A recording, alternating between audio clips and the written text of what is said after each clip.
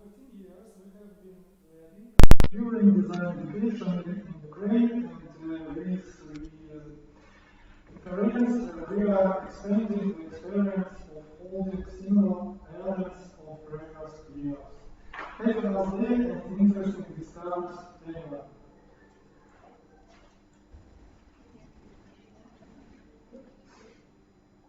Hi everyone, so my name is Raineri and I'm also here to help a little bit with the moderation of the conference that we're having today. So if you have any questions, please feel free to write in the chat. Also, we have guidelines in the chat. If you need any support with any kind of technical issues or anything, you can also directly address it into the chat. Today we're planning to gather here a lot of interesting stories about the design practitioners, also from mentors and representatives of the educational sector in design.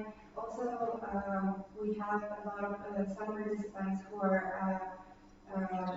more on the side of management and arrangement of the events for the education and for the design, and also few representatives of the companies who are about to hire new professionals, new coming professionals. Please stay in touch, feel free to participate in any way that is comfortable for you. Don't forget to write any questions. Those we will address right after each and every section of the presentation. So we basically have a lot of guests from around the world, and we have just quickly go through the list and through our program.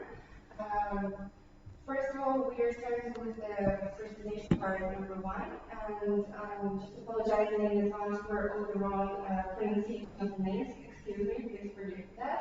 But we are having today Gonzalo Raineri,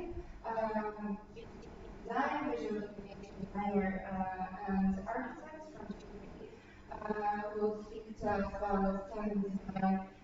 Also, Lefteris Heretakis, and I apologize for the pronunciation. Professor, designer, and professor from VUCA in Spain, who will speak to us about future-proofing students. Also, Tommaso, Maggio, PhD researcher on design education from Cambridge University, lecturer in visual in China. And last but not least, for the first part, Tripkov, faculty of art and design international Balkan University, Association of Graphic Design from Macedonia, from Scotland. After the presentation, we will have Q&A. Right after that, we will break, and then I think around 2:15, around 2 p.m., we will have another. We will have another panel discussion that will be guided and moderated by Annie. And I believe around 2:30 or 2:45, we'll have a second part of presentation where we will be happy to hear some ideas from Frank Peters, from Chief Executive of the Chartered Society of Design and the Register of Chartered Designers in UK. Also from Jan Eckert, head of the design unit at the University of Gothenburg, Sweden, and joint speech by Sudebi Thakurata and Probal Banerjee. Apologies for the pronunciation again. Both coming from India, and Sudebi is meta facilitator, narrative designer, faculty at Srishti Manipal Institute of Art and Design and Technology, and Probal is entrepreneur, design-led inventor, and registered leader, transformation enabler. I believe that will be it. Hopefully you will enjoy the whole conference. We'll of course have all the materials collected together for you in electronic format, also the recordings of the speeches of the participants.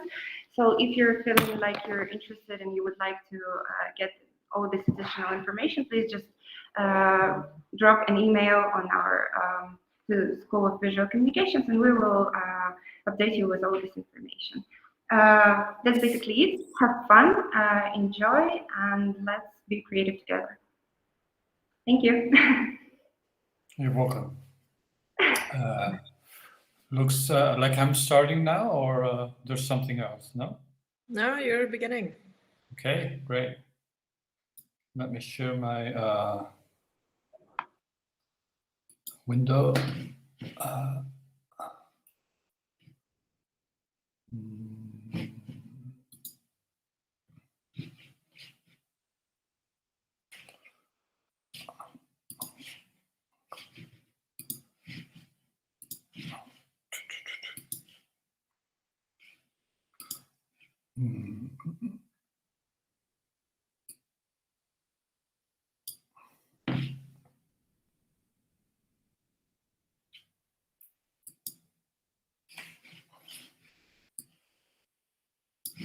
Well, Yeah, I'm trying to share my screen, but I think I'll have to share the complete screen actually.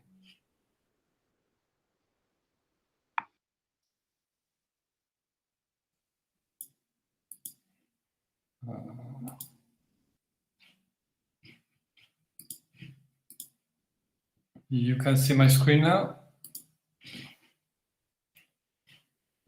yes. Great. Loud and clear.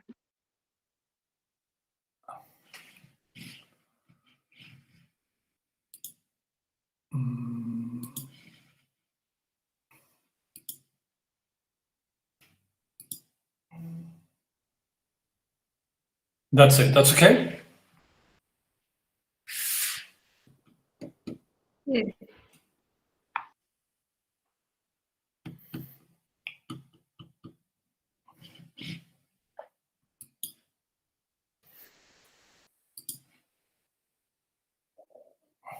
There we go. Oops, I did something wrong there. Okay, my name is, as presented, Gonzalo Raineri. I have a PhD. Here are my contacts if you want to get in touch with me afterwards. And this screen is going to appear at the end again. So if you have any further questions, please feel free to contact me now or at any time in the future. When I was invited to give this speech, sorry, how long do I have? About half an hour. About half an hour. Yeah, I'm gonna put a watch then so I don't run that time.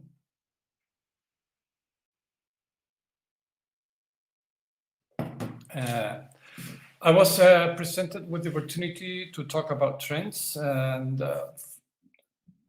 immediately a question appeared, and it was about time and design. So that's the title of my conference today, and I'm going to ramble around around these two words, the relations they have, and why it's important for the education and why it's important basically for our future. So we have been presented with time as a concept, which is infinite. We actually the drawing usually associated with it is that time is infinite. We all know that this concept about that time could be bended, the universe could be bended. If we travel at speed light, we could bend time and come back to the same point again. This is probably true. Actually, theories say that this is our reality, but for our specific reality, this is not the case. This can be on a huge scale, but when we go into a human space, what we see is that time for us, it's linear. It's linear and it's a concept. It's a created concept that it's not the rest of the living beings, they don't have this concept embodied.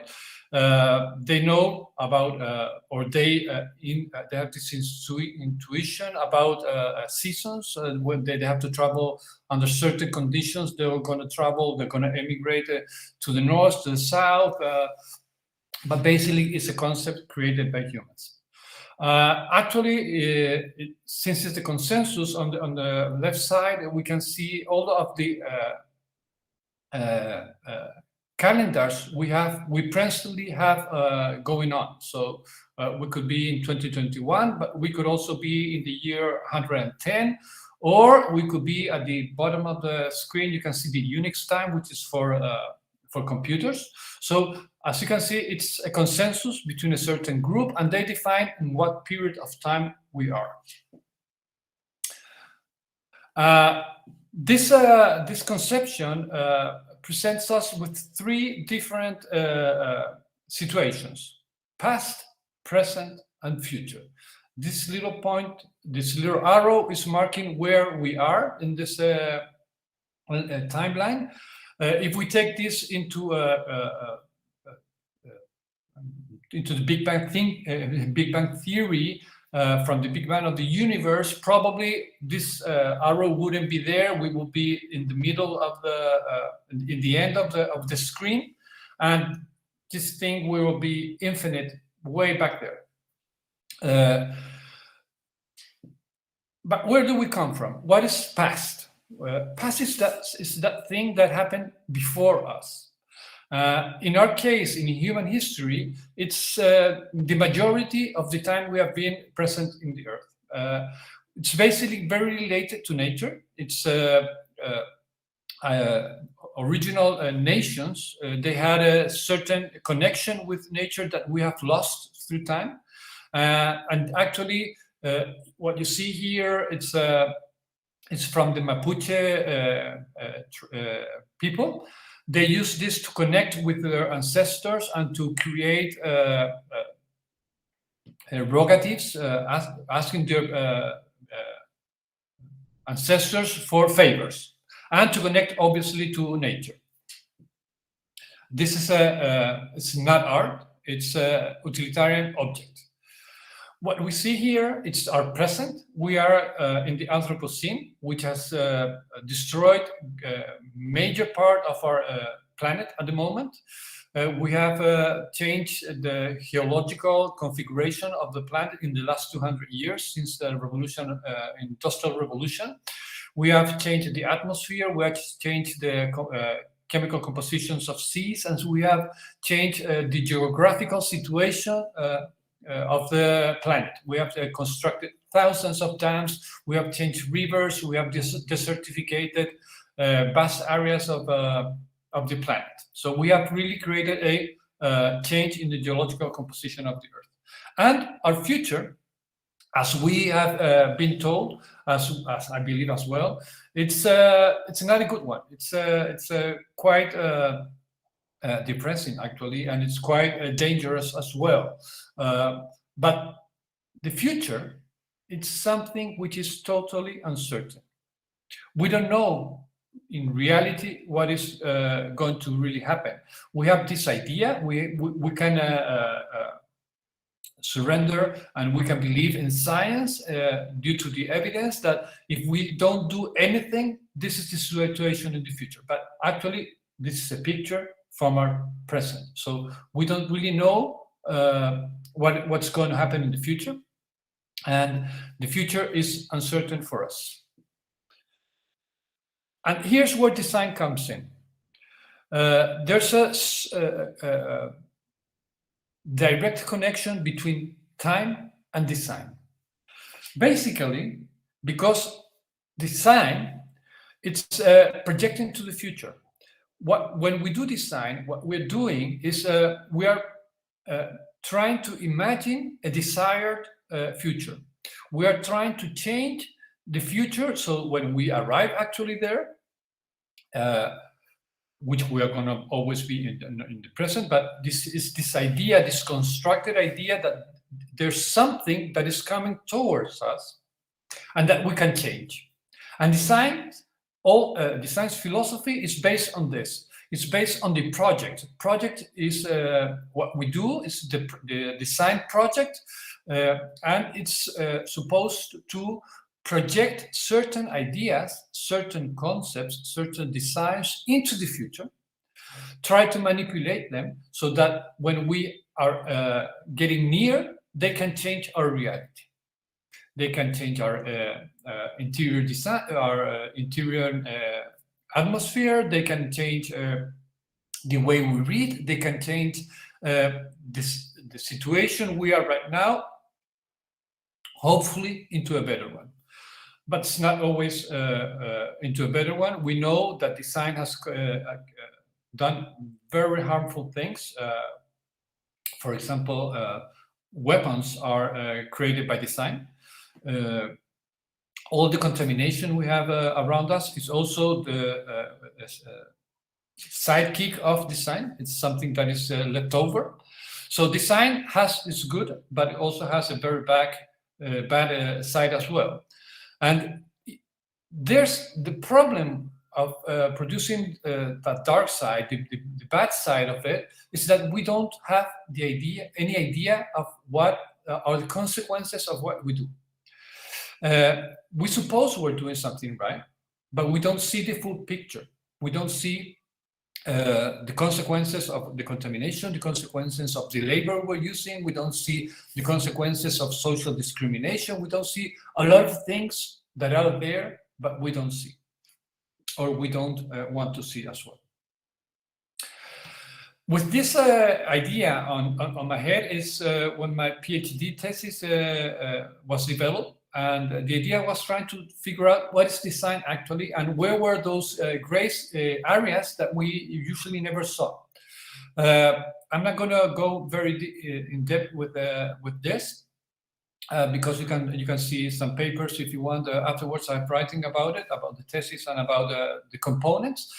And I'm going to concentrate today on just one. One of the 7 components that are present in design is the transitional component, or time, how things change, how they start one way and they change, and how this component is related to the other 6 components on the model I present.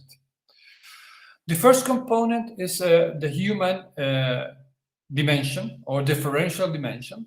If you relate humans to time, what happens? We are born, we grow, we have an adolescence, we become adults, some of us become parents, we grow old, and we die. We have a time evolution. Each of those different steps have different requirements, and they have different desires, and they have different biological needs, for example. So time in that specific situation is evolving. It's not the same. I'm not the same. I don't have the same needs that I'm going to need having in 10 years from now, and they're not the ones that I had 40 or 50 years ago.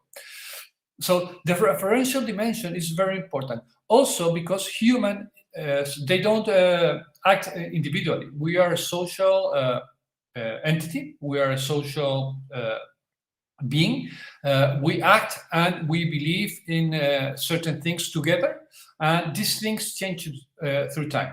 What was ethically viable, what was ethically accepted 100 years ago is not anymore today, and it's probably not going to be accepted any longer. Maybe tomorrow, maybe in 10 years from now. So time also affects the human component.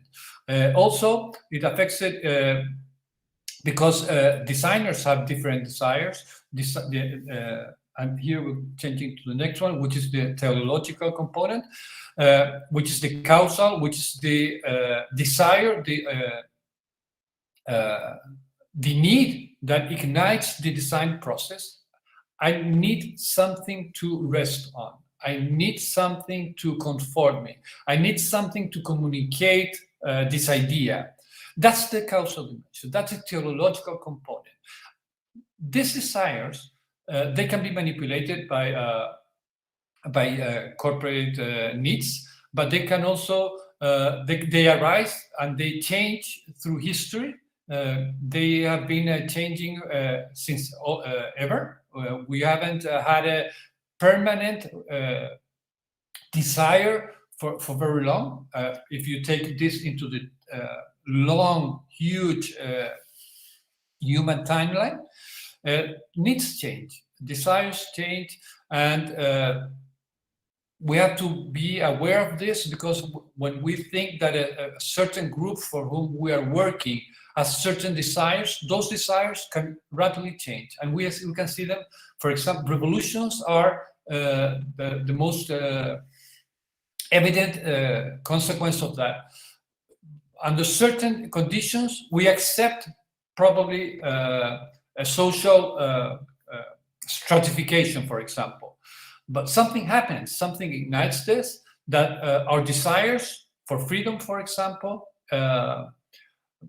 concatenate into a revolution, and regimes fall down, or something happens in a TV program, and my desires for a certain kind of clothing changes, because I see one of my adults which is now wearing a black jacket, so my desire changes, and I want to change what's available and the things I use. The third one is the operational component, and this is how designers, they agree, and this is how design configures itself. We agree certain ways of doing things. Designers have decided how to do and confront problems or opportunities, and we decide, okay, we're going to create certain methodologies. For example, design thinking, which was created originally in Carnegie Mellon, and then was evolved and transformed by IDEO in order to be presented to engineers and to give them a tool that came from design. So we create the work the way we operate. And these operational systems we create, they change. And they basically change, and they have to change, because the problems change as well. This causal thing I was saying before, probably you heard about complex problems, wicked problems, how things for design have been getting every time more and more complex. So in the beginning, design probably had confronted much more easier problems, the ones we are getting in charge of now. So this the way we need has to change as well, and it also changes from problem to problem. Or even if we have almost the same problem one time, if we see that problem 1 year afterwards, the system, the methodology maybe should be changed as well, because the environmental conditions have changed as well. This component is time. It's a transitional time, so I'm just going to skip it, because this is what we are talking about. Basically, it has to do on how time affects design. The next one is about the relational component. This relational component is how designers relate to their environment, to the ecological needs, and also how design relates to other disciplines and to other crafts. For example, here we decide how we relate, for example, to a sociologist if we need them. We can't do everything as designers. If you remember, we just saw how design creates its own methodologies, but sometimes we are unable, or we don't have the tools to do certain tasks. So we go and we talk with sociology, or with engineering, or with geology, or whatever other discipline, or with a craftsman, and ask them to do certain tasks for us. Why don't you please go and do some research to this social group? Why don't you tell me what are the desires of this specific teenagers group. Why don't you do me some research on the resistance of this material? That is how we relate to other disciplines, and that is always changing every time, because not all the projects, not all the tasks we confront need the same inputs. So basically, every time we are confronting a different design project, we must change the relations we have with our surrounding. And as the surrounding also, it's dynamic, and also because other disciplines, they are also changing the way they work, the way they see their environment, the way they relate between themselves, the way they decide what is important for them in the future. It's changing, and so time there, it's very important, because we have to be adapting all the time.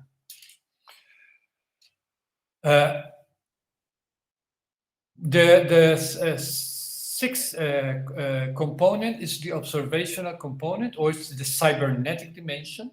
This means how designers observe their surroundings. This is the way we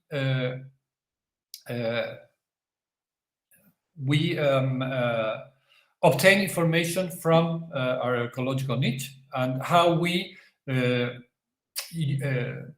gather data in order to create information, in order to make the precise and the correct decisions in the future. We can't take decisions if we don't have information. This is something that is very important and has to do with what I was talking in the beginning, which is about those dark areas where we don't know what is happening, and that's why we don't see what happens with our product after it's been used and it's been disposed. We don't know what happens or what had happened during the fabrication, manufacturing of the product we have designed. We don't know what happened in those factories. We don't know what's going on there with social rights or with labor mistreating. We don't know what is the contamination that happens when the raw materials used in our production are obtained, are extracted from nature and processed. So the observational component is very, very, very important. We need data. We need data to take the correct information. It's the cybernetic dimension, because the first observation we have to do is about ourselves as designers. We as designers change over time. A designer which is just starting his career needs certain instruments, and needs certain guidance, and needs certain abilities to succeed in the beginning. As long as he evolves in his career and he becomes a seasonal designer after 10, 20, 30 years, and he finally becomes an art director, for example, at that time, he's going to have observed his surrounding with very specific ways of looking, which are these methodologies we've talked about. Designers observe the world different from what other disciplines can see it. Umberto Maturana and Francisco Varela, they said that our realities are created upon the way we observe our world. And certainly, as we get older, as we get more experience, we're going to start observing things different.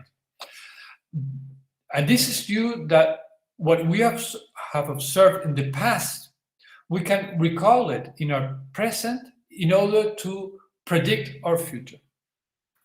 That's the first way of observation. The second one has to do on how we observe others observing the future. And here's where, for example, we have a transdisciplinary work when we tell sociologists, please go and observe with your lens, with your tools, and give me a resume, a small abstract or whatever, so I can understand that, because I don't have the correct perspective in order to do certain observation. It's like using a microscope in order to observe certain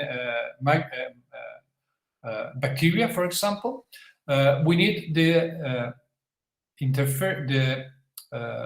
mediation of some kind of specific observation. So we must observe, and we must learn how to observe, and we certainly must learn how to teach observation, which is, as I said, the basis for doing the right, making the right decisions. The last component, it's the allopoietic component, or the physical dimension. Usually, design has been related to this component. If we go back 100 years and we see Bauhaus, for example, there, when we see the scheme, that round scheme of the diagram, where they show what is their curriculum, you can see very clearly they are talking about wood, steel, glass, ceramics, fabrics. They're very centered on the material, on the physical component, on the physical aspect of design. Through time, again, this allopoietic component has evolved into more untangible pieces, into more ethereal aspects. For example, when we talk about visual communication, we start talking about color, for example, which was also in the Bauhaus, but we start talking about typography, we start talking about graphics in motion, and depends on how it moves this object. Also, what its meaning is, what its intention is. We also, for example, in systemic design right now, or in service design, we are not talking really about physical things, but we are talking about a phone call, for example. When we design a phone call for a company that is trying to sell you something through a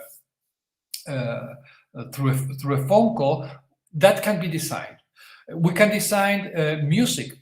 We can design corporates have been designing, for example, right now, the ringtones for the iPhones. iPhones have very specific ringtones. They have very specific sounds. When we go into a shopping mall, if you go into certain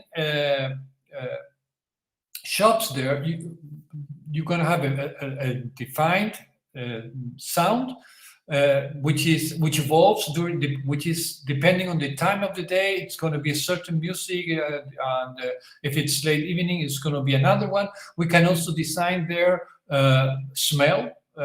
Shops have smell right now. You go into one shop, they're going to have a certain smell, and they can also arrange that depending on the time it is. And all this changes and evolves always through time.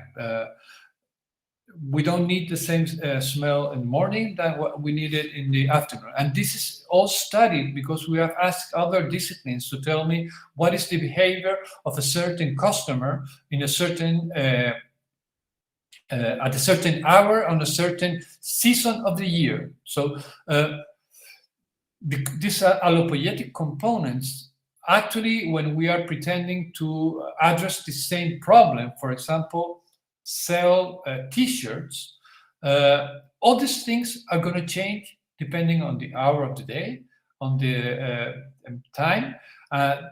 tissues are all, the fabrics are going to change also depending on the season. So the allopoietic or the physical dimension, which is not only physical, as I tell you, but it's the idea in order to understand it, changes and evolves during time as well. Okay. Everything I've told you right now is, you can observe it all together here. Inside the circle of these seven components I've just talked about related to time, and all these are areas that each one of them is and could be a trend in design. Depends on where you are and where you want to go. If you are, for example, in trying to figure out what is a social design, probably in the center of your schema is going to be the human component in red. But probably if you are into more social, the same aspect as social, but maybe you want to center it in with the relational component. So trends in design education, they have to be considered as aspects of a major arena where you can decide in what direction you can go, but you can never forget the other areas, because if you forget other areas, then is when the dark side comes in, actually, and you don't start, you forget certain things, and you concentrate only, for example, on a color trend. Pantone every year turns out, it says, okay, this year we're going to have red as our season color, and everything comes out red. T-shirts, cars, and they create really complicated kinds of red, so that you have to change everything, and that has to do with fashion, and that has to do with a lot of the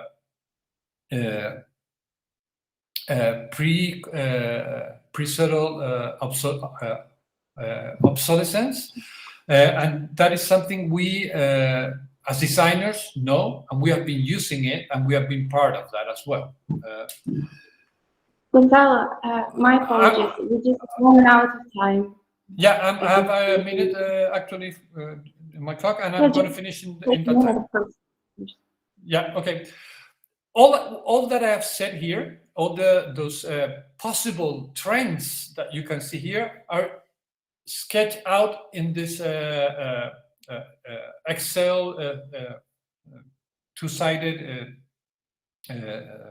diagram you can see here, and these are all the possible trends that we could have in the future for design. For example, we could take any of those small cells and consider it a trend. So it's very complex, because design has become through time a very complex discipline. If we go in here, this is what we have roughly seen today: time related to human component, to the teleological methodology, etc. And from there on, if we go in there, you can see there's present, the user, and so design is a complex discipline. Design is evolving, and time has always been, and it will always be. So trying or thinking we can predict future, it's something very complex. We can have an idea of something we can do, but basically what we do is we have more than predicting the future. What we do is we project our desires, we project our intentions, and what we think we would like to happen. Don't remember that the user is always the one that completes the product we have designed. We can create, for example, a bench for an open space where we think that people is going to sit down and have a comfortable evening. And what happens? Skaters come and they convert that into a skating arena. So remember, we can have many trends, we can do many things, but it's uncertain. That's it. That's my conclusion. And remember, you always need to have conscience of time and also of observation in order to make decisions that are based in information. So we don't go into the dark areas. Because otherwise, this is what is going to continue happening. This is not the future. This is not something that could come in the future. This is our present, and what you see is the consequence of not having a holistic view of design. Thank you very much, and I'm finished. If you have any questions now, I don't know, or probably afterwards we're going to do a round of questions. Thank you very much indeed. It was very interesting, and indeed, speaking of time, we are running a little bit out of it, just out of the schedule. So let's keep the question part, if you don't mind, to the end of the session. Also, I can see that we have some questions in the chat, so if you're feeling like replying in written, also an option. Yeah, and probably it's quite late in Chile, isn't it? No, it's quite early actually. It's quite early. 7 o'clock in the morning. Oh, wow, thank you very much for being up so early for us. Then we will let you go for another cup of coffee while inviting the next speaker, Lefteris Heretakis. As I mentioned, professor, designer, and forecaster from UK and Spain. Please welcome. We're happy to hear about the future-proofing of students. Thank you so much for inviting me to this exciting forum on design education. It's a great pleasure to be here. So let me just oh, 1 second. Okay. By the way, it's such a fancy background you have there. Okay. Yes. Thank you. It's not a background. It's real. It's my bookcase. No, I understand. I have this creepy gray wall, and you have like a fantastic. Lots of books, looks impressive. Also, I'm so sorry. I'm having this trouble with the screen.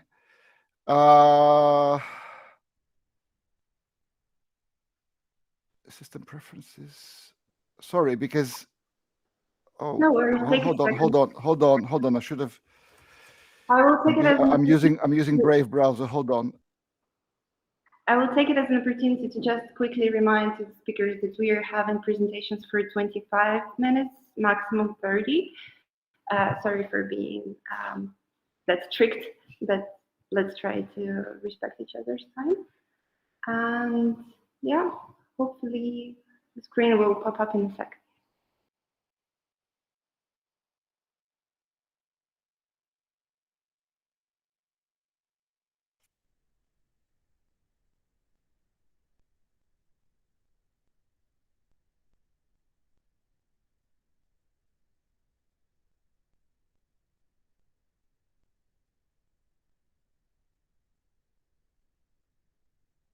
Can you see my screen? Okay. Yes. Yes. Okay, fantastic. So today we're in this exciting conference on design education. I'm just going to say it's going to be very short because I understand that this is an online forum. It's not a physical one. So it's going to be very short so we have plenty of time for questions.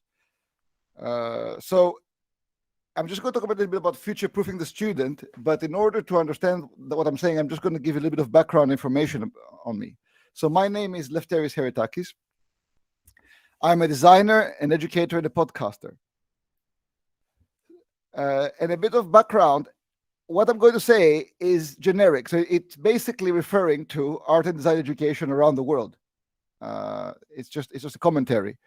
And we can see that there is plenty of art and design colleges and universities. So there's some general comments that can lead us to improving certain elements. So in 2009, I started some reflexive research because I was very much interested in improving teaching and learning. And that research was about the university, the students, and the industry. So these three stakeholders that mainly have a misunderstood relationship sometimes, but are the key to to improving art and design education. So as well, 10 years later, I had a lot of elements of that research. So I said, okay, what am I going to do? I started International Design Education Forum, a physical one, the first physical one in Alicante. And then next year, there was a virtual one. And we just finished the third one, another virtual forum. So 3 years of art and design education forums. Also, out of the first forum, the podcast was born. Design Education Talks podcast was born as a way to go deeper into issues on art and design education. And so far, there have been 61 episodes published. After that, with the Charter Society of Designers, Designers Talk podcast was born. That actually focuses on the personality of the designer and goes deep into that.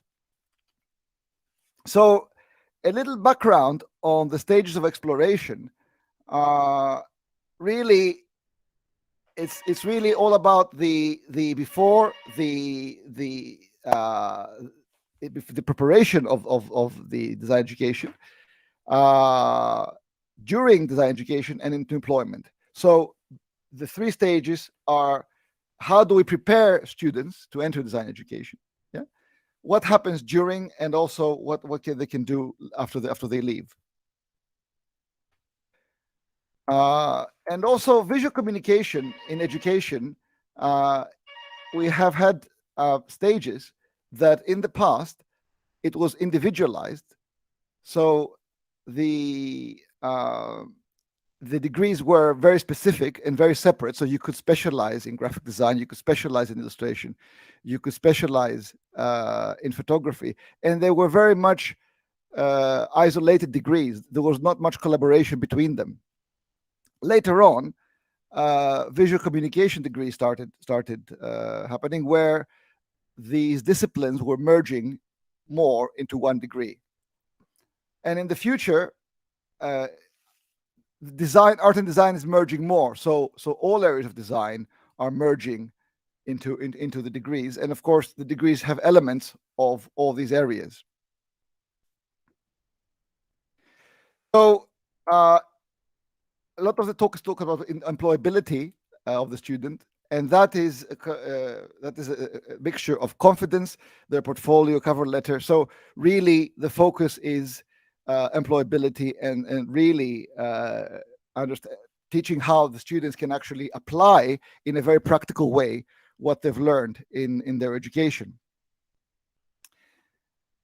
And really, the portfolio is a focus of is a mixture of a collaboration between the ideas-based design and skills.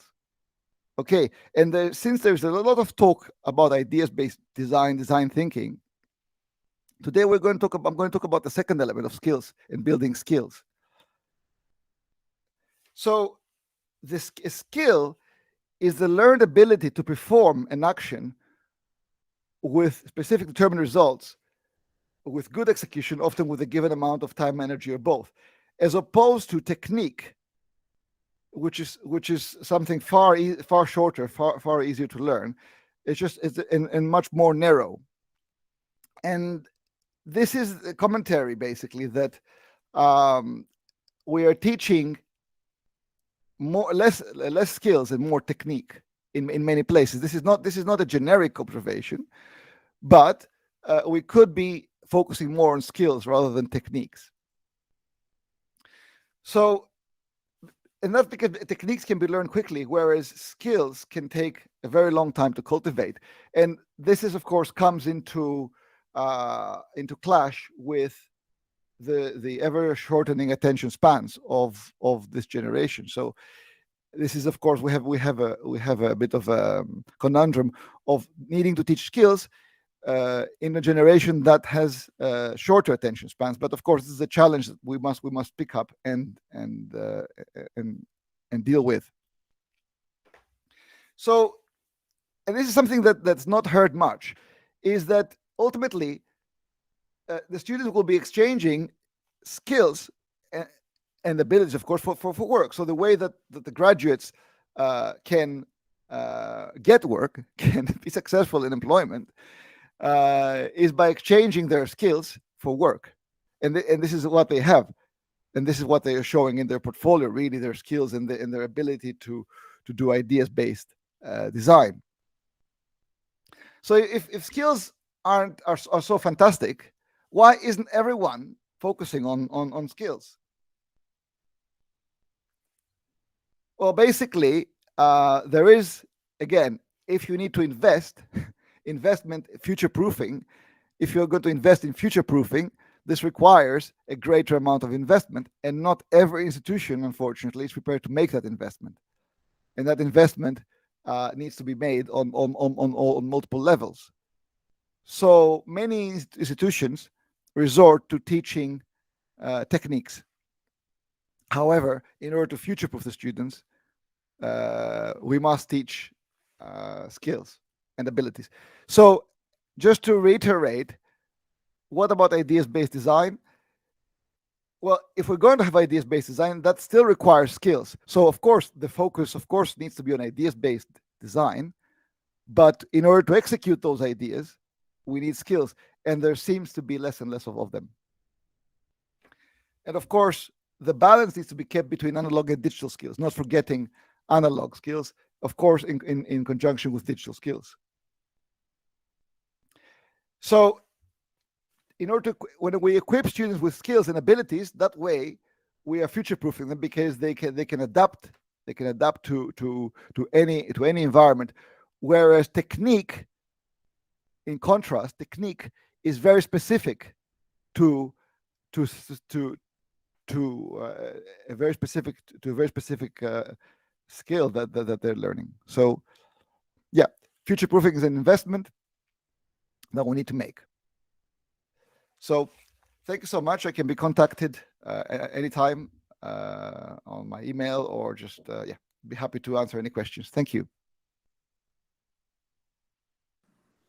Thank you so much. Let's continue on to the next speaker then. Could somebody? I believe so. And all the questions we are leaving by the end of the session. Please welcome Tommaso, PhD researcher on design education from Plymouth University, lecturer in visual communications in China. Looking forward to hear about reality and realities.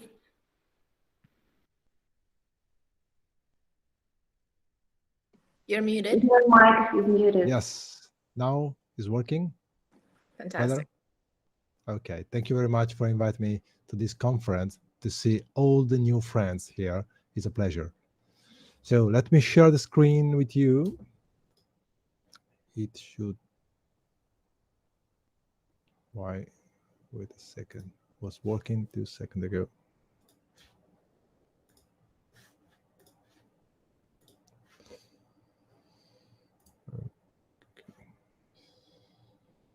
Oops.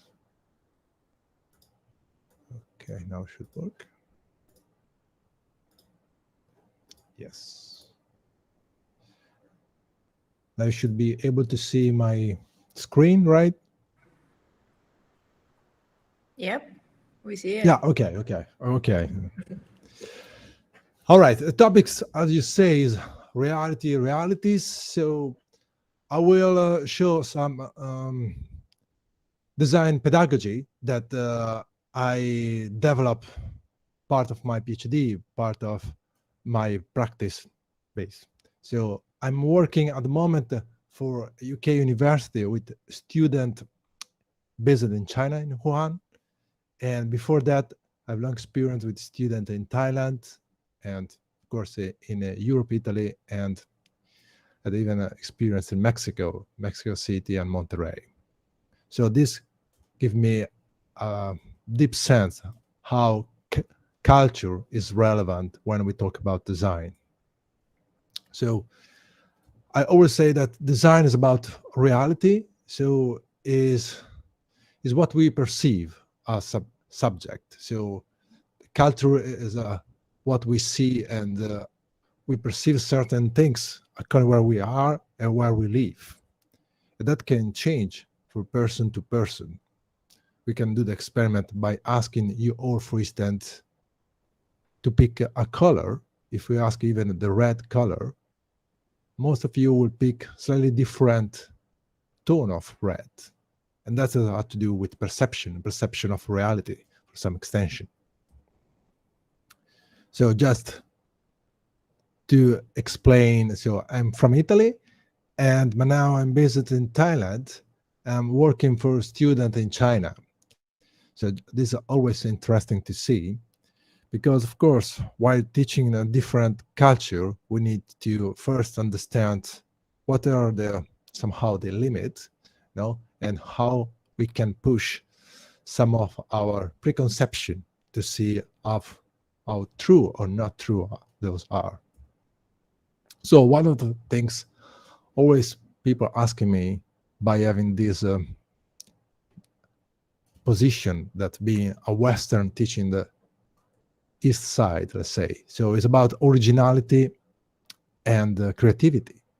So for instance, we know that when we talk about originality in West side, we expect to see something totally new, something that nobody saw before.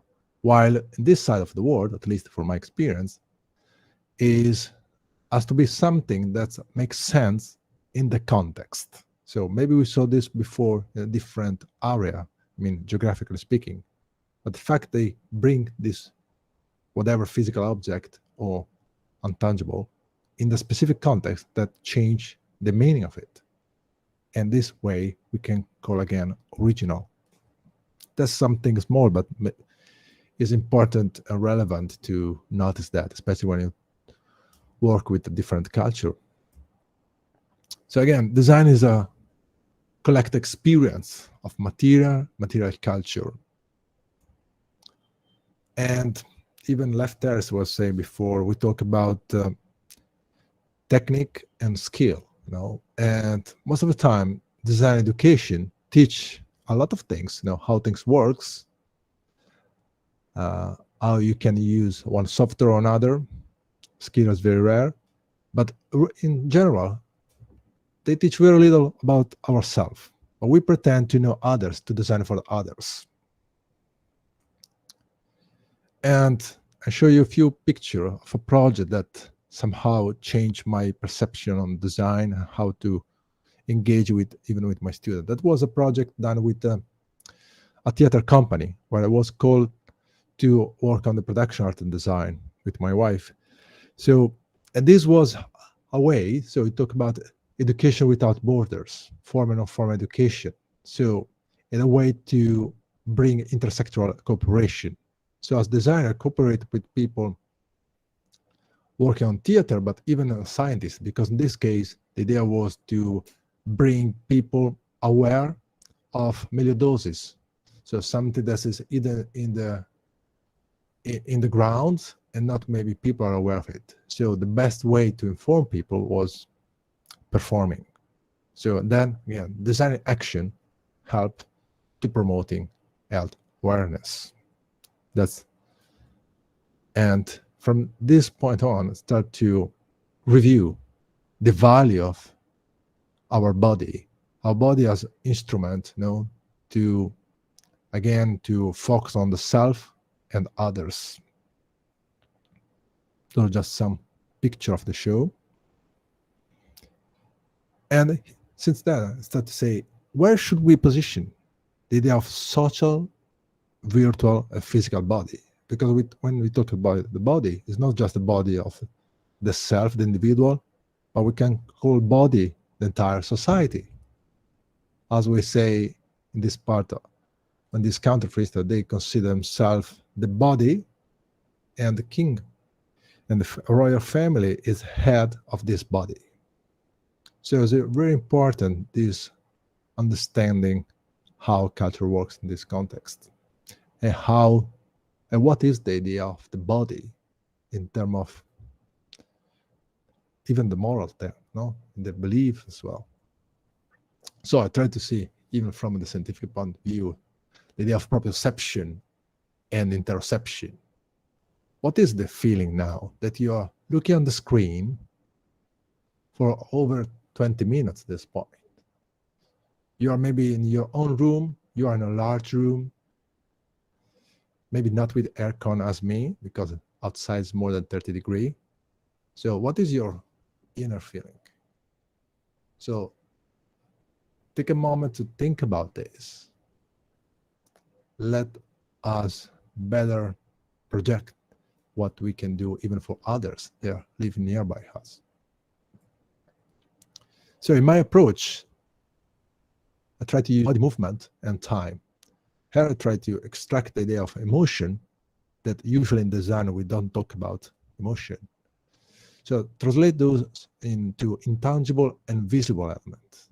This I notice, and some of my colleagues noted, that help encourage students self-reflection and engage with collectiveness. No? That's foster physicality of knowledge and create a sort of automatism, like the pianist. After a while they play a piano, they became the piano itself. And that's the idea of cultivating sort of skills.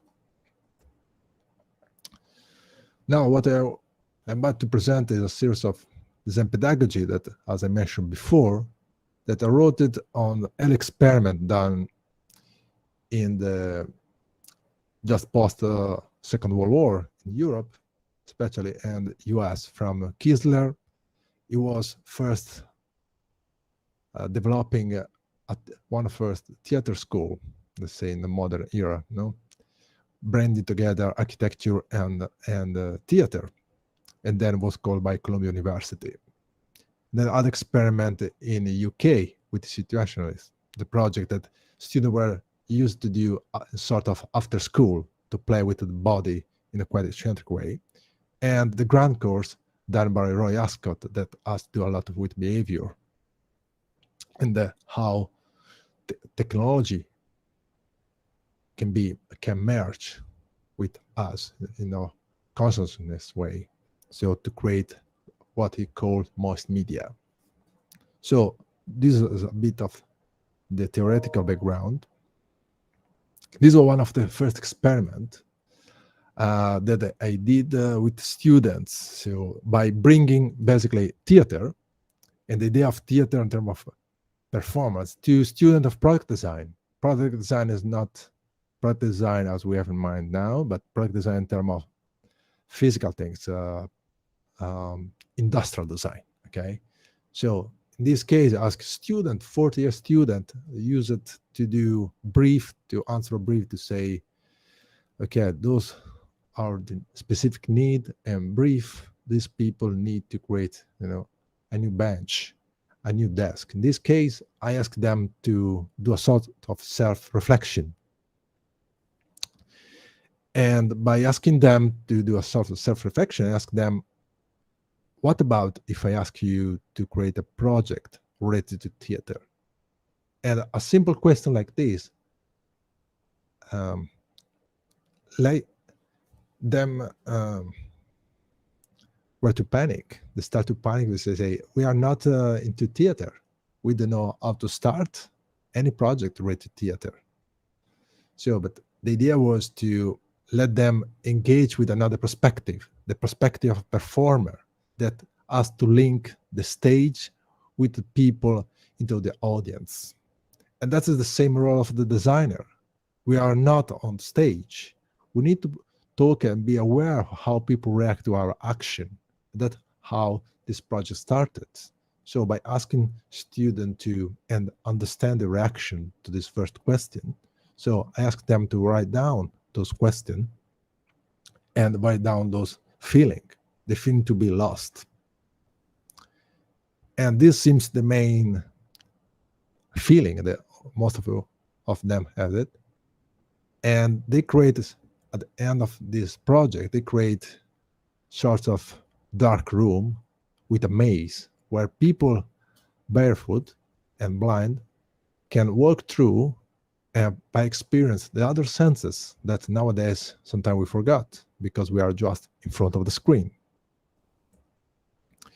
And another skill that I consider very relevant in all those projects is how students start to get used to work as a team. Because if you want to be employable, you need to be capable to work together, to find a way at the best practice to work with a team.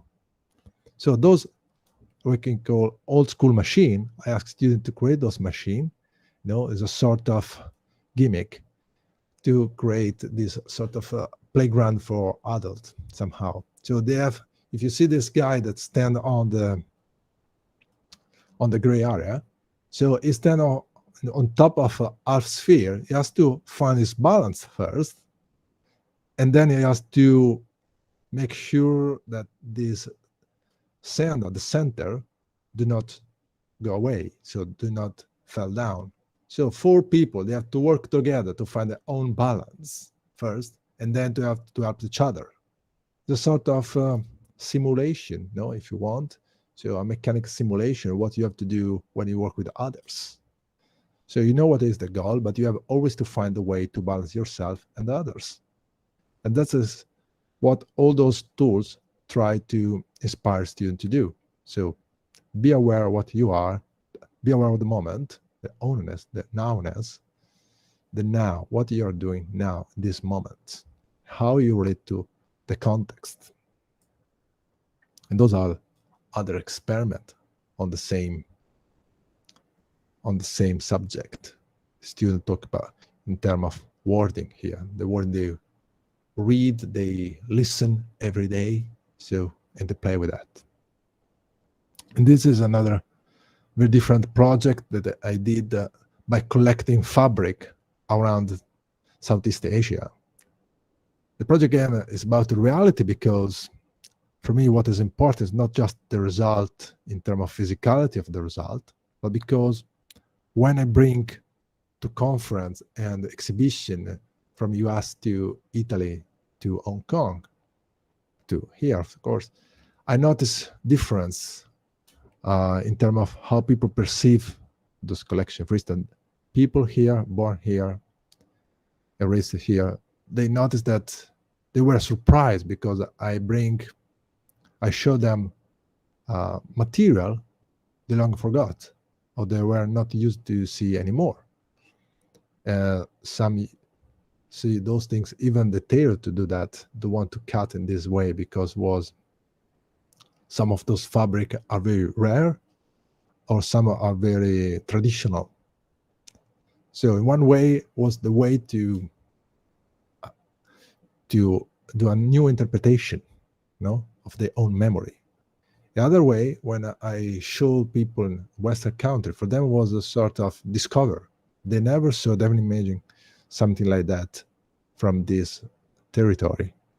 So one object, the physicality of an object can have one side collective preconception, the other side collective imaginarium. Nostalgia on one side, and the other side can be new imagination, open new door. And that's what as designer we have also to consider. There have always at least 2 sides of each project we consider. With student in China this semester, we did a project again about reality and talk about culture and minority, even this, with this group of students. I asked them to do a simple exercise. So ask to their parents or grandparents at home to give them some object they have at home since 1 or 2 generations.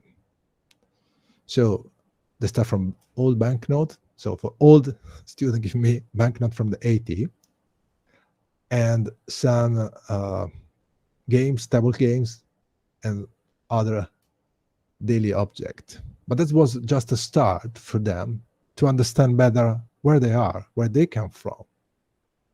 Because in order to be a designer or an active participant of this society, so you really need to be aware where you come from in order to make a difference. So we are in a very global flux of information, but still relevant how much deep we know ourselves and the country where we live.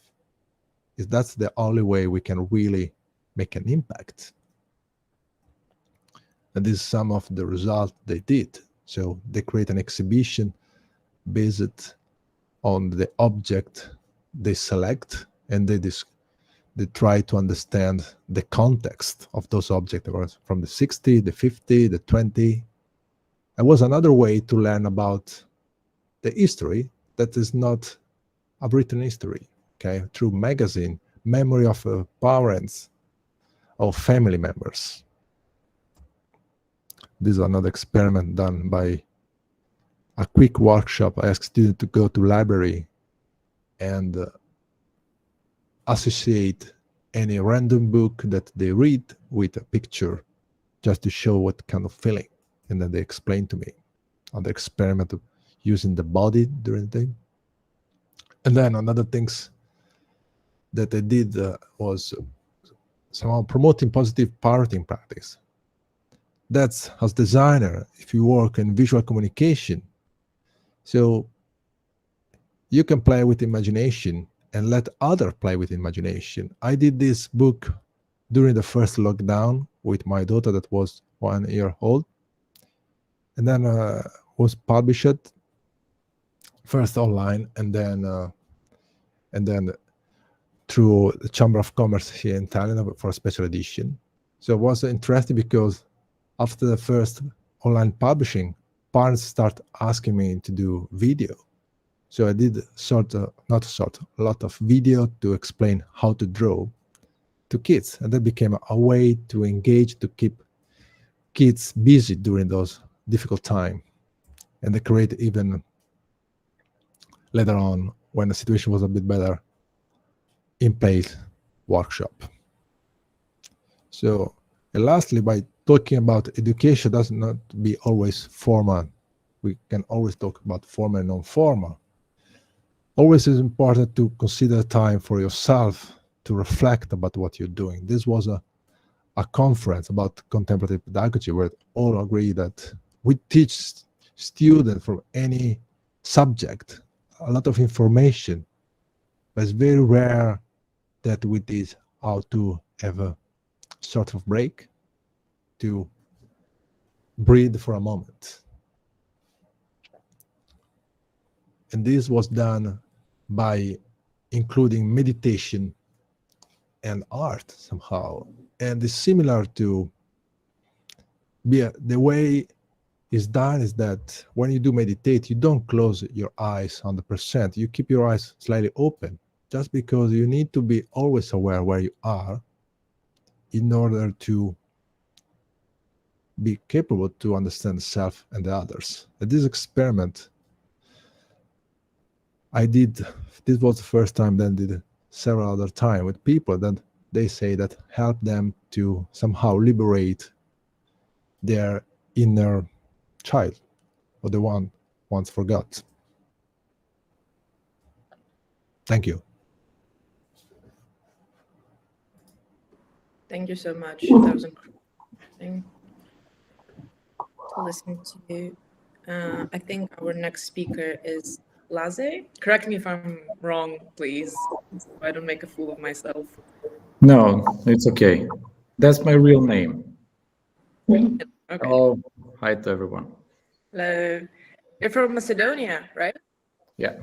Oh, I lived in Skopje when I was very little. It was fantastic there. Really? I did, yeah. Oh. I spoke Macedonian, but I completely forgot it over the years. Oh, yeah. That's nice. Really, you should share more to me on that. I went to the kindergarten there and I learned Macedonian. My mother was a professor at the Central Macedonian University of Languages. Yeah. Okay, that's nice. Really, I'm glad about that. Thank you for the warm welcome. Thank you all. Can I start? Yeah, please do. Okay.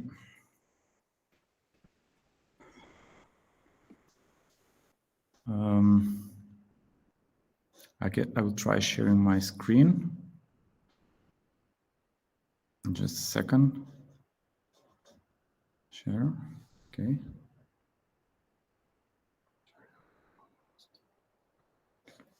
Why? Okay.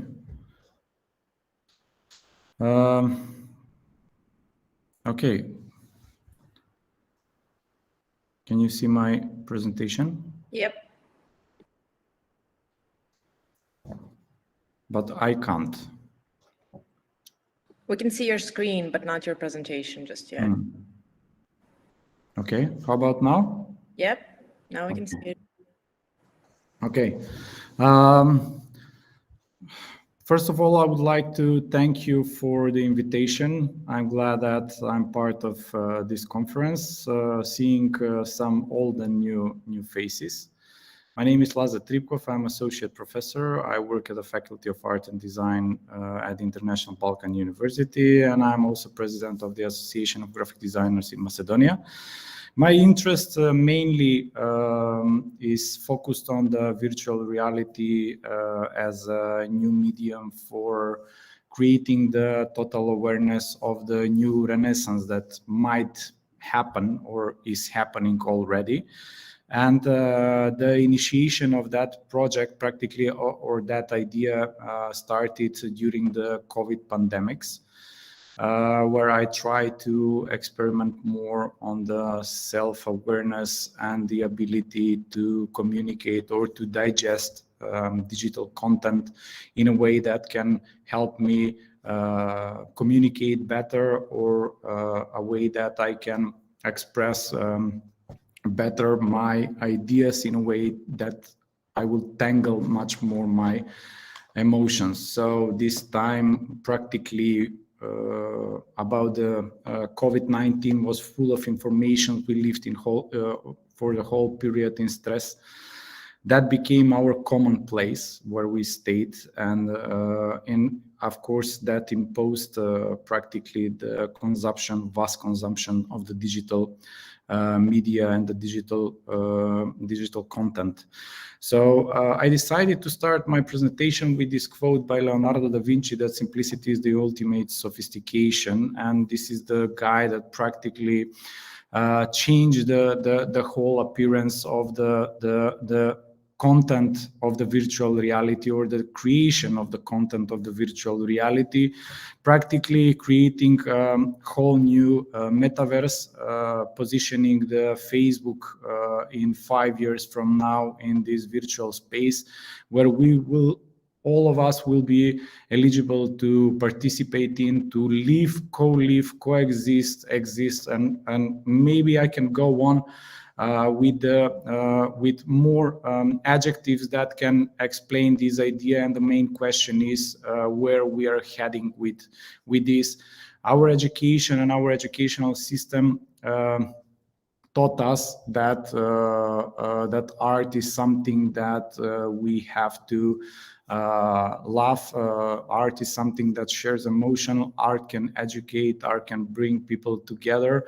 And all of a sudden, we see that appreciations of knowledge or understanding the art simply transformed into something that is virtual and even in some sense more augmented. So the main question that arises now with the rise of with the huge involvement of the virtual reality is whether there is a reason for institutions like museums, theaters, or cinemas, and even schools to exist in the format that we are all aware, or that we all have been used. We know that the virtual reality practically is not a new topic. It's almost 20 years old as an idea, and during the COVID pandemics, most of the exhibitions or most of the possibilities to visit the museums or galleries or theaters was practically through the virtual reality. So this is an online gallery image from the Basel, from the Art Basel, the biggest fair of art that is happening, that had an online preview of exhibition. So practically the technology forced us in the past period to consume the basic content through the digital devices, starting to slowly program the middle-aged consumers, especially. I'm not going to talk I'm not going to talk about the young ages, because we know that they are already addicted to the digital technology. They are even much more skilled when we're talking about that. So for them, this is it's not new. It's normal. It's the reality. Practically, what has art become in a way that we face the standard format versus the new format, which is introduced by that digital technology. And here I want to state out from the some definition, maybe what culture represents, because when you decide to define something, right, you have to set up a basic format of that definition based on the common ground or the situation around you. So culture is consisted of a set of elements such as ideas, behavior, and others that are shared by people in a social structure. So practically, this is from 2006, and opposed to the new technology and the social upgrades, this requires much more sacrifice and reaction when we compare this 15 years from now. So knowing that culture can influence people and the way how influence people's persistence in interacting with technology, then probably virtual reality will enable users to create their own culture within the medium, to adopt new cultural norms with which they interact. So virtual reality, we know that it has various uses. It has been vastly used in the education and training, especially for learning languages. And before the COVID pandemics, it was used for bringing or learning or understanding cultural differences, slowly adapting or presenting new cultural norms or forms, and it helped the users, or practically the people participating in such an events or classes or activities to grasp the content faster and participate in their own learning, being here and being present, all of them together. So this is one of the class, how it looks about learning differences. Most of the TV stations like Deutsche Welle, BBC, and CNN participated on huge conferences and events, practically using the virtual reality. So often cultures look for an abstract enemy outside the boundaries of cultural values, and those who embrace such ideologies fear that their culture will be polluted and that such cultural contamination should be avoided. So practically my presentation, I would like to set up different points of understanding. I'm artist. I used to study in Warsaw. I finished Academy of Fine Arts, specialized in poster design. For me, postering is the main tool for communication. I do that. I did my master's thesis there at the beginning of 2000. And after that, I stayed for a few more years working as an assistant on the faculty and doing my PhD there. So when I look my study life, and I know this is a conference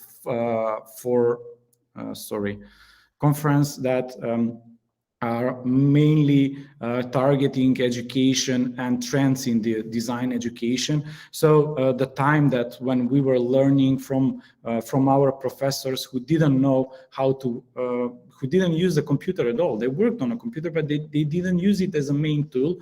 Now we are a new generation the new generation of students that I teach, for example, we start with understanding the basic tools of communication through the computers, even though the thinking process is the most important. And now we are coming through the new era of the virtual reality. And I have to stress out that culture provides the ideas through which we view the world. So this is practically the new culture that shares some cultural values there persist. So the question is, are we as artists working in our field going to grab the moment of the virtual reality and put it in control, or we are going to be just observers to the process that is practically happening already? So my research practically was focused on understanding the four points, and that is the virtual creators try to create an ambience that mimics real life interaction. User and the digital environment share a common culture. VR may not appear physical co-presence, but non-verbal presence, and serves to break down the attempt to enclose people and societies in fixed cluster. I will show later on the few slides how I try to integrate, or how I use virtual reality to experiment on the project that I initiated and started. So the culture is dynamic process. So we are facing that it is changing, especially change a lot in the past 2 years, even getting back to the normality. I don't know how it is in Ukraine, but here in Macedonia and maybe most of Europe, you cannot enter without a vaccination certificate, which lowers practically the audience, and institutions are forced to find a different way how to promote their cultural activities. How we are going to provide or control the basis of childhood experience, how kids are going to be socialized to the norms and values and the tradition to become part of a cultural group. Creating the future and the way how we are going to connect practically using the virtual reality as a technological tool by itself does not possess any cultural or social attributes. It's a tool that is employed by users and its creators to achieve certain objectives. So this is some basic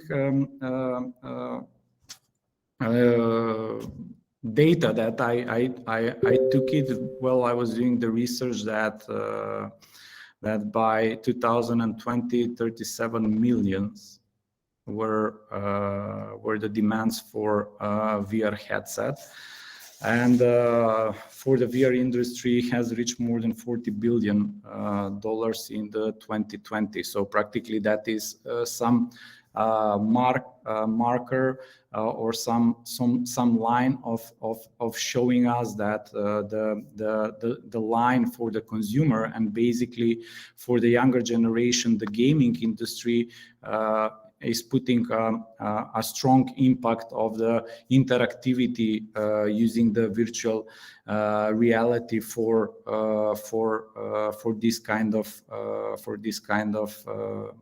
social interaction or communication. So they can sit at home, but also play with his friend, even though he's far away. So I initiated an exhibition, a project actually, like the title of this presentation, which is called "The Reflection on the New Reality," and that project practically started with my personal appreciations or my personal understanding of the COVID. So I tried to go deep into myself and try to search certain emotions and certain feelings, exposing it publicly with certain interactivity that can bring or communicate more closer so other people would identify. So during the years, I have been making certain research. My style maybe varies in the execution, like in this process from the first one till the 31. But what is specific for this project, that the first part of the project, which was called Isolation, Mood, Creative Advantages, lasted for the first 30 days of the pandemics. And practically after that stage, I was supposed to analyze what was happening and what was going on with myself. When pandemic started, we all thought that it will end. Maybe they had the vaccine, they promoted some kind of measures, and we all really hope that it will last maybe till the end of the summer 2020, and then we will go back normally to our daily routine and daily activities, and even again going back and socialize with people. But we noticed that the things were changing. So practically when I designed, I started to write everything what was happening to me that day, and at the end of that day I would sit down and design my emotion, my idea of visualizing how I felt that day, how my mood was changing. So in those 30 days, I could notice different thoughts.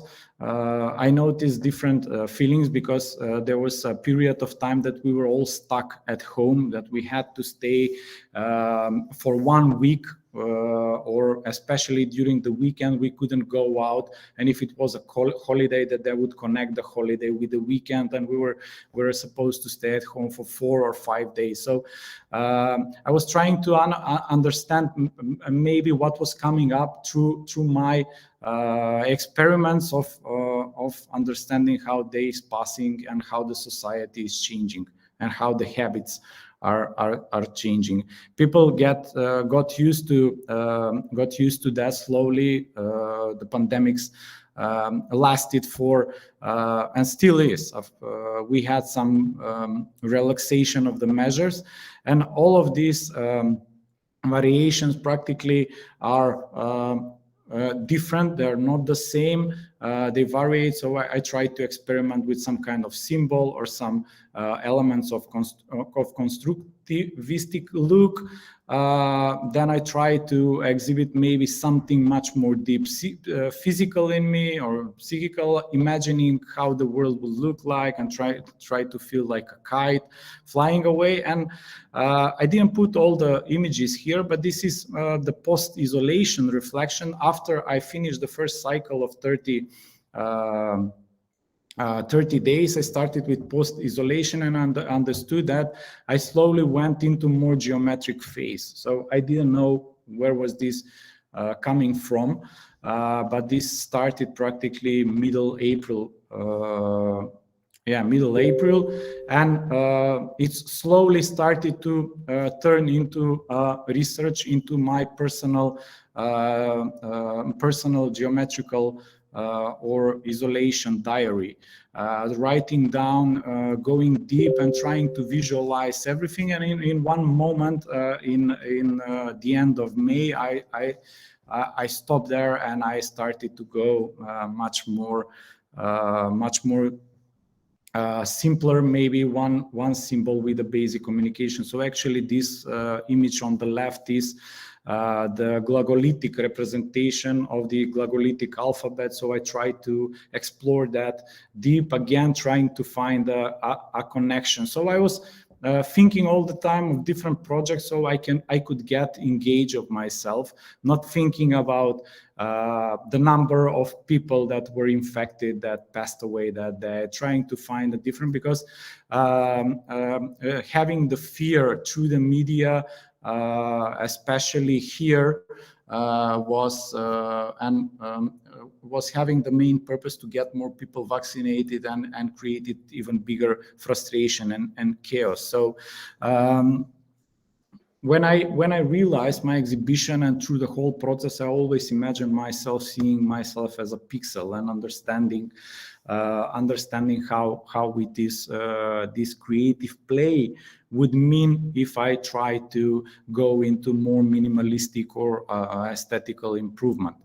So as I mentioned before, that duel of art, I try to set up on a little bit higher level, and the duel was supposed to bring people again, to tease people and to make them come back again to the galleries and to the museum by creating the duel between the art in the gallery as a physical space and the art in the gallery as a virtual reality or as a virtual space. So I try to combine most of my posters and visualize them in a using the platform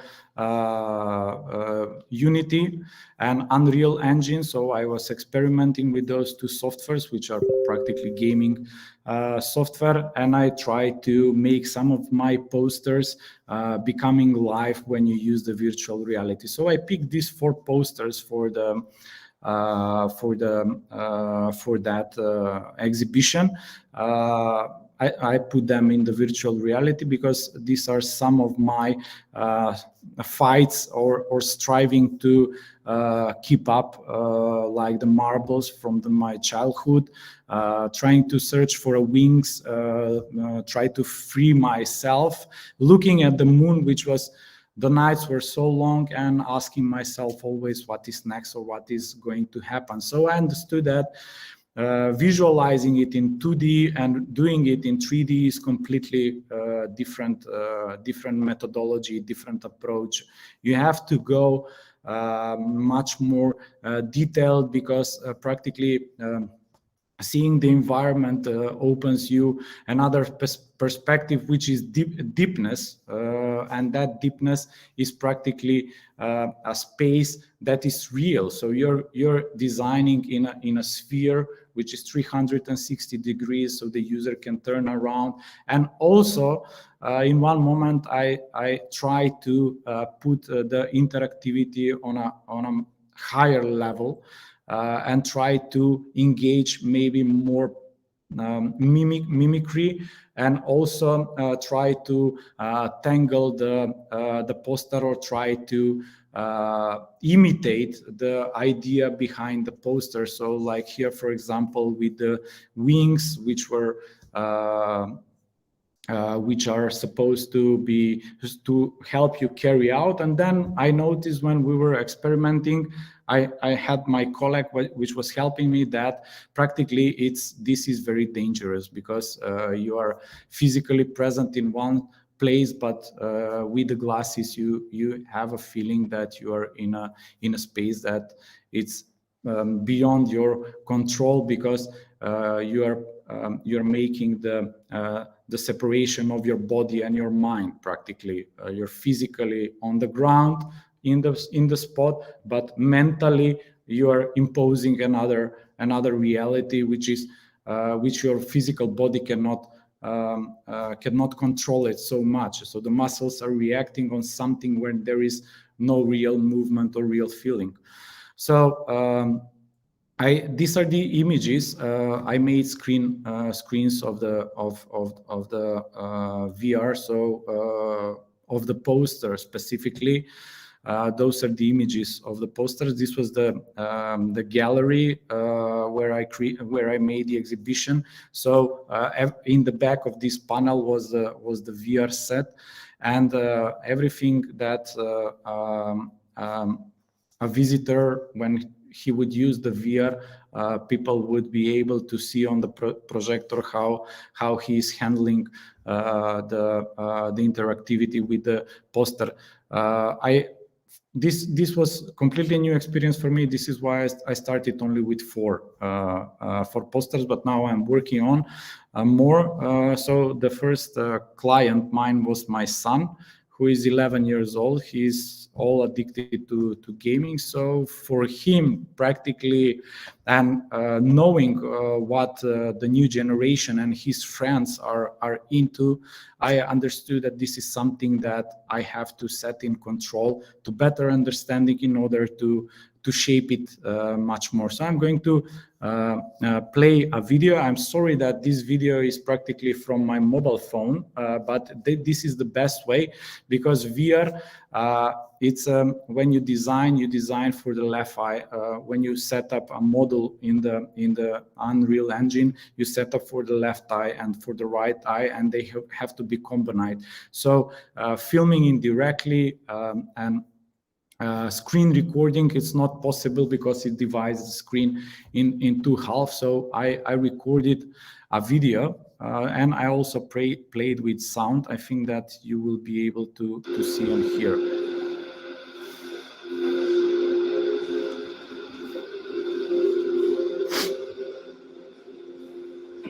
these were the markers, the blue ones where you could stand. And I turn off the option where you could grab the wings, because the feeling that you get when they pull you up, it's totally unnatural and unsafe. So anyone could be hurt.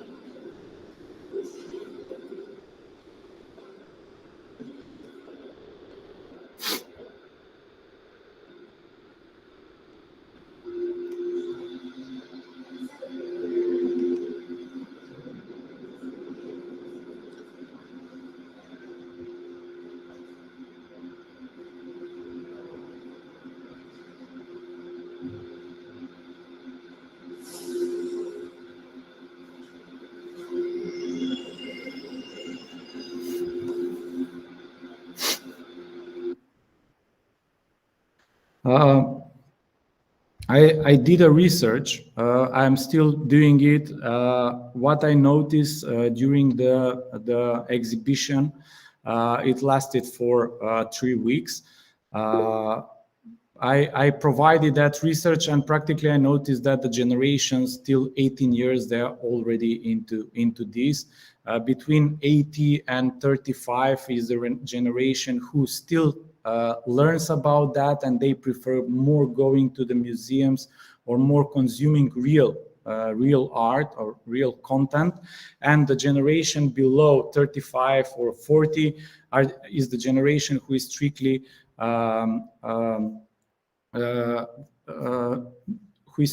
opposed to the technology. So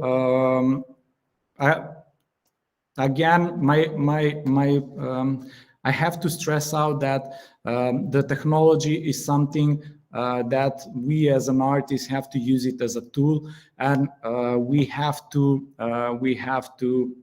try and grab that and set up a control onto that, because this metaverse, practically with billions of dollars that is investing, is shortly going to be realized as a realistic. So the reality is probably not so much in danger, but it will create a completely different concept of our culture and living understanding. So thank you very much. These are my informations. This is my private email, and if anyone wants to get in touch, I would be more than glad to answer to any questions, and I look forward to the discussion later. Thank you very much. Thank you so much, Great, Laze. thank you. Sorry, go on, Annie. Thank you very much for this insightful presentation. Also, it was really nice to have a look at how it actually appears in VR later on. And I believe there was a question regarding that one. Was it something about, yes, about motion sensors? So just to, before we jump directly into that, I just mentioned that we have 10 to 15 minutes for all the questions, and I invite everyone who is right now online to pose your questions either in written so I can read them out, or just wait for a second and ask it directly yourself if you feel like you want to address it personally. And yeah, let's start with this question from Tommaso. So Laze, any motion sensors connected to the player body in your VR experience? Yeah. Thank you very much, Tommaso. I really enjoyed your presentation as well. I was using the Oculus Rift as a VR set, and it has an external sensors that have to be set up to 3 meter maximum space from the body, and with hand consoles you can practically control the movement.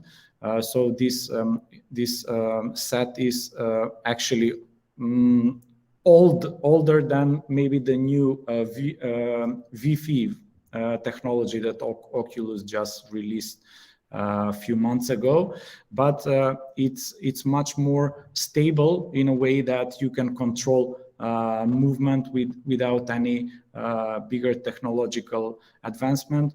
Because first of all, it was a museum, and you cannot rely so much on the museum workers that they would be around and presenting everything. But yes, what are the engineers from Facebook working on? Because I really, this is very addictive, and I have been searching a lot that they're working on bioengineering. So they would also initiate certain sensors that can enhance even your basic emotion, feeling of cold or warm, feeling of a kiss. They like to substitute all the human emotions and interaction.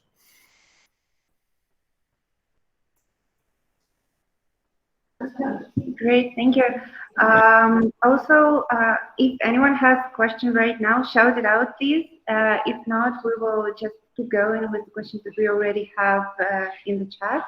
And I believe there is a question. There was a question for Gonzalo. Do you think modern design forms something new, or only works with old techniques in a new format? That's the question from Olga. Thank you for the question. Yeah. Well, I think that question has the answer in it.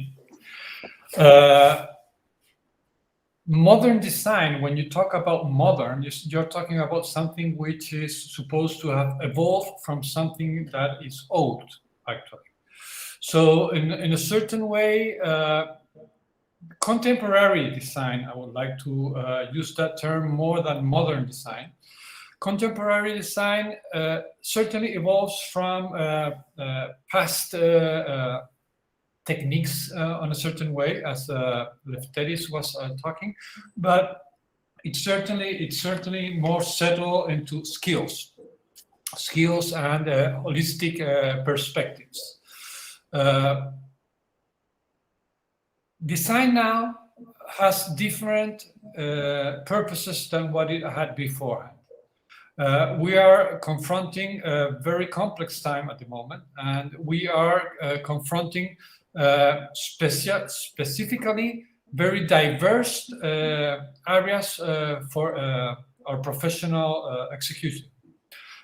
Doing design in Chile right now, it's very different as doing design in Ukraine and probably doing in Italy or in Thailand, where Tommaso is.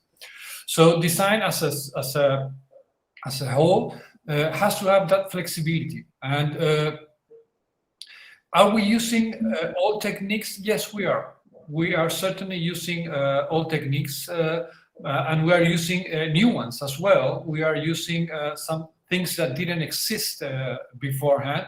Like Laze was talking, we didn't have anything of virtual reality. The term didn't even exist 30, 40 years ago. When internet started talking, there were some science fiction novels that mentions certain ideas that would evolve in the future, but we didn't have that 100 years ago, 200 years ago, 500 years ago. So things evolve, and it's more than old techniques. We have different techniques now. Woodworking is different now from what it was 100 years ago. So yeah, we use them, but we also have new things as well. And we're going to have techniques we still don't know what they're going to be in the future. We have no idea what's going to happen in 5 years more.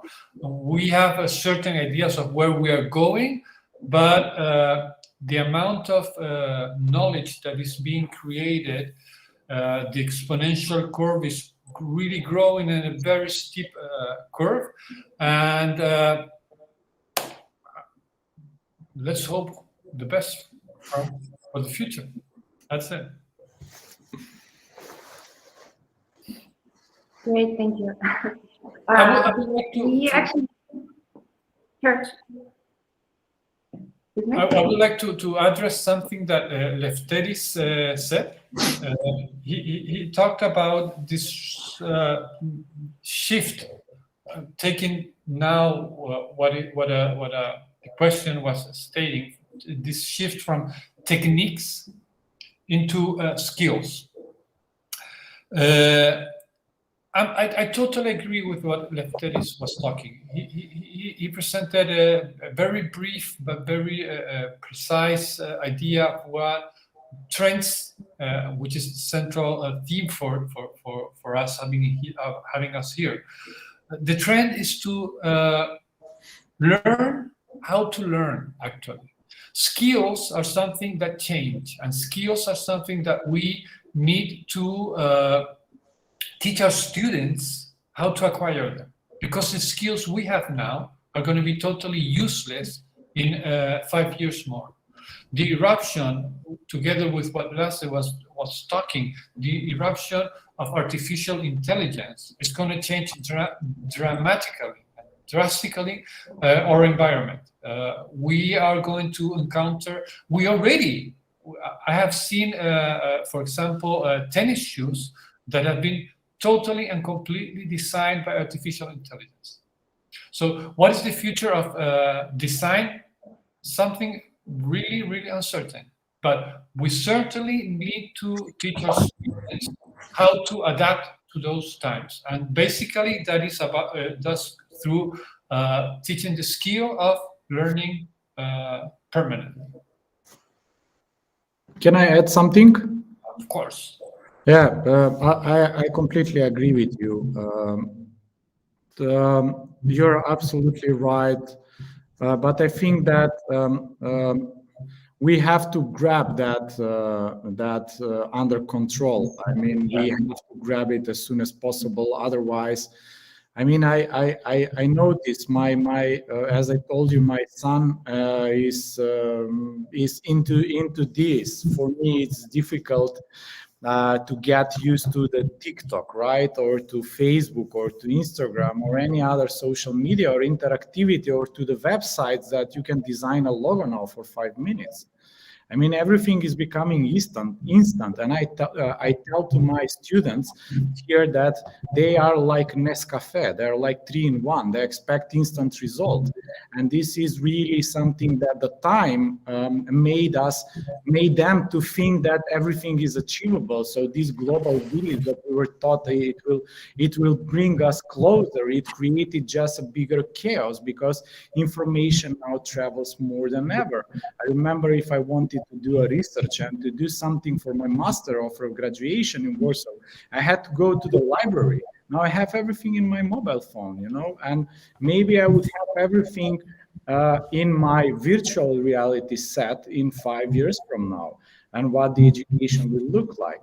So at the Lefteris conference, I said that maybe we should start learning from the students to better understand what is happening, because learning them and not understanding them is completely different. You know, we cannot talk anymore about David Bowie or the punk revolution, you know. So I know that it's the demands are very high, very higher. Everyone can study today. Before, you had to pass an exam. I remember I was traveling 1,500 kilometers to go to Warsaw because I wanted to study the Polish poster. I wanted to be part of the Polish poster school. So I had to go 2 years to pass the exam there, and I had an interview. Now it's everything is much more easier. With 2 clicks, you're at a fast course of design. And that is totally killing the education system. And we have to have more of these talks, definitely, so we can create platforms that will grasp the opportunities and put it under control and say, hey, listen, this is moving too fast. Because what Tommaso said, what Lefteris also said, that there were, and your presentation, and well, you know, imagine what this can influence to all young designers that are listening now, instead of consuming YouTube faster courses or tutorials, how to get better, how to become more perfect using tutorials on YouTube. I'm scared. I'm not scared for me or for my generation. Maybe we should not be scared for us, but I'm scared for my kid, you know. I'm scared because my students will be the future directors, you know, and they would be the directors of my children as well, and how they will engage that and how they will contribute to a better society. We were used to art. We were educated in art, you know, simplicity, beautiness, minimalism, Dadaism. The last art practically ends in the 60s. Everything after is a repetition. So, yeah, that is what I just wanted to mention. I really like this forum. It's really opening. It's showing a diversity, and it's opening really the senses through the keystones, and also the light that is turning on. This is emergency react. Indeed. It's great that the conversation already started, and we do still have 2 minutes if there's something to say. Yes, I mean, what I was alluding in my presentation was the fact that following the students takes us to technique, to YouTube videos. Yeah, so we have to really shift from the short attention span. Learning how to learn, Gonzalo, yeah, is further than skills. But we got to go from techniques to skills and then learning how to learn. But right now, the students are shifting towards YouTube videos. And also certain institutions are shifting to that. So we got to resist, in a way, yeah, that trend that is being created, because it's much easier to follow that. And it's much harder to say, look, you know, you're developing something that's going to take you 1, 2, 3, 4, 5, 7 years. This is what we need to sort of start planting into the minds of the student right now. Yeah. Yes, but taking that on account, Lefteris, YouTube is the media that new generations are using, actually, YouTube and TikTok and whatever. We have the challenge is how to enchant students in that media and give them relevant content there. The thing is that you go into these platforms and everything is accepted as something which is viable and which is true. Not everything, not all the content is good content, and not all the content is relevant content as well. And that's why it's important what you said, is teaching students how to teach themselves. They have to be critical with what they see. I believe, actually, I have a YouTube channel which I'm going to recover, bring back to life again, starting when I move to Spain in 2 weeks more, where I try to give out certain concepts or certain ideas, more than concepts, about design. I think that's a media which is useful for certain things, and academic papers, for example, in a very peer-reviewed or everything is something which I also encounter. And these forums, these places like the one we're having right now are also important. I think we have to be able to try to give the message that design is relevant. The design is much more than, as Laze was talking about, being minimalist or being aesthetically pleasant. We have an ethical responsibility with new generations, with our children, with the future of our planet, with our environment, and that's something we have to use any platform that is available in order to give out that message and spread out the word. I think we especially, I'm probably one of the oldest one here. We have a responsibility of what we have done in the past, and not everyone, but at least I'm trying to step back and see my faults and try to repair them. I think that's something we have to acknowledge and try to reassessed our students in order for them to become better designers than what we were in our younger days. Indeed, Gonzalo, and I think there's another comment in our chat room, speaking of the also critical thinking and using all the platforms available to maybe avoid just the train to accept institutional indoctrination, etc. And it's really great to see that discussion already started. I just quickly going to mention that we actually have a 15-minute break starting from now on, and then from at 2:15, Annie will come up with extra topics and questions for all of you. So if you feel like continue the conversation right now, please go on. Feel free to step out, have a cup of coffee and return. And we will be back here at 2:15. Thank you very much for all Thank you. the once again. Thank you. Those were amazing, and I think we will continue talking about them during the conversation. Thank you very much. Thank you. Thank you. Yes, sure.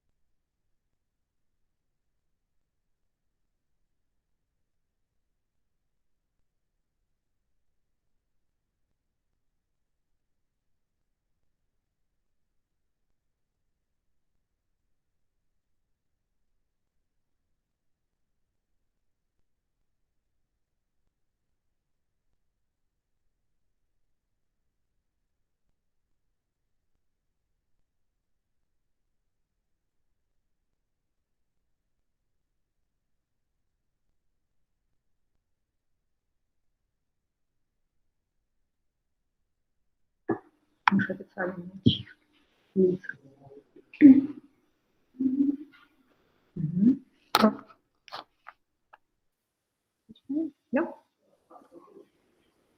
Great, thank you all for coming back. Good to see that it's even more of us now. I believe we will start the discussion already right in a few seconds. I'm just going to mention that our mentor for this section is Ani, creative director of Growth Shop and also designer. And I guess that's all I'm going to say. Ani, you can present yourself better, I believe. Hi, everybody. I would have loved to be a creative director, but I'm not. I'm the UX at Grow Shop. One day, though. One day I will be a creative director. I think we're going to begin actually with Nick. Nick is the head of design at Grow Shop. And I think he has a few words to say as well about the way that modern younger designers today are learning design through a different method rather than unis and etc. But word to you, Nick. The stage is yours. Thank you very much, Annie. Just to say, like, for all of the panelists and talk so far, it has been absolutely enlightening. So thank you for everyone so far who's spoken. There was a lot to learn and a lot to think about at the same time.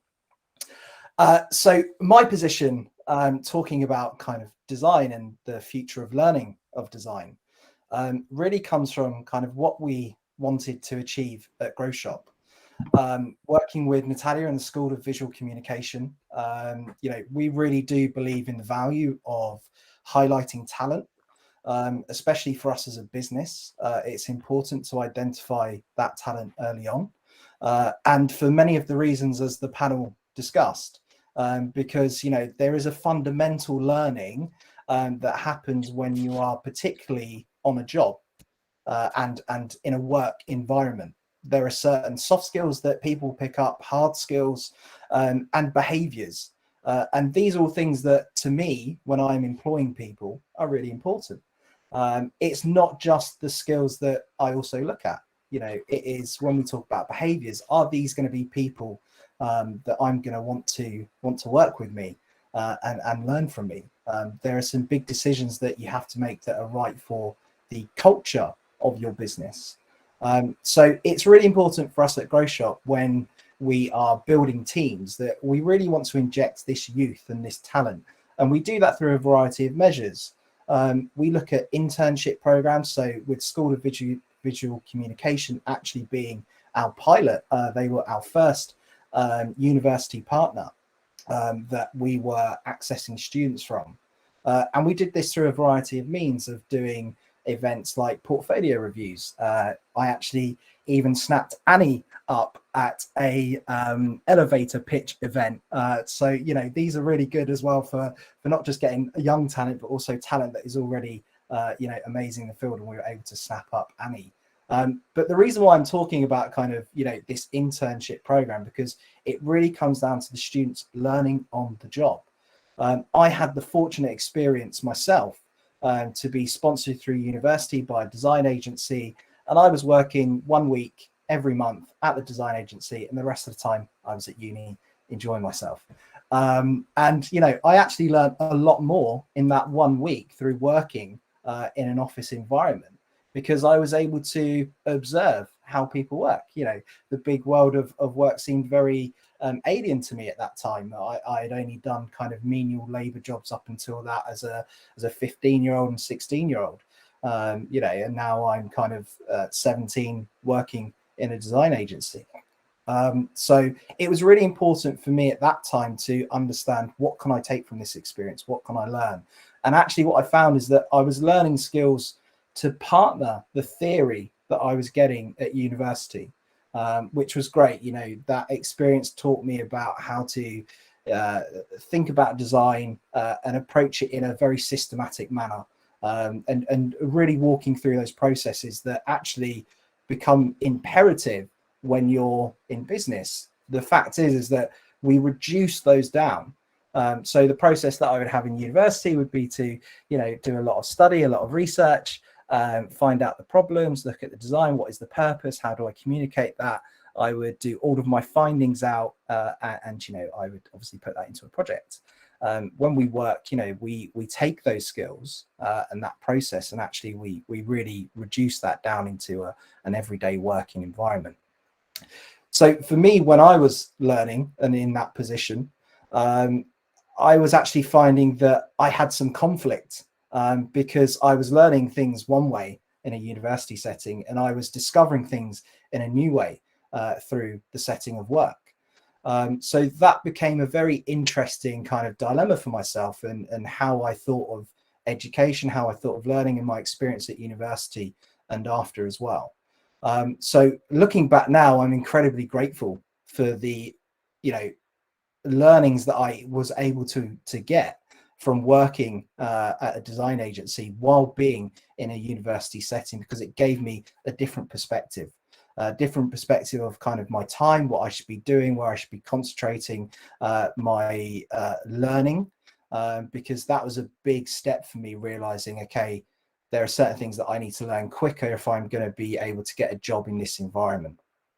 So when I talk about students today and what we've done at Grow Shop with, the mentoring programs, the internships, I believe that we give our designers a unique opportunity to learning those skills a lot sooner, and being a useful part of an agency. And these can be things from having morning stand-ups. How do we divvy out our tasks? How do we understand the brief and work with stakeholders? These are all really important skills that if you can pick those up a lot sooner by getting an apprenticeship, an internship at an agency, even offer yourself for 1 day a week.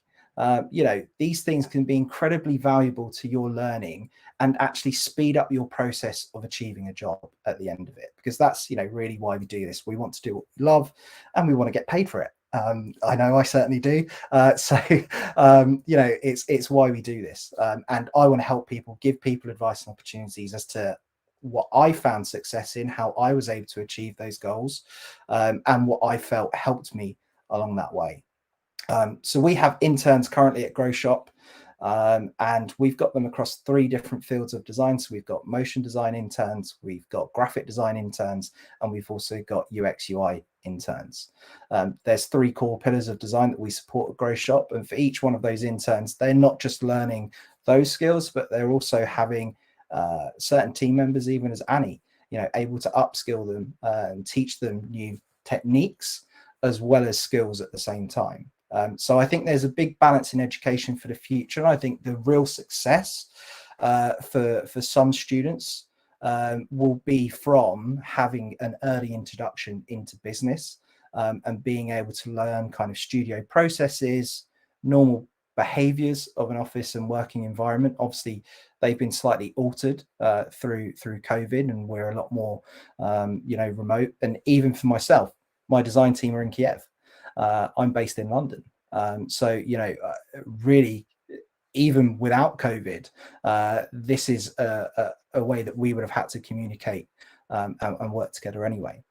But I do see real big value with certainly those in early design education, looking to get in touch with businesses, looking to go on to apprenticeships, internships, and really look at how you can learn those skills on the job to supplement the training that you're getting from that university background. I don't know if there's any questions. Again, I'd be happy to take any questions from anybody, and I can talk a little bit more about what we do at Grow Shop, or anything else for that matter.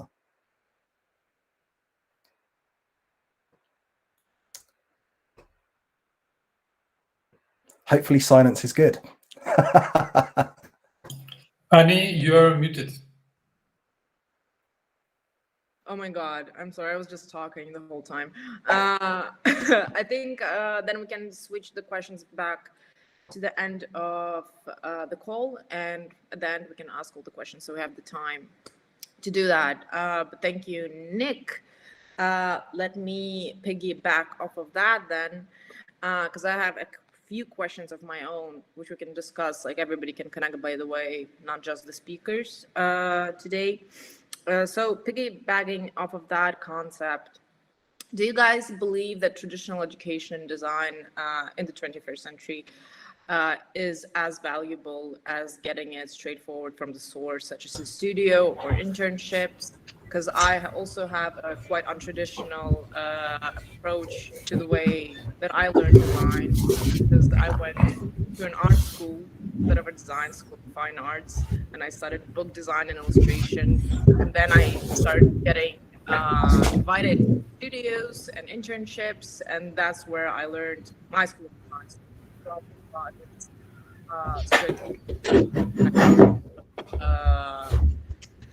I had a lot of anxiety because I had to learn on the spot very fast, which really helped me in the future because I'm quite strong when it comes to stressful situations. Do you believe that modern students should learn from experience straightforward, or should they get the theory in uni 4 years, very traditional, and then onwards get their experience in a studio after finishing uni or an academy? What do you guys think?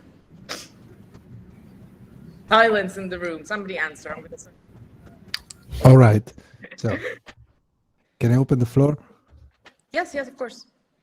Okay. So I think so in design education and design as art, everything's about experience. So as soon as student can have the opportunity to engage with any design studio, not just design studio, because again, we don't do design education just to send student and design studio. This is just a minor part where student actually can apply their knowledge. So I think the best things to do is just to show students the huge possibility that designer nowadays can really make a difference. So we can work with scientists, we can work in the pharmacy, we can work in many disciplines, but it's just a matter of course, showing students where they can really find the gap and say, maybe they need me. Maybe there are companies they never had design before, and or never had a creative director. Happened to me several times. So I just dig into bit by bit to find the right spot to say, okay, that's what I can do. And then sometimes collaboration starts this way. That's what I show to students. So if you have just something that you're very interested on, try to knock the door, engage with people. Design is not done by staying in front of computer in your room. No, and again, it's just accumulating experience. Yeah, for sure. I agree. What do you think modern employers in whatever company, doesn't mean like design studio, whatever company, what do you think they should expect from young beginning designers? What level should the designer have to be able to come into a project and be a part of it? Because I know that it varies very much depending on the country, depending on the locality. Because, for example, here in Ukraine, it's expected that even the youngest of the designers have a very strong hold of the design thinking and any programs that they need, and to be able to take a project and go through it alone, obviously with maybe the help a little bit of a head of design or like a senior. What is, in your opinion, what is should be expected of a young designer? Well, let me. Oh, okay. Okay, same. So expectation is, I mean, what I notice here, for instance, company expects student to be first to be capable with software. That's what they ask. That's what is their idea of design. I mean, for non-design company, let's say, okay. So people acquire design just to think that they need to have somebody to play with the design just to make things a bit beauty. So that is for non-designer company, and they expect those students arrive to them with. So we push them on this, but that's not really the first things company look at. Of course, that is a great value, is an asset for a company, and in the later stages, they will appreciate this. They do, but to start just an internship, they want students first things to be aware how to work, to be able to work in a team. And sometimes they don't. I see from email you receive from students, for instance, there is no etiquette. These tiny things make a difference. And people, when you start to work, they expect you know how to be, how to behave in the such a situation. And then you became a professional. Experience they expected you learn bit by bit, but behave is the main things. Yeah. It really depends on the company. It really depends on the company. I think Right. it's really important for students to engage with industry on day one. So really, instead of saying, okay, I'm going to become a designer, they need to treat themselves as a designer. That is improving, but they're a designer from year one. What I personally did is I engaged with industry for my first year. In fact, before my first, so I had my first children's book illustrated in my first year of my illustration course, because I engaged and I said, okay, what is this industry I'm going into? Yeah. So it's actually, there's much more opportunity available right now. There's many more competitions for free. There's a lot more help than there was when we all here were students. There was not that much help offered. Yeah. So there's a lot more help offered. The thing is that for the students to have the awareness to grab it. In fact, I'll tell you a quick story about how there was a competition in my I think it was my third year. It was about a part of Elton John. Yeah. And one of my colleagues went there really early in the morning and ripped it down. She took it. And nobody else participated. So she won the competition. It was unfair, but just to illustrate how hungry we were for opportunities and for breaks, because there were not that many. Right now, there are a lot more breaks, a lot more opportunities offered. At the same time, it's much harder to find internships for everyone. So it needs to be a joint responsibility. The industry needs to be approaching the universities, the university to be approaching industry, the students to be approaching industry. So the responsibility, because it's a lot harder to find internships for all these students. Not everybody can have access to an internship. So really, the student must take responsibility as well on that, and say, okay, what am I going to? How am I going to find? Because the university does not necessarily have places for every single student in the cohort. Taking what Tommaso and what Lefteris said, and what Annie, your two questions about what are the needs into this industry have, and what should the path be? The path is depends, as Lefteris said. Some students are going to have an internship. Other students will never have an internship. Some are going to be more prepared, and others are going to lack certain things. So taking that in account, it's very important from my point of view that if someone wants to go into design, the easiest way to do so is go and study design. You can become a designer by your own after many years, but that's what disciplines are about. Disciplines are about consensing certain knowledge and having the ability to transmit that knowledge into new generations. So schools have that role in the continuation of continuity of disciplines. The outcome, where you're going to work, it's totally different now.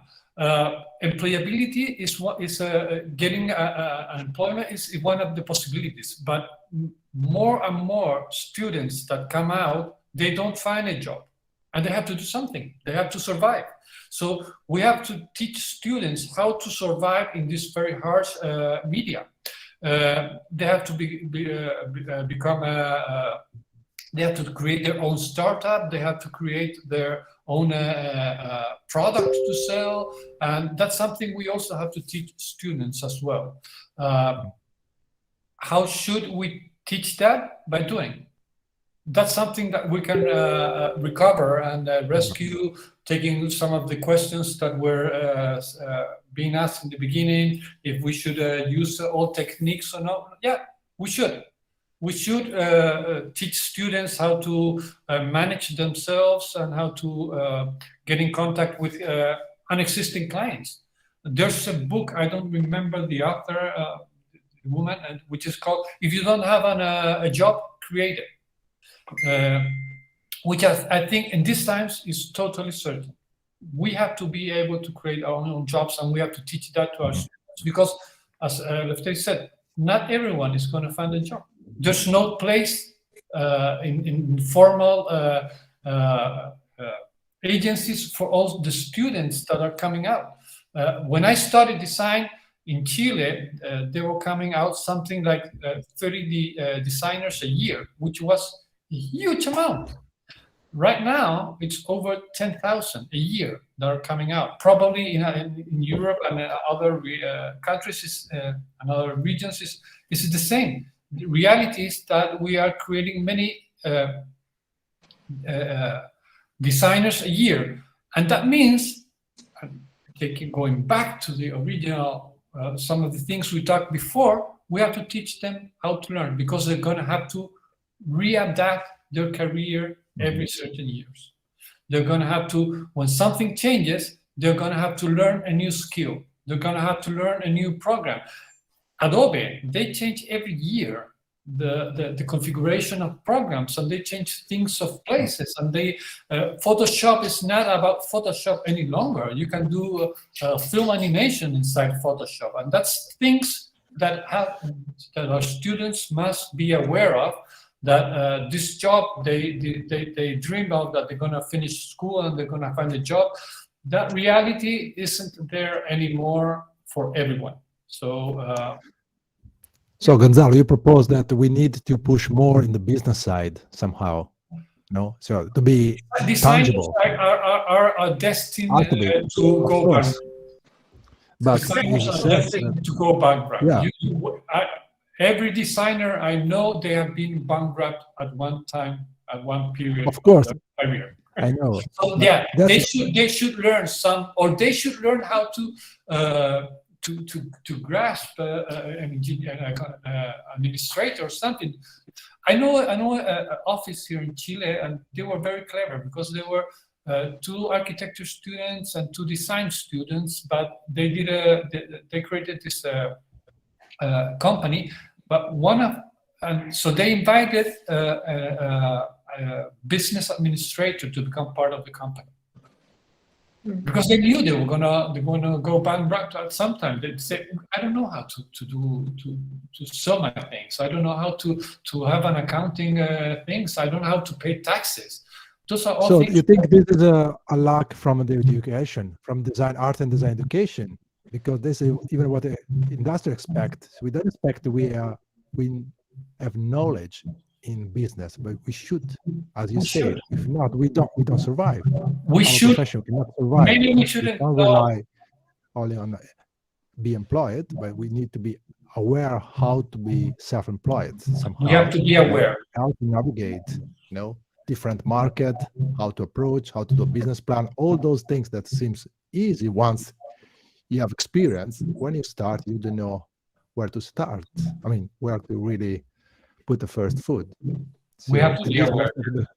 Yes, and most of the art and design school don't do business this way. So most of the time we have even brief. Let's consider we have this fantastic customer. No, is always a narrative. That's okay to have a narrative, but as Lefteris say, we need a tangible, a real. No, people asking the customer. So you can ask to be a customer for your student, the shop near the school. So you don't have to go first time in the big corporation. Tiny things can change. Think about service design, all those things. So I'm moving even my profession as designer, and now I step into somehow politics, the way that I think what I learned from design I can apply to really help the community of, for instance, Italian living abroad. And that's something that, of course, you don't get funding from this, but you can create community and network with people.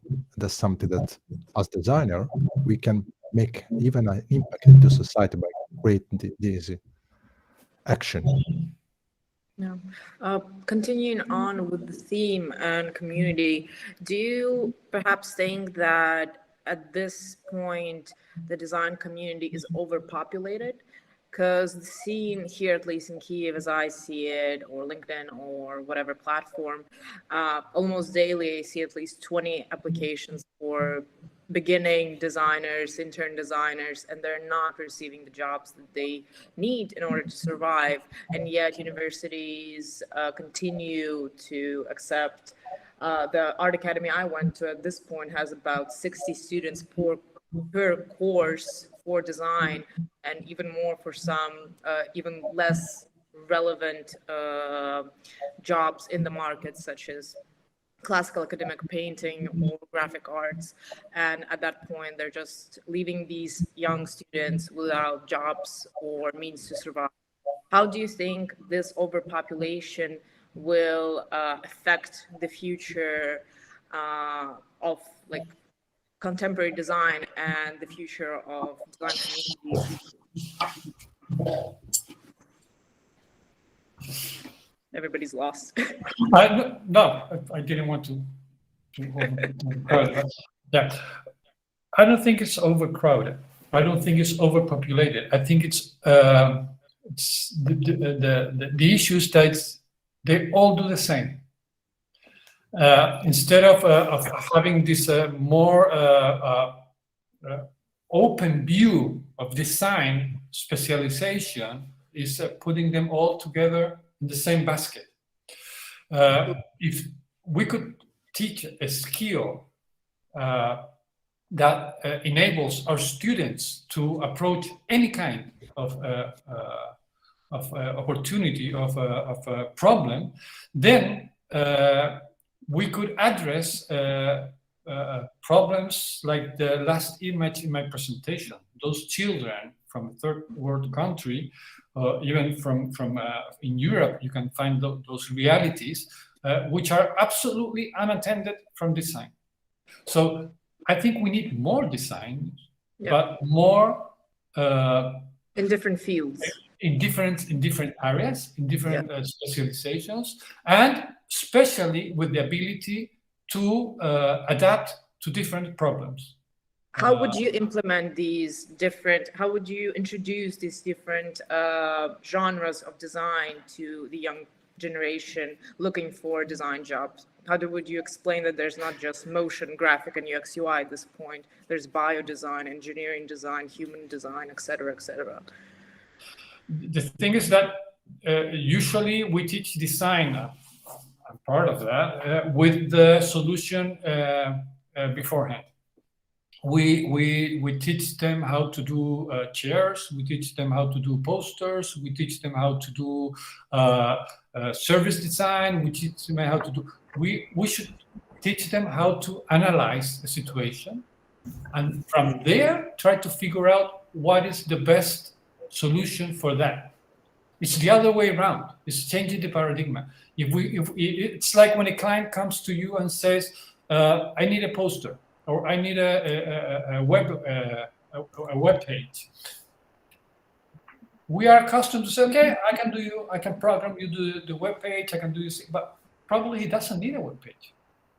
That's what he thinks, but that's not what he really needs, because his goals are different. It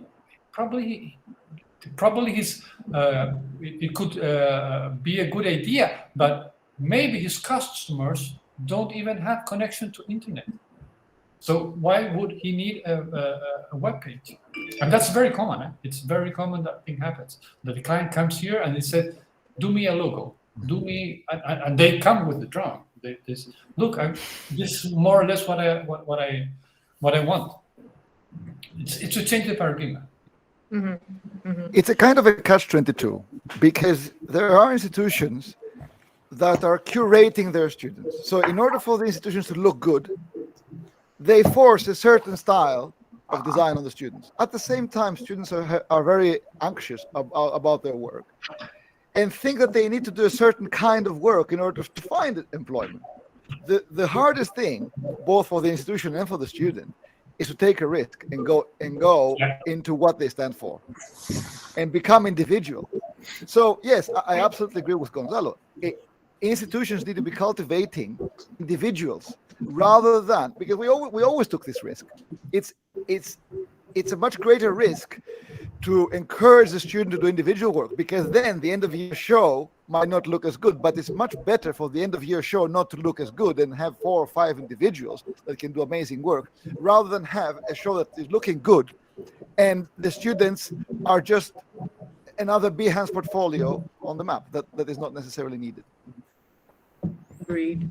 Can I add something to this discussion? I really enjoy it, and I would like to point out that it's very important who makes the critics, who makes the criteria. That is something that is very important, because what you mentioned, that client comes with a drawing, so he already have a perception in his head what he will get, right? Because he saw something, or his wife showed him something, and he says, this should be your logo, or do something similar like that, and then the job comes to the designer. And with the increasing population of the designers, I mean, Tommaso, what is the number of students in China? Is it above 100,000? Isn't Yes. that the biggest design army, right? So It is. yeah. So let's maybe discuss what are the trends, because I was invited to go to China a few years ago to Nanjing with Kari Pipo, famous Finnish designer, and I couldn't go there, but he was telling me that he felt like he is in a factory, that one by one student was coming, and they had so much money that their budget for 1 year was $100,000. So to change the computers in every classroom and to upgrade software, they would have a lot of money left. So we are facing with another problem also, which when we set up a certain criteria according to our understanding and knowledge, and when we see and face the criteria of the social media, for example, a basic problem. Student puts a logo that he did, and he gets a lot of comments and likes, right, on a social media. But professor doesn't agree with that because it doesn't serve. So who is here? Who sets a wall here? That is why the criteria are very important, and usually the governments are in charge of that. If they completely leave out of the system of the development of the younger generation, what do we teach the kids in primary school, or what do we teach children going to kindergarten? What they learn, because if you kill the creativity, you're creating just robots for voting, right? Or a robots or a person that will contribute to the system and to the systematic values. They would never see the bigger picture, because they can be in Kiev, but they can communicate with someone from China without leaving the country. So big discrepancies here. From understanding, from points of understanding. So coming back to the topic of a self-sufficient designer, how would you grow this design critical thinking, and not just beginner designers, but ongoing forward, middle, senior, etc., not just the ones who are working exclusively in design, be in illustration or performance art or whatever. How do you implement this very strict critical thinking in yourself, so you can, without a blind eye, criticize your own work and argument it to understand where you should improve them? Yeah, I would like to add just something else, because design is a way of thinking. Design is solving problems. Design is defining the path between point A and point B. You know, not to go around like in a labyrinth.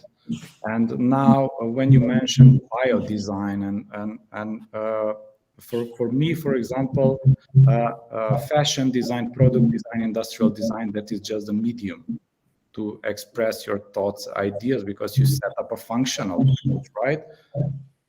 But now with the development of the technologies and the way how technology interfered in our daily life, all of a sudden we understood that media requires bigger understanding, better knowledge and approach. So like digital design, for example, or digital marketing, there is still not yet any kind of education platform or university that teaches that kind of segment. Why? Because in order to start teaching something, you have to determine a theory, first of all, right? And you cannot determine a theory of something that is already 10 years, that is less than 10 years. So That is a good point, and I was just going to talk about. Come again? A lot of universities are slow. I can talk about my perspective from Poland, and we have huge universities, huge academy of fine arts. They have public money, and they don't care. They can be slow wherever. Because So the books are still important. The digital art.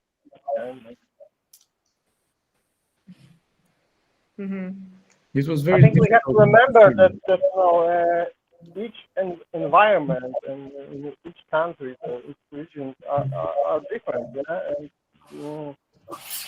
sometimes we have common things, but sometimes everything's happening in a different way or different path, different pictures. Each environment is different, but the digital the digital world. Okay, something is with my phone. Yeah. Okay. And there's a book from the late 90s or beginning of the 90s, I don't know, which was called Funky Business.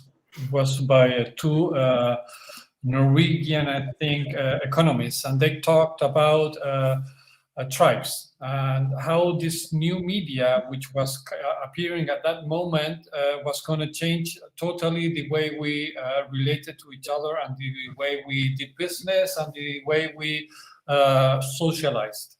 And what they presented is that due to the eruption of internet, now we can connect with our similars, which are not necessarily in our neighborhood, which are not necessarily in our local environment. For example, if someone likes spiders as pets, he can contact with someone in Mongolia who also likes spiders as pets, and in China or in Africa. It doesn't matter. Their relations have changed, but there are certain things that are common. You were talking about how do we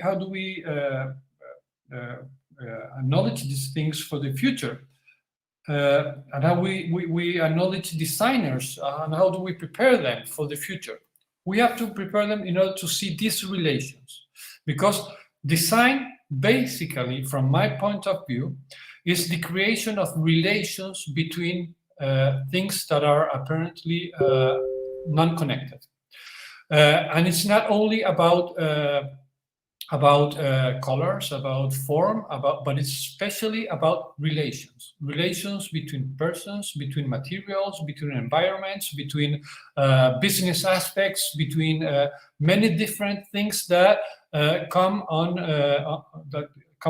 top of the table in order to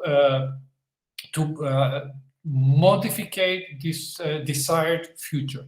And that's what designers should do in the future. That's what designers are doing actually right now. And we have these common problems everywhere. We have social differences everywhere. We have social harassment. We have contamination. We have desires. We have luxury fashion. Everyone everywhere wants to treat himself with some luxury item. I bought an iPhone, which is a luxury item. I could have a much cheaper telephone and probably would do the same thing, but that means I have a status thing. I have a certain emotional affection for my iPhone. And that's something that designers, for me, that's what designers do. They do relations. They create relations between different things. And creating those different relations, sorry, I don't know your name, from Poland. You were saying we all have different realities. We do have different realities. That's for sure. And designers should learn how to make this system malleable.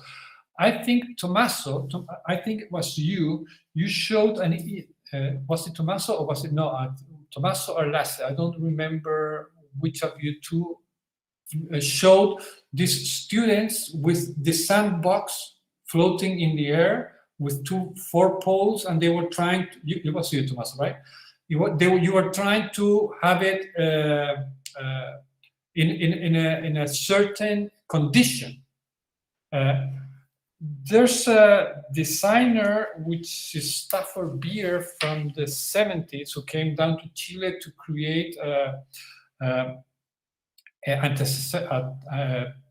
predecessor of internet, and he said that design has to be flexible enough in order to absorb what happens and the forces that are imposed from its media. So we have to be able to design in such a flexible way so that the system we are creating is able to adapt to its environment.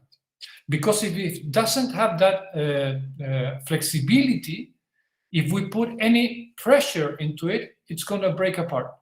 And that's what happens with systems and with designs which are not flexible. And that's how we should think on the education of our students. We must make them flexible to adapt to a certainly changing future. As I said before, artificial intelligence is coming out really now. We as design teachers, 2 years ago, we never even thought we would have to jump from one day into another, into a totally online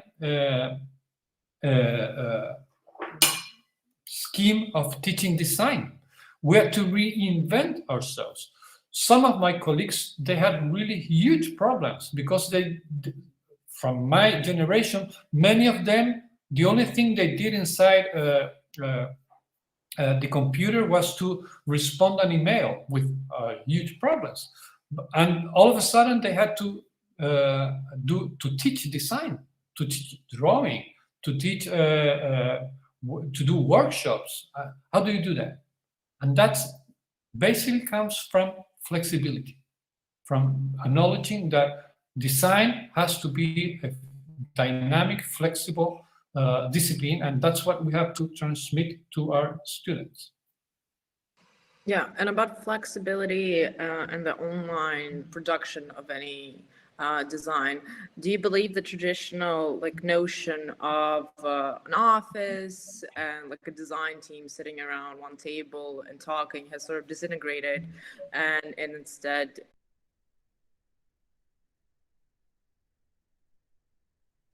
working together on one project, connecting through tools like this to work through something? I had colleagues from all over the world, and it was absolutely fine. And it was such a different experience than from working on the same table. When I was beginning, we would sit at that kitchen table, computers back to each other, looking what's one doing to another. And now we're sort of separated, and yet it gives us more flexibility and ability to work in a completely different setting. Do you think this is profitable? And do you think this is good for the design community? Or do you think this will bring us back a little bit? Well, there are advantages and disadvantages to every mode of working.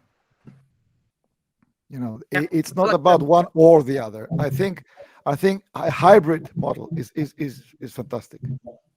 Being able to come together and also being able to work apart.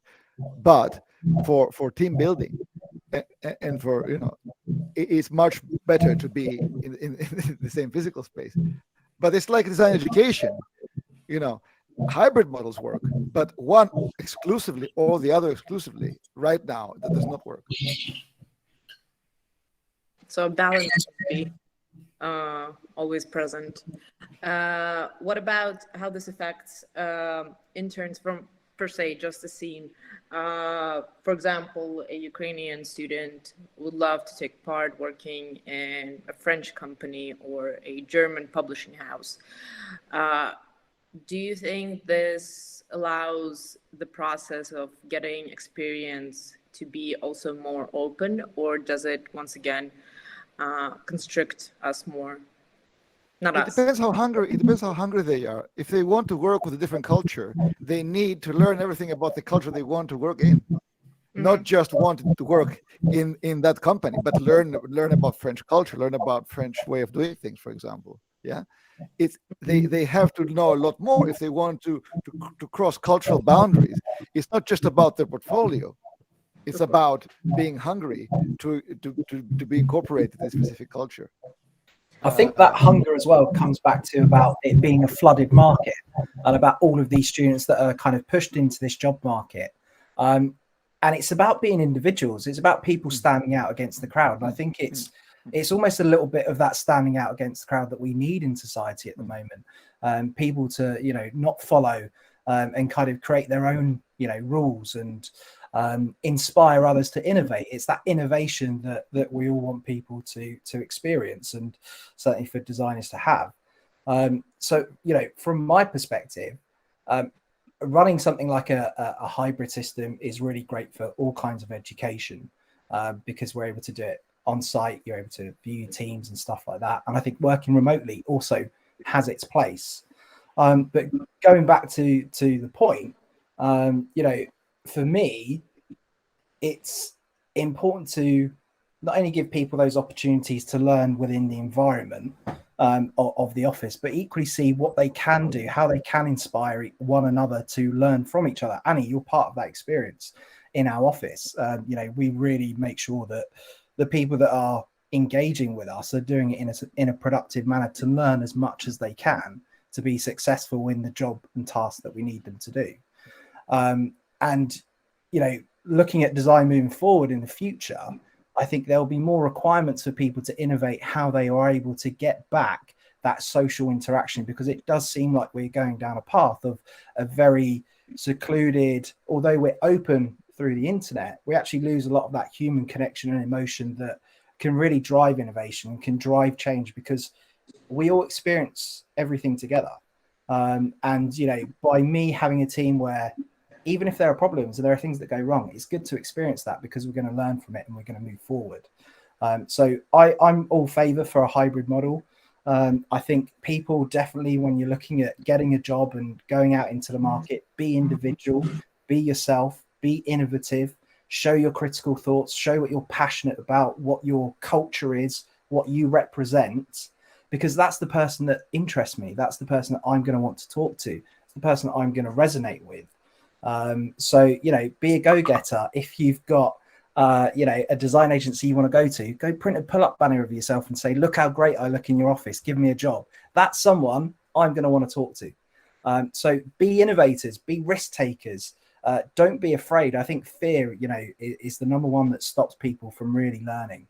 It's fear of being able to do it and second guessing yourself. Guys, if anyone puts enough time and effort and want to doing something, you all can achieve it. It doesn't matter, anybody could be a doctor if they truly applied themselves. Anybody could.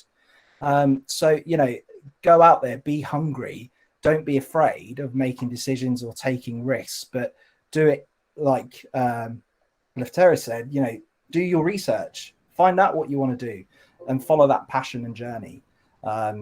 So yeah, I hope, I want to inspire innovators, because I think these are going to be the people that are really going to change the world that we live in. And it's time for the next generation to be fearless in that pursuit, and really help to change the world for the better. But other question is, it will be a little naive. Why they won't work with some company from France or England? Because I think it's so many things you can do on Ukraine, and it's so many things is done in France. Then this is tricky question. It's just I'm just speaking from experience, because when I was in second year in my studies, I would have loved an opportunity to work with a Penguin Publishing House because I love their books and stuff, because I wanted to see how they do things from inside out. I'm not saying that you need, or the younger designers want to run away from their design communities, but it's always interesting and useful to see what's going on outside of your borders, because only then we can implement those innovations once again inside our own communities.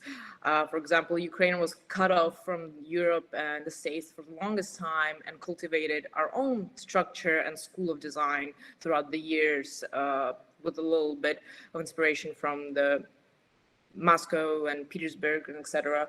But right now it's also going out into France and Germany and England and US and bringing those interesting things and this knowledge back here. So it's just a question of experience, especially for the younger students. Coming back to, hello everybody.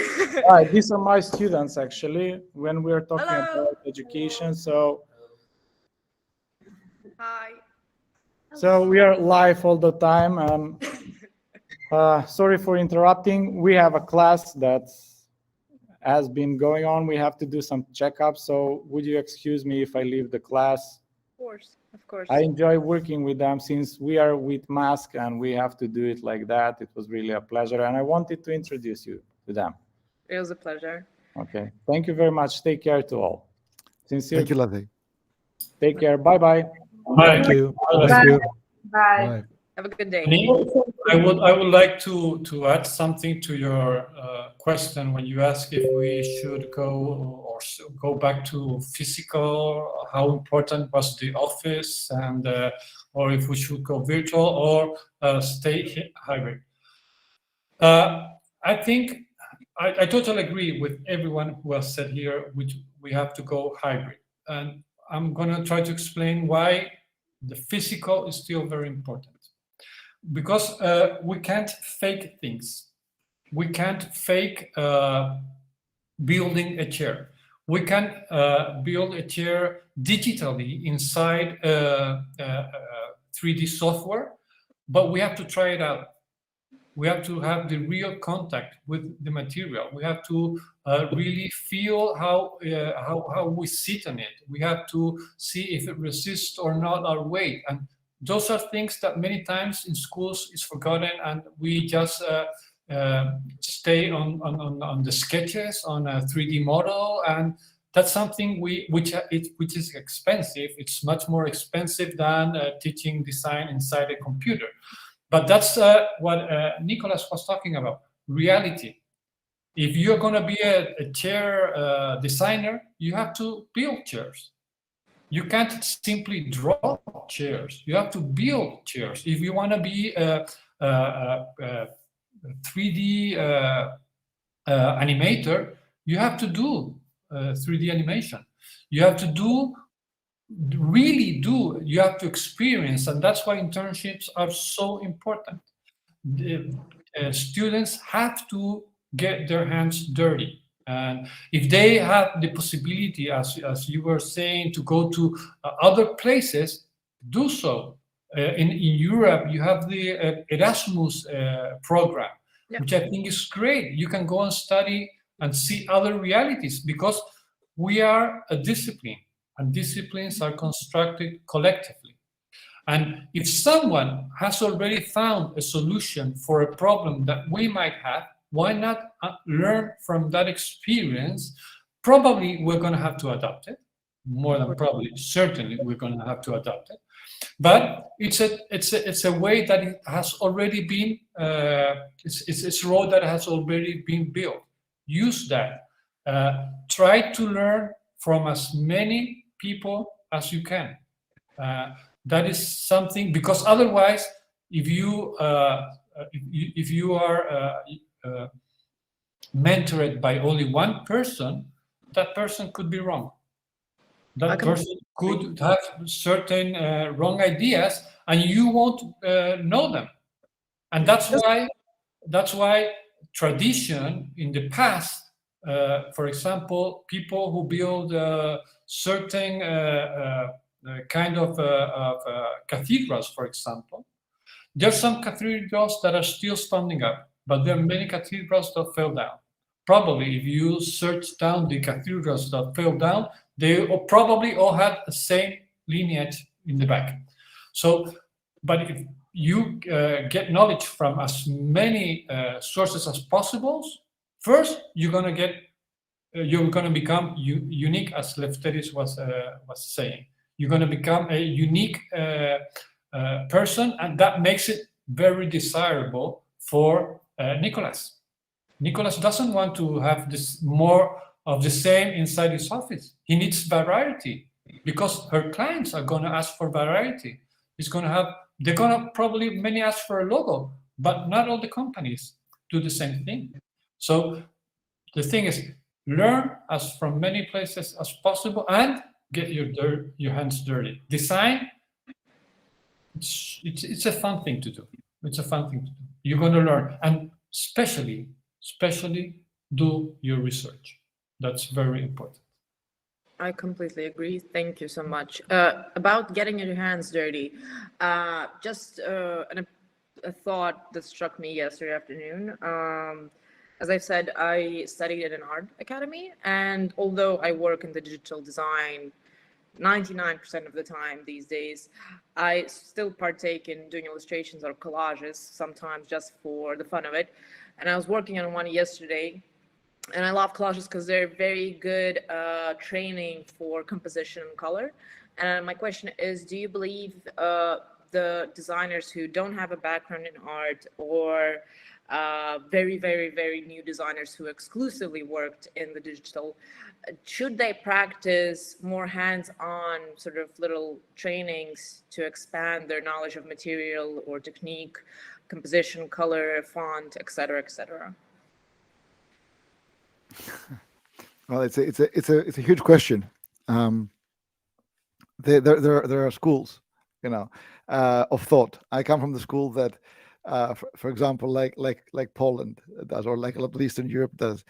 Everybody starts from art and becomes a designer. And that creates wonderful results.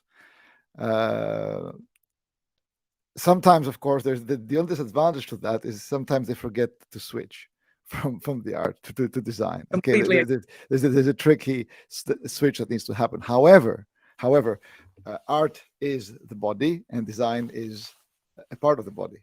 Okay, so we cannot talk about a part of the body without talking about the whole body. And if you're talking about visuals, of course, or visual communication design, you need to have developed the hard hand-eye coordination. Okay, for future-proofing, to go back to my talk again.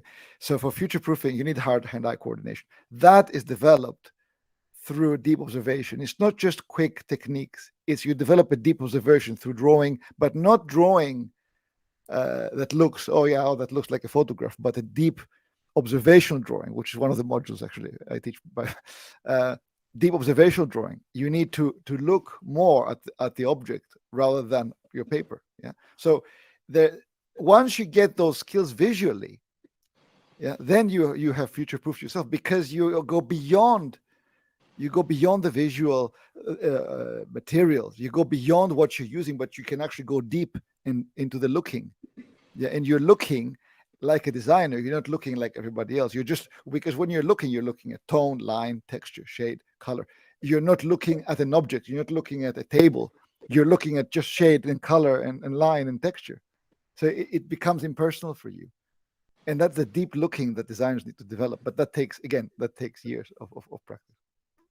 Of course. Yeah. One of the examples that always sort of struck my mind was, I believe it was David Carson's poster, where he took a picture of himself, his portrait, where he wrote words in different fonts all over his face.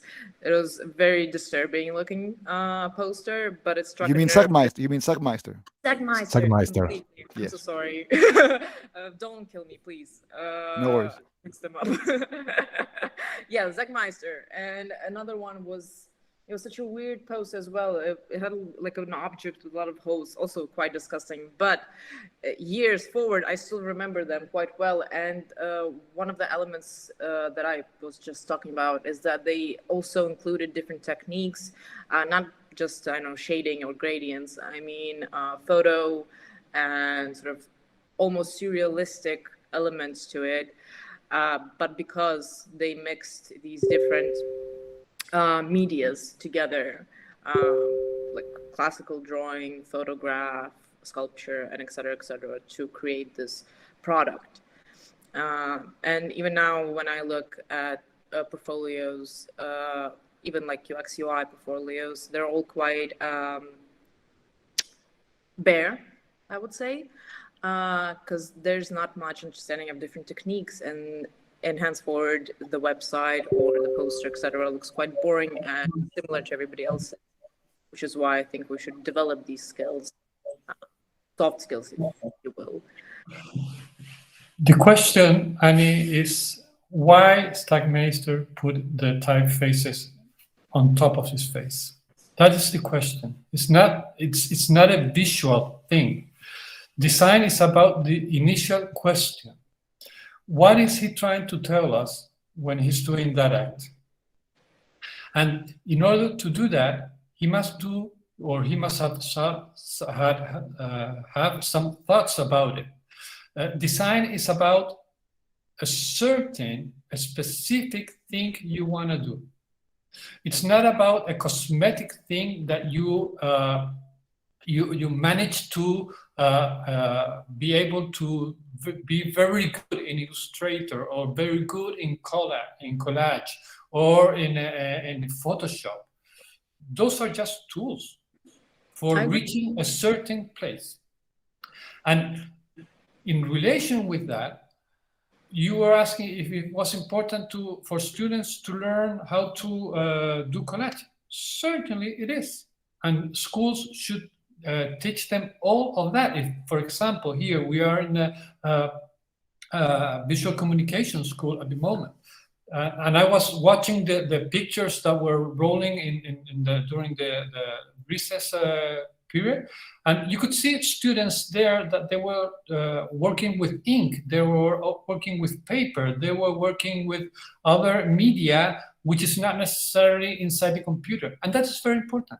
And especially because they are learning how to do the real thing and not just faking it. You can fake ink in Photoshop, but it's not going to be ink. There's something that the user, the person who's watching that, is going to know. And he say, hey, this is fake. And trust is very important, very, very important. And Lefteris, I have to disagree with you with the art and design scheme. I think they are more that design is inside art. I think that they are like two colliding spheres where they share many ADN structures, but I think they are independent entities because design has certain things that doesn't have art. And in order to be a sub group, you must have everything that is everything inside here is also in here. And design has some things that don't have, that art doesn't have. So I think, and and probably that's because I come from a school which is different from yours. You said you come from a school which is art. I come from a school where my mentors, they were very much into the concept. Why are you doing here this? If you go to some other areas, we're going to find people who come from a much more commercial aspect, or they come from a much more scientific schools. And that's the beauty of design. The design is like, have you seen this movie from Selig, from this New Yorker cinematographer? Selig. Well, is this person who changed completely depending on where he is? Design is that. Design is a discipline that where you put it, it's going to absorb and it's going to adapt to its media. And sometimes it's going to be very artistic, like the work That's what his name was presenting us, which is it's a very artistic approach to design. It's very much into texture, into color, and that's something we designers do. We experiment with that because that is what enables us to expand design as it goes. From my point of view, we are like dating art, but I believe in the independence of the couples. Sorry, Lefteris. Another question concerning art and design. In students who come from a more artistic background, if they have struggles with dissecting their two sort of phases, the design and the art phase, what would you recommend for them to do to help them in this situation? Because I had this problem a lot when I was beginning design, because I kept making pretty stuff instead of making functional stuff. Well, it depends. In design, it's far more about the brief. Yeah, they need to learn how to read briefs. They need to learn how to incorporate the audience, to incorporate the client, to incorporate. It's not so much about themselves. Yeah. So design is not so much about you. Art is only about you. But I was not talking in art as that. I was talking about art as the skills, yeah, and what you can cultivate from art and put into design. But I know that, Lefteris, but it's much more interesting if we disagree. Yeah, of course. But so yeah, I mean, they need to learn. Of course, there is an element of self-expression, yeah. But to become a designer, they need to be a lot less about self-expression and a lot more about considering who is looking at that and what needs does it have, the client, all other elements of the brief, and really learn how to read the briefs. I always recommend people read briefs at least 3 times. They don't read the brief well enough. Yeah, that can be a problem, I think. Yeah, because think of someone like Stark. You can see a chair, and he's there. Philip Stark is in that chair, but that chair is going to work under certain conditions. And design, yes, it's that, but that's author design. But maybe if Philip Stark takes that methodology, that perspective, and he goes into, I don't know, a slum in Thailand, he's going to be the worst designer in the world. Mm. Well, he did something he here. works brilliantly in Paris, but probably in Thailand he would be in a slum trying to solve the problem they're having there. Probably, if he doesn't change his mindset. Gonzalo, he did something here. He did the same. No, I know he has done something. Just to say, and in fact, you're right. The idea. You're right. He tries to do exactly the same thing he's doing in Paris. And yes. In Thailand. He applied the same principle that was for New York, for any other city. In fact, that's because it's Philip Stark. That's what they bought. Yes, but he did a huge building, 30 plus store in glass in a tropical city. So of course people pay for his signature, but then I will see who lives there, how long will it take them to resell the place, for instance. Then we talk about Archistar is a different story, as you say. So art is one thing, and when we say to students they need to understand the self, to be aware of their own emotion, I say to them, because to design for others, you really need to be aware of who you are, right? And then you need this to empathize with design. We always use this term empathize, especially in the last decades, became sort of mantra. You must empathize with customer, but we don't even empathize with ourselves and with people nearby. It's funny when some students come up with the idea they want to do a project for the other side of the world. When you say you don't even know the area where you live.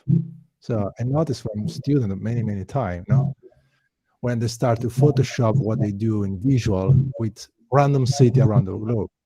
I say it's not much easy with your phone, take photo on the corner and really show me that you know your town, because most of the time I'm the one who send them photo or place or exhibition to visit around the city. They say, oh, we don't know about that. So that's again, we back to what Lefteris said before. You need to study do research about the context. And sometimes, especially if we live in the same city where we're born, sometimes we forget where we are, what we have around us. That's why I push my students. So now you still live with parents, some of them living alone, but still treat the city and know the city only the way they know from home to the school. If they ask, do you have any designer to do this job around you? Oh, we don't know nobody. I have to go to Shanghai. I say, but how is possible? A city big like London, nobody is doing that. See, it's of course, it's what they see on the web. The first website is the right answer all the time. And again, we need to connect them all the time. That's what you all try to do. I see, push student, learner in any situation, the commercial or non or academic context, with talk with different audience. The only way student will be aware that design is so broad, but you really need to study. No, and the best part when you're students, you never fail, because it's always an opportunity to learn something. When I was at Polytechnic in Milan, I was doing product design, and for me it was fantastic because I was in contact with so many companies, both small and bigger, and did a lot of projects. I still remember one about fish, ostrich, and champagne. So I have to go in those places, and they say, but I have to open for you. No problem. So I ate a lot of those things, went to restaurant, because I have to learn how to open, right? So that's a good excuse. And then say, same to my student, you really need to act as those things for you. You need to learn everything. So you learn from people doing with that stuff every day. You can't learn just by sitting or just call and say, oh, I've done the interview. That's it. It's just a starting point. I think we don't have too much time, but we do have enough time for a few more of my questions. There's two sort of work ethic trends that I see, at least in my generation of designers. The first one is a super collaborative one. So designers team up with other designers or artists or publishing houses, whatever, and they create a lot of fantastic projects together.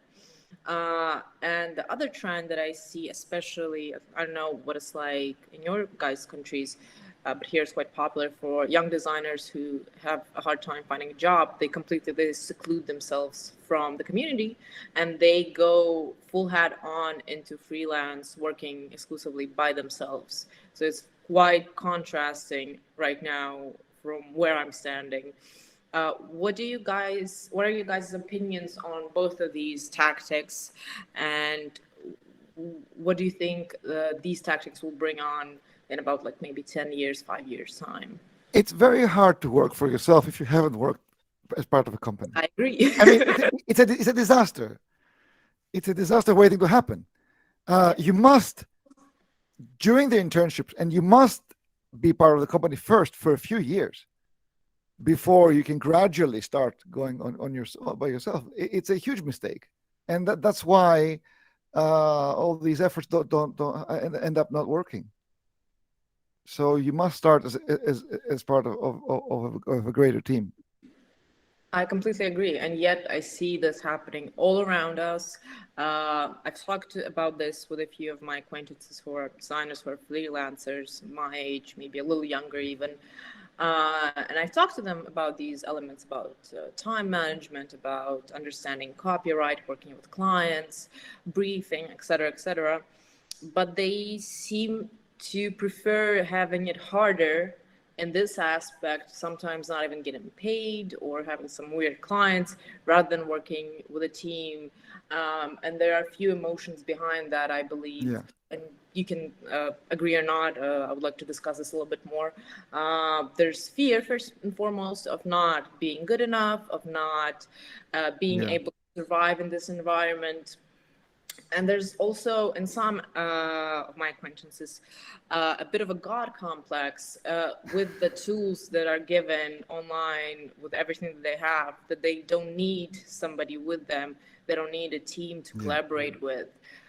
So what is your experience maybe from your students? You probably have a few examples of this around you as well. It can't just be Ukraine. Yeah, I mean, not getting paid is not setting boundaries. You know, not demanding a down payment, not demanding a deposit. But there is a structure to this, and of course, it's also to do with the institution.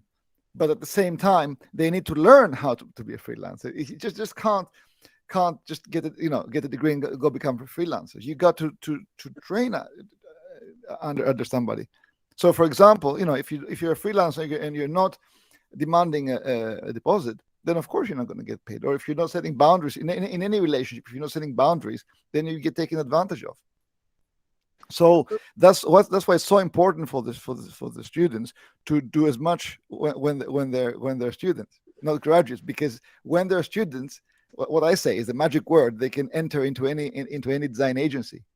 But once they're a graduate, the door's shut, and it's much harder to enter these places. That's why it's so important for the solution to everything you've been talking about is to engage with the industry while you're a student as much as possible. And in that way, you develop a network, you develop a relationship, you gain skills, and then the transition is much smoother. But if you wait until you graduate to engage with industry, then you're much more likely to fail. Of course. Do you think maybe it would be useful for institutions to understanding that although we can educate younger designers about how freelancing is straightforward from the get-go is quite difficult and not the best decision, a lot of them will still go into freelancing thinking that it will be like working for themselves, earning a bunch of money, being free, et cetera, et cetera. Do you think institutions should implement some sort of disciplines surrounding briefing, contract? Yes, of course. There is a module that's called professional development practice. Okay, so you have that in the UK. We have it in the UK and some other. It depends on the institution. Yeah, the professional development practice is 2 hours a week. That all these things are discussed, and the students that follow this, according to my experience, were employed before graduation, before the end of the year show. They were employed in their third year. So it's really just about following a small regime, but really following that, and acting upon it.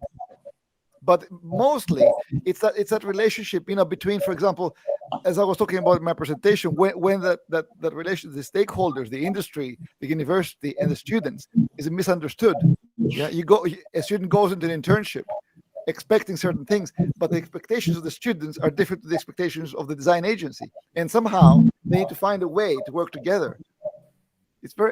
They need to find a way of talking to each other and not having so many expectations of each other, but finding a common ground so that there can be constructive dialogue between these three stakeholders. Yeah, and what about the collaborative aspect? What do you think that will bring in 10 years' time? I remember reading, I won't remember who wrote this essay, and I will not tell you the name either, but I remember reading an article, an essay, describing each sort of half century as sort of a process in the arts and design industries. And I remember reading that like the first half of like 2000 / 2050, 2060 will be a collaborative era where everybody is cross-stitching between different fields. And I've been seeing a lot of that, to be honest. Fashion, last month, I believe, Balenciaga did a fashion show in Simpsons. They did a cartoon about a fashion show that has actual real clothes that they sell couture. So these collaborations are going way out of hand in the best sense, in my opinion. How do you see this progressing in the future, like 40, 60 time? I think we take 1 month at a time. I'm very skeptical of these predictions that go 10, 20 years down the line. Yeah. What do you guys think? Yeah, I agree with Lefteris. This idealistic thing that we're going to be in love with each other in a couple of years, I think is not realistic.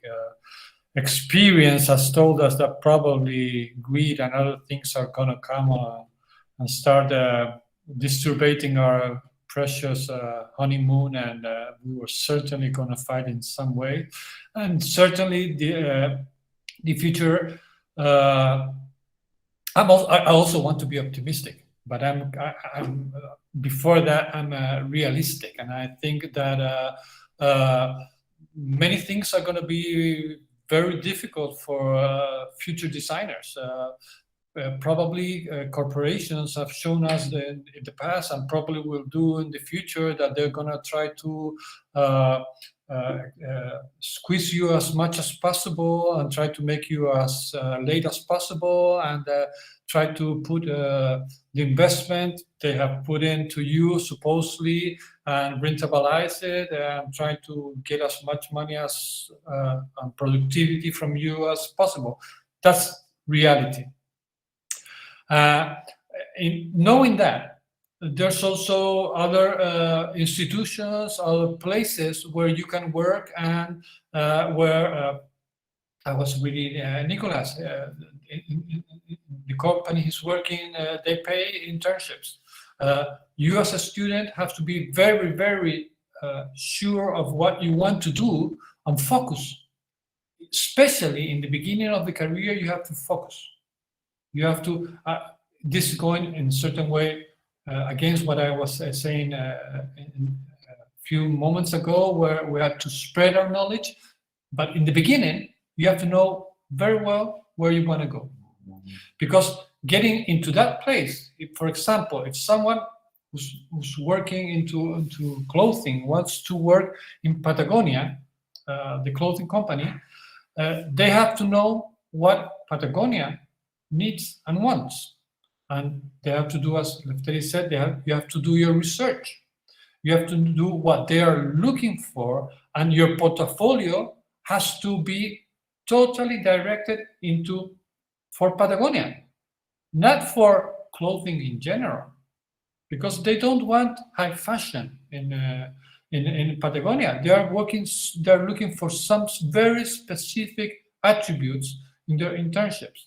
If you want to go and work with a very small boutique agency, your work, your portfolio, your experience, your knowledge, what you learn in school has to be tailored for that. You can't go everywhere with the same portfolio, with the same CV, because you're going to be rejected everywhere. Because you are going to be, especially in the beginning, you won't be anything. You won't be classified. And we need, especially companies, they know very well what they need. They've been in business for several years, and they know exactly who are they looking for. Sometimes it's a lucky thing. From what I heard, Nicholas found you in a pitch thing. Well, he knew what he was looking for very clearly. But if you are the one who's going outside, you have to be very sure. I want to work with them, or he's my guru, and in this period of my career, I want to learn from him. Okay, what do I show him in order to be attractive for that position, for that person? Because probably that position is being chased by 50 other students, or even more. If you are studying architecture, try to get an internship in a Foster, for example, with Foster. Probably he receives 10,000 solitudes a year. I don't know. Or maybe 10 or something like that, get an internship there. Try to get an internship in Apple. If you are doing software programming. So decide what you want to do and work and tailor yourself for that. And try to become as good as possible. That's the way to get an internship. Don't try to change the corporation, because in this stage of your career, that's going to be impossible. I already have a job and I fear now. Like, I need a CV and a portfolio. That's good. To me. You always need the CV in a No, portfolio. I'm talking to students in general. I know. That is true. Thank you, everybody. Fantastic discussion. So many interesting thoughts. I'm scared now. I'm gonna go and make a portfolio, I guess, afterwards. But we already have our next speaker in line. So everybody, please bring your attention back. Are you guys ready? Frank? I hope so. Oh, great. Thank you. Thank you. Thank you, everyone, again. Thank you very much. Thank you. To say in few words, as you know, we're going to be listening right now to Frank Peters, the Chief Executive of the Chartered Society of Designers and the Register of the Chartered Designers from the UK. And as we know, the name of the presentation is The Goal of the Designer. Let's see what that means. Very happy to see you here. Ready to hear you, and we have about 25 minutes for the presentation, and questions and answers will be in the end of the whole session. So after you, there will be 3 more presenters, and later on, everyone could ask the questions if they have some. Okay, Thank you. Now I can embarrass myself by doing what everybody else has done and try and find out how you do this. So present now your entire screen. Welcome.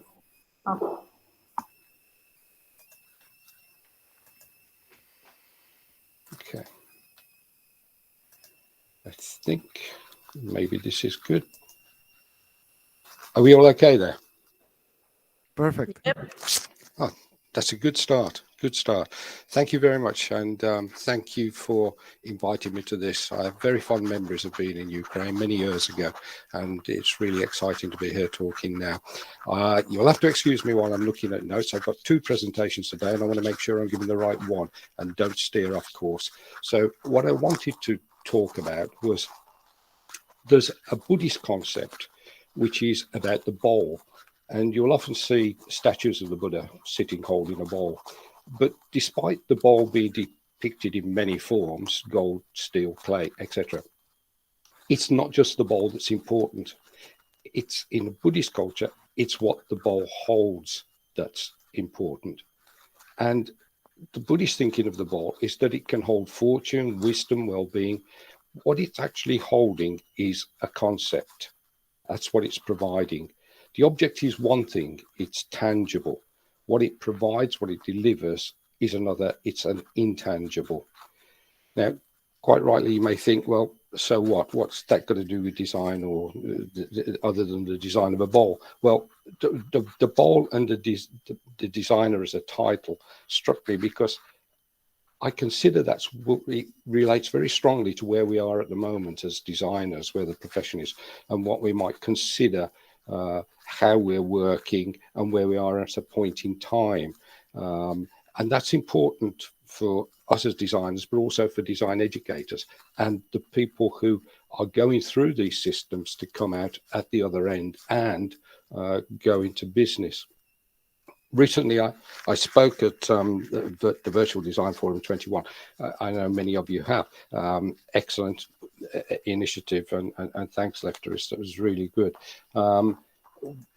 The thing I discussed was my journey. What I presented was a personal dialogue. I'm not going to repeat it all now. You'll be glad to hear. It was an internal dialogue that I've been thinking for some time, exploring my design education, practicing as a designer, and what I do now in listening to and supporting designers at all stages of their career. in my role as Chief Executive of the Chartered Society of Designers. It's a dialogue about me trying to make sense of my experience and my journey. My starting point was that, and it has to be here, I'm not an academic.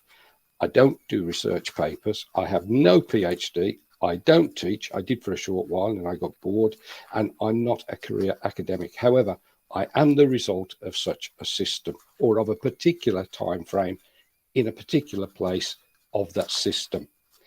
And like anything else in life, more recently, the education of designers has been changing at an ever increasing speed, mirroring social, technical, political and economic developments. But for many years, it hardly changed at all.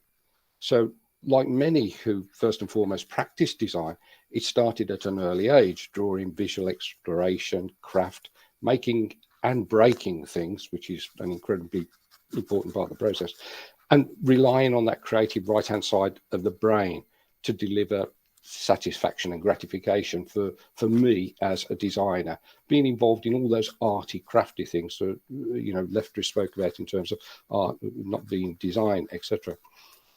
Then moving through school, enjoying art, craft, being rewarded as such for that enjoyable experience at the expense of other subjects such as mathematics, science, those sort of subjects, the territory that's in the left-hand side of the brain.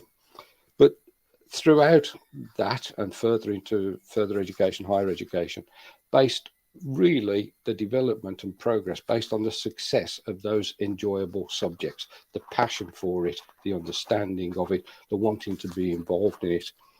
And personally after that, then developing my own design studio, offering design services to clients in a range of different fields, all based on the same design thinking, as wasn't design thinking at the time, but on the design understanding of corporate identity, graphic design, interiors, exhibitions, etc., all based on a learning experience within that educational system in order to address client and commercial requirements.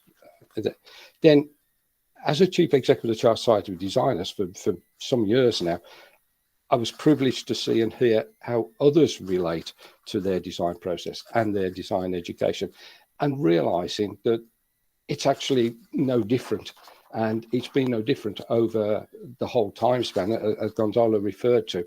And what I've ended up seeing is all the things that go on have actually gone on before in my journey, and having the privilege of looking at hearing anecdotal evidence, looking at evidence within our archives. These things are no different from what's been going on for a very long time. This questioning of whether design education is fit for purpose, how designers practice, etc., etc. So it's a continuum. It is.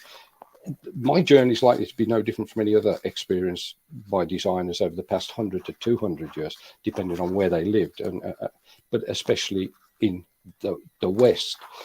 The first design school founded in the UK, 1837, London Design School, now the renowned Royal College of Art, founded by UK government to exploit the skills of artists and craftsmen in adding value to mass-produced items that were the product thanks to the Industrial Revolution, and in direct response to commercial pressures from Prussia and France at the time, and trying to get them to compete with these manufacturers, especially in Europe. And this really stemmed from the ceramics industry, obviously, where many bowls are made.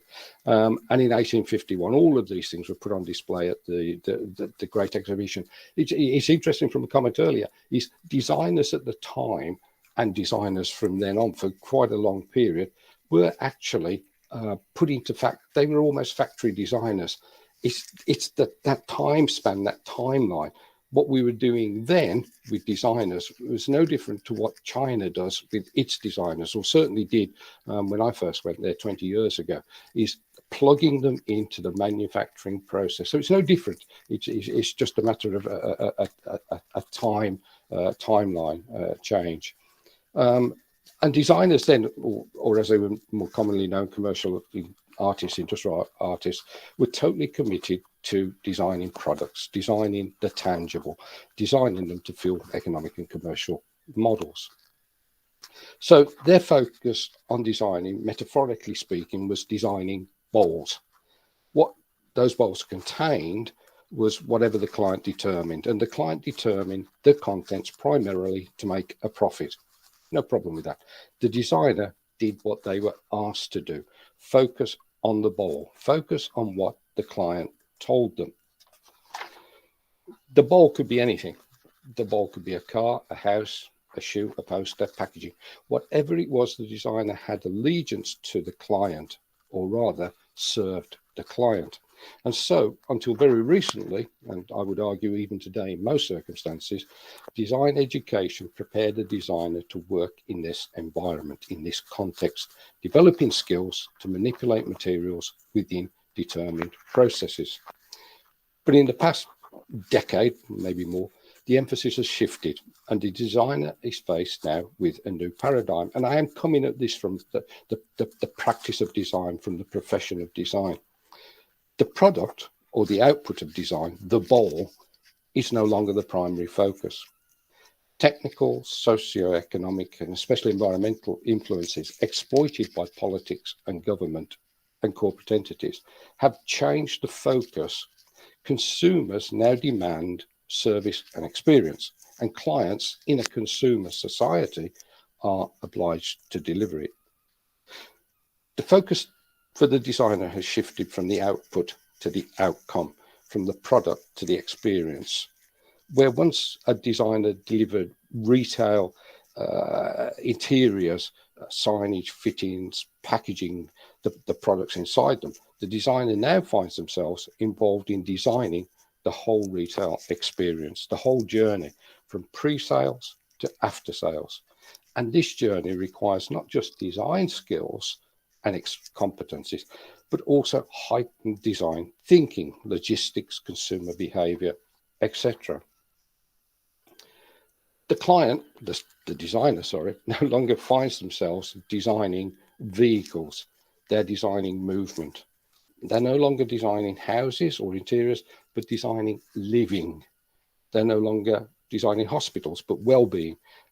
No longer branding, but actually designing businesses by what they're actually doing involved in these activities.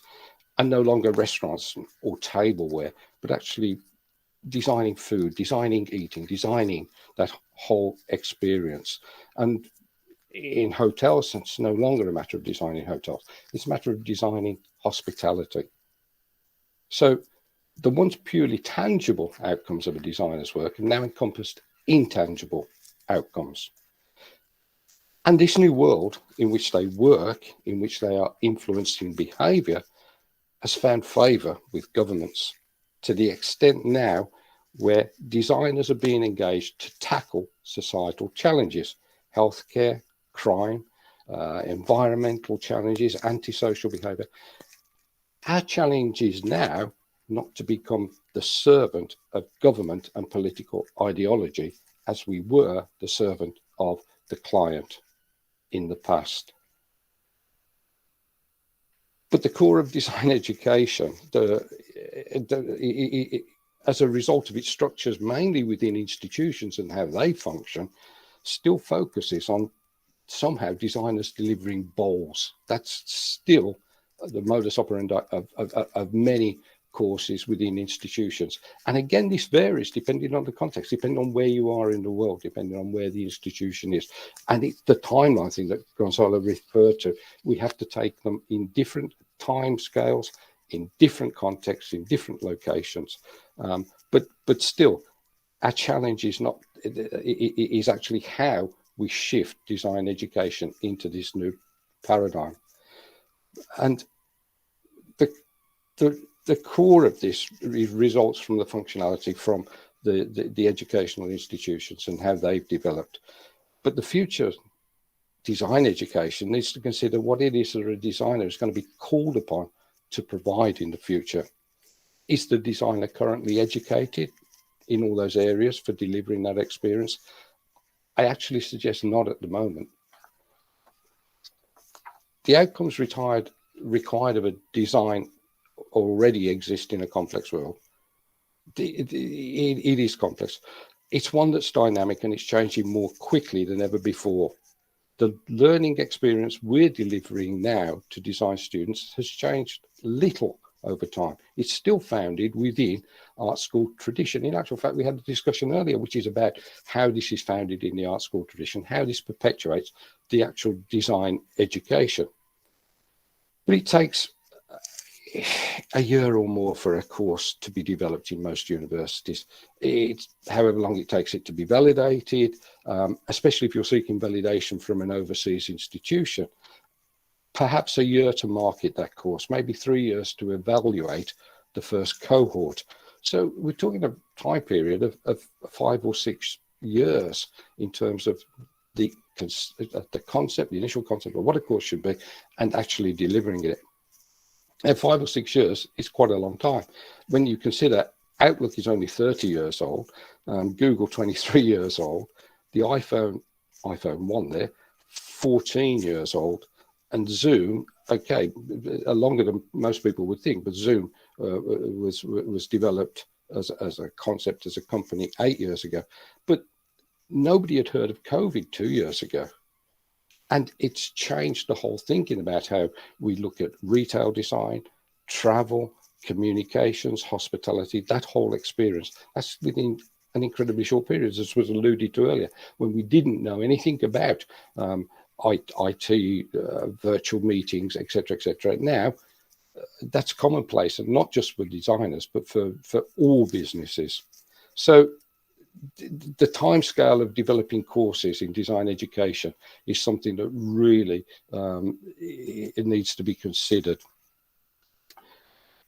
And also, if we're talking about designers having to work with developing, designing, influencing experiences, the intangible, then what skills and competencies are they going to need to be able to work in this area?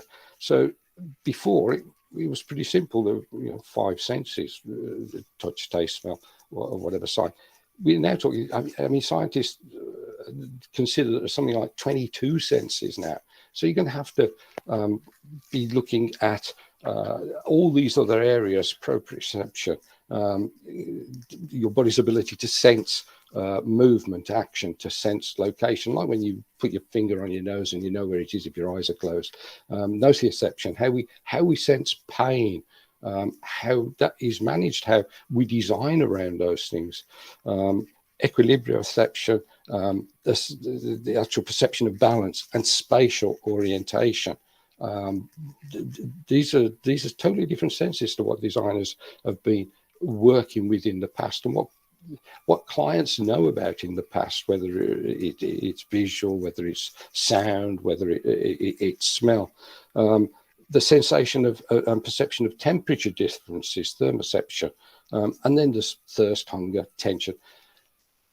Without even going into sixth sense, when somebody says, yeah, I know this, it's a sixth sense. I mean, that sense is more in the area of things which are the I words that designers use all the time: inspiration, imagination, insights. So there are some really interesting areas around these things which overlap into the fields of neuroscience, etc. So how designers and how design education is going to prepare people, designers, for working in these areas.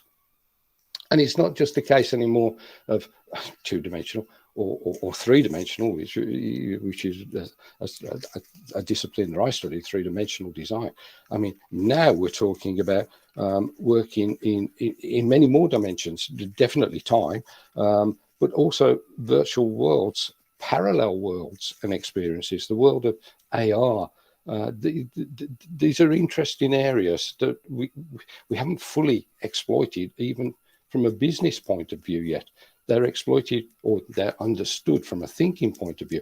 But how are we going to actually equip designers for working in this area? Because they're going to be some of the first people to have to develop working practices in these areas. It's a new knowledge and understanding that designers will require.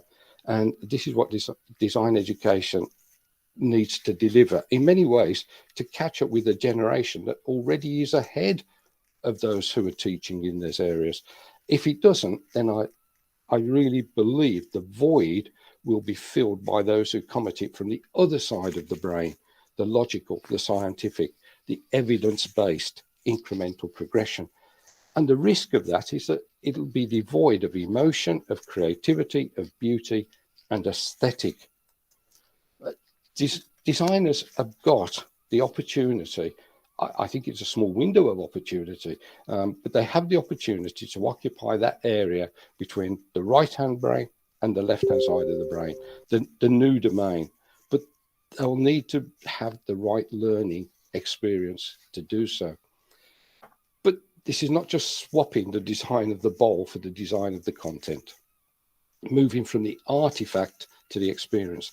The designer can deliver both and thereby exercise control, managing and orchestrating. We'll still need to design the bowl. It's an integral part of the experience. I mean, drinking coffee from a glass or drinking champagne from a coffee cup will impact on the overall experience as much as other activities, as much as other things influence that experience. And that experience is the experience that's desired by the consumer. This is what keeps the designer in a job. This is what pays for the designer's mortgage, the designer's car, etc. So, you know, where the designer's work finished at a point with handing over the design for others to produce and deliver, the designer is now able to print their own 3D print. They're prototyping. They can retail the results. They can run the business, but they'll need a learning experience that enables them to do so. They will be leaders, experts, managers. They'll be orchestrating. They'll find themselves in these positions. They'll be magicians. I mean, what designers do to some people is totally magic. Now, we know it's not magic. We know how to do it. I mean, the best magicians practice their tricks to the ultimate. So, you know, this is what designers do. They're capable of doing it. But if their competencies are not developed in these fields, they will, as I say, leave a void to be filled by others in management or in marketing. And it's a void, I would argue, that's already been identified by some who have deconstructed the design process to extract design thinking as a discipline and a career in itself, abstracted from design thinking removed from design doing. But future designers are going to need to collaborate, not just with others, but with others in much wider fields. Already, there are those like Elaine Yang-Ling, who are doing experimental work, Neri Oxman, architect, designer, and inventor. I mean, it doesn't take much to imagine that this is actually moving into the realms of magic when somebody's able to do some of these things that appear magic to other people, but the designer is capable of doing this. They're combining talent and creative competence to practice as architects, designers, inventors, growing forms of material rather than manufacturing them from composites. When we're talking about designing a chair and saying, okay, you can't do it in CAD. Well, you could actually do it with materials, but you can actually now grow furniture. You can grow elements of living environments. So this is all new stuff. This is all fantastic, amazing stuff. But designers are going to need to be not competent in doing it, but competent in knowing how to negotiate it in the future. And it's delivering innovation, and it's what the consumer will be requiring as a result of commercial demands. So science and technology, genetics, bioengineering. So the future design studio is probably going to be more a design laboratory, where you may well see a 3D printer and a computer sitting alongside a petri dish and a microscope. The studio wall alongside Pantone swatches and typeface fonts, sheets, etc., with the periodic table and DNA genetic charts on the wall. Designers needing to understand this because they're going to be working with these people. It doesn't mean they have to do it. It means they have to be aware of it. They have to have knowledge of it, some understanding of it. It doesn't mean they have to do it. But in order to work as part of a team, in order to be an orchestrator, in order to be in a managing situation or strategically leading, whether it's in their own business or in an in-house studio or just by themselves, that they're going to need this awareness. They're going to need to know how this is playing into the whole effort in order to deliver not just the bowl, but what the bowl actually contains. And I think the designer in that sense is going to become more of a cross between Henry Ford and Charles Darwin. It's going to be a design. They're going to be a designpreneur. It's this area that I find really quite fascinating. And we were talking, there was a conversation about, well, you know, are there enough jobs for designers? Do we have too many designers? I actually think that designers are going to be able to find positions in all walks of life. And that's the interesting thing. There may be too many designers for what we now consider to be design, but I don't think it's going to be a situation where there's going to be designers who are not going to be able to negotiate their way through a career in order to get jobs, etc. I think this is going to be an interesting area, but it's going to need the designer to think in a different way. And for the designer to think in a different way, then design education is going to have to give them the tools to think in a different way. I believe it's the time to address this. I believe it's this is a global context. It's in the context of new paradigms, how we're living at the moment. And if anything over the last 2 years has shown us, there's no certainty. This is an uncertain future.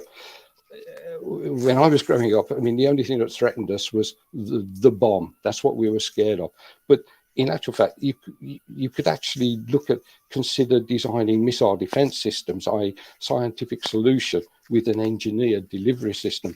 But now we've got an existential threat of a virus where we're actually relying to some extent now still on a scientific solution, but we're having to deliver it by experience and behavioral design. So we're having to get people together to say, this is how you now need to behave. This is no longer just an engineering delivery mechanism. This is delivering a defense against a virus with experiential, with behavioral design solutions. We've got no idea what lies ahead, but I do know that what we need to give future designers is a learning experience that equips them to negotiate through unknowns. And as much as designers must now collaborate to design, to co-design, I do believe that design education, indeed design education full stop, not just design education, needs to collaborate with others from a much wider pool in order to co-design education to be fit for purpose for designers to actually move forward. So those are my thoughts on this, and I didn't want to repeat too much what I said at the VDF, but happy to take any questions on that. And thank you very much indeed.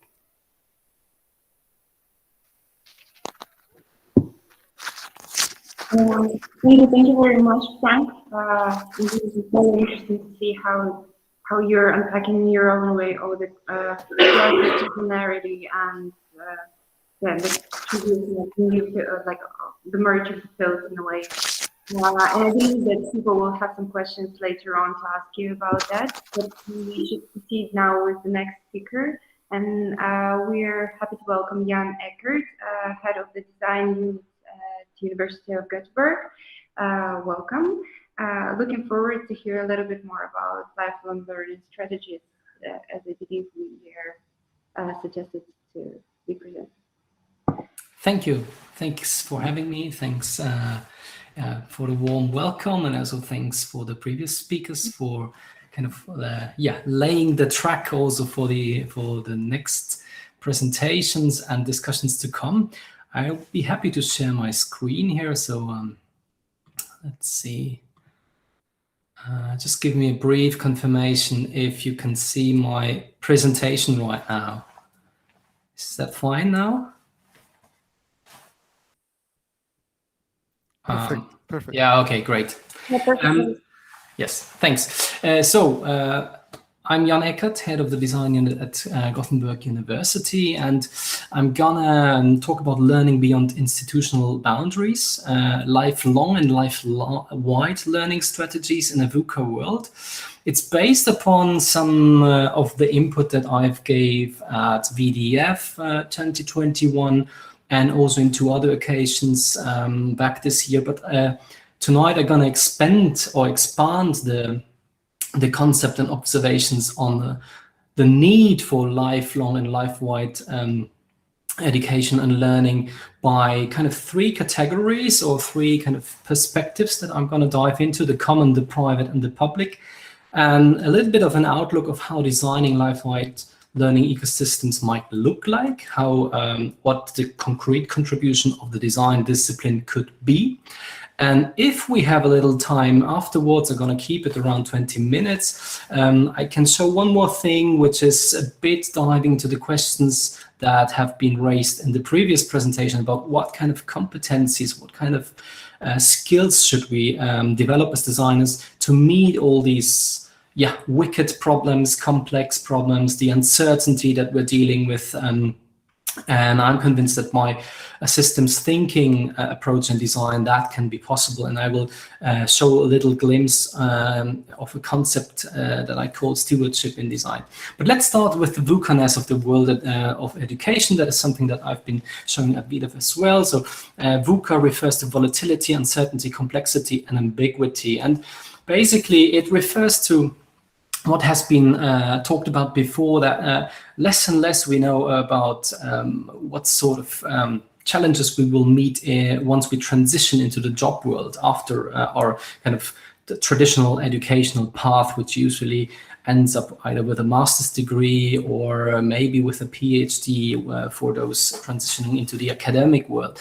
At the same time, and this is an observation, it's not based on statistics, it's pretty much common sense, we deal with an increasing complexity of problems. So if like that x-axis here was the timeline, the more and more we move ahead in time, the complexer or the more complexity we need to meet in the challenges in the outside world. Now this is again something, it's not just an observation made by me or others. This is if you dive into studies such as the World Economic Forum, if you like those forums or not, it's stated pretty clear that more and more of the job profiles will be emerging ones, unknown ones, dealing with challenges and tasks that are yet unknown to us at the present time.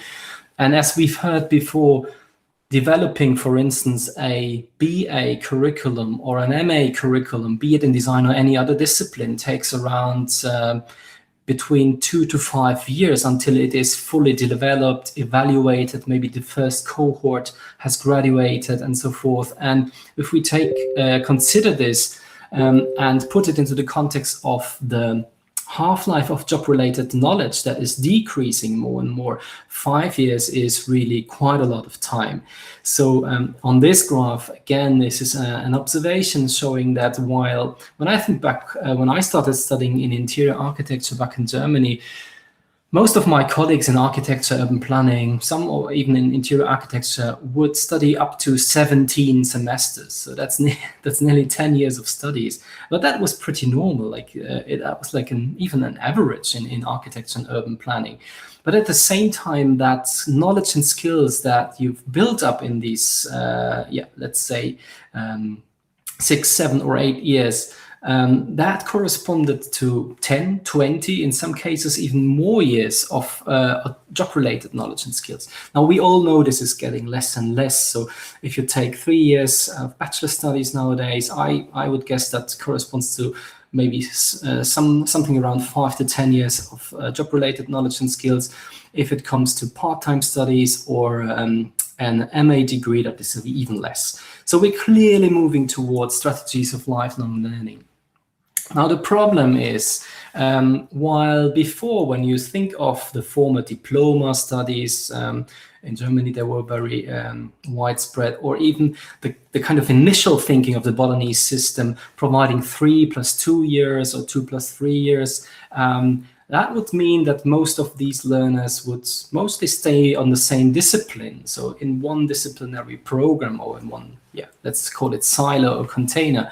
Now, the more and more we move ahead in both the Bolognese system, but also with all the challenging happening outside academia, we realize that there is no reason for learners to stay on the same discipline, because more and more they need to explore other disciplinary knowledge as well to masterize the challenges in real world. So more and more learners are leaving these educational silos, and by educational silos I mean, like, for instance, let's say at this traditional design disciplines such as graphic design, visual communication, product design. So the more while you see on the right-hand side, my observation as head of 3 MA programs back in Switzerland before I moved to Sweden was that maybe 5 to 6, maybe 8 years ago, we had not even 20% from our learners joining us from other disciplines than design. But the last few years, it was pretty much 50% or even more students applying maybe from business administration, from engineering or other sciences for an MA in design. So that is clearly a signal that also, and at the same time, there might be designers that after graduating from a design program, a traditional one, would then transition into another discipline. So this is these learners leaving the silos.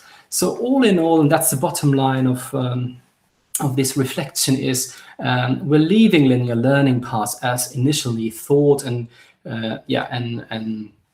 developed by the Bolognese system, and the viability of educational silos such as programs, departments, faculties, or even universities. And we're slowly entering into what becomes a nonlinear learning network. Now, what are these networks? What could they look like? And this is something I will talk about today, how they extend beyond institutional boundaries into cross-sectoral learning, combining the common, the private, and the public. So wrapping up that first part, no, let's start with this. So learning beyond institutional boundaries, what does that really mean? Now, I really recommend Charles Jewett. He wrote a couple of papers. One of them is Multimodality and Literacy in School Classrooms, where he writes about learning that traverses into institutional boundaries.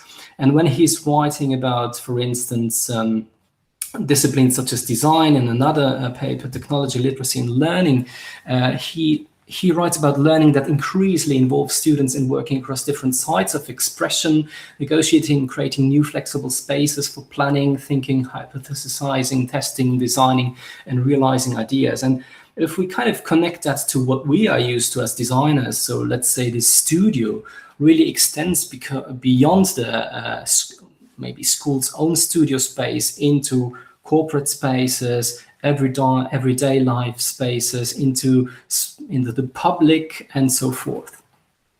There is a term coined by Jackson that is called life-wide learning. There's a very interesting white paper that has been just published this year, I think back in February, which is called Enriching and Vivifying the Concept of Lifelong Learning Through Life-Wide Learning and Ecologies of Learning and Practice. This is, by the way, published on a platform called Life-Wide Education UK, and that one is also part of the UNESCO Institute for Lifelong Learning.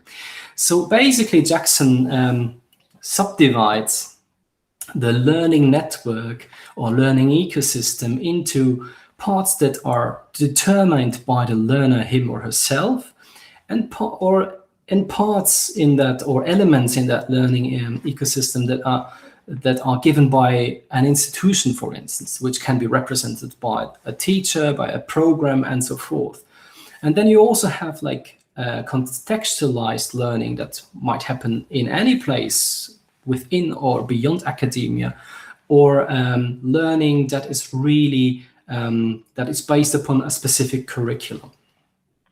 Now, if we take that concept and take a look at what I've been mentioning before as the common, so learning in the everyday community, in everyday life, that basically includes learning in any non-institutional environment. That can be me taking evening classes, that can be me maybe cooking with some of my chef friends, that can be really happening all across let's say, the layers and areas of my daily life.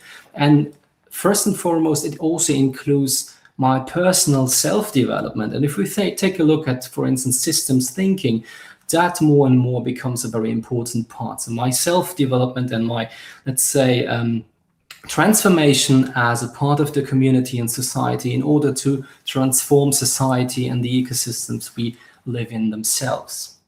Now, the common can also mean something else. The common refers, for instance, to open learning resources that are more and more available to each and everyone, be it on the internet or somewhere else. So here's an example. There is this artist Beeple. Some of you might know him. He got recently very popular and sold some of his non-fungible tokens for several millions of dollars or whatever cryptocurrency he's using at the time. And in an interview with Beeple that was held by Greg Williams for Wired magazine, he says, like, basically, I don't need any art education to realize, technically speaking, realize my artworks, because most of the software that I use is available online, some of them for free, and I can find hundreds of thousands of tutorials that teach me using that software. So, like, technically speaking, for what I'm doing, what I'm selling, I don't need kind of institutional art education anymore. And this applies to a lot of other fields as well. Now, that, of course, connects to another phenomenon, which is the private, that extends educational offers beyond the public sector into the private sector. So that could include learning on the job, that could include corporate further education, or companies and firms specialized in providing education. And we all know that more and more players extend the educational landscapes. You might know some of these here. Most of them are online based. Or it might also include, and this kind of ties back to Carl Vredenberg's keynote held at VDF 2020, where corporates launching their own educational offers because they identify gaps there between what is taught in maybe in the university in what is needed in the industry. And Carl Vredenberg was talking about an internal survey that they conducted with the design graduates that would transition into IBM, and the major lack of skills that was identified with 38% was multidisciplinary collaboration. So if you look it up on the internet, IBM is currently rolling out a massive global educational initiative. And now thirdly, the public, there's not much to say because I've been saying it already. It is still, so by the public, I refer to public education, such as in universities, schools, high schools, and so forth, is still trapped in educational silos and is basically more and more detaching from what is happening in the world outside of academia. Because as we've heard before, restructuring or redesigning a curriculum and program takes more time that knowledge might be valid in the job world, right? So wrapping up some of the most common challenges in education from a public point of view, being a part of a university myself, is we still are stuck in a very slow process of introducing new public management versus a high-speed evolution that is really needed in education. And this is, again, if I was about to redesign our curricula, I need to consider at least 2 years of preparation, maybe another 3 years of implementation. We still, at most universities or high schools or colleges, and there is examples that are that work in a different way, but we're still stuck in institutional silos. So we're part of departments, faculties, and so forth. And that leads to exactly that observation that the VUCA-ness of the job world or the world outside of academia leads to academia detaching more and more from real-world issues. So now the follow-up question is, well, what can design, even if it is part of that problem, contribute to meet all these challenges? And I would like to highlight maybe 2 points today. One is holistic pedagogies that deal with the uncertain, which is a bit what has been described in the talk before, as we have this kind of let's call it magic going on, that we're very good at it when it comes to dealing with the uncertain. And we all know it's not magic. It has to do with stating hypotheses, prototyping things, and so forth. And the second one is that the same as we might, design and orchestrate a service system that might be addressing customers for a certain company, or maybe being located in the public sector, in public management.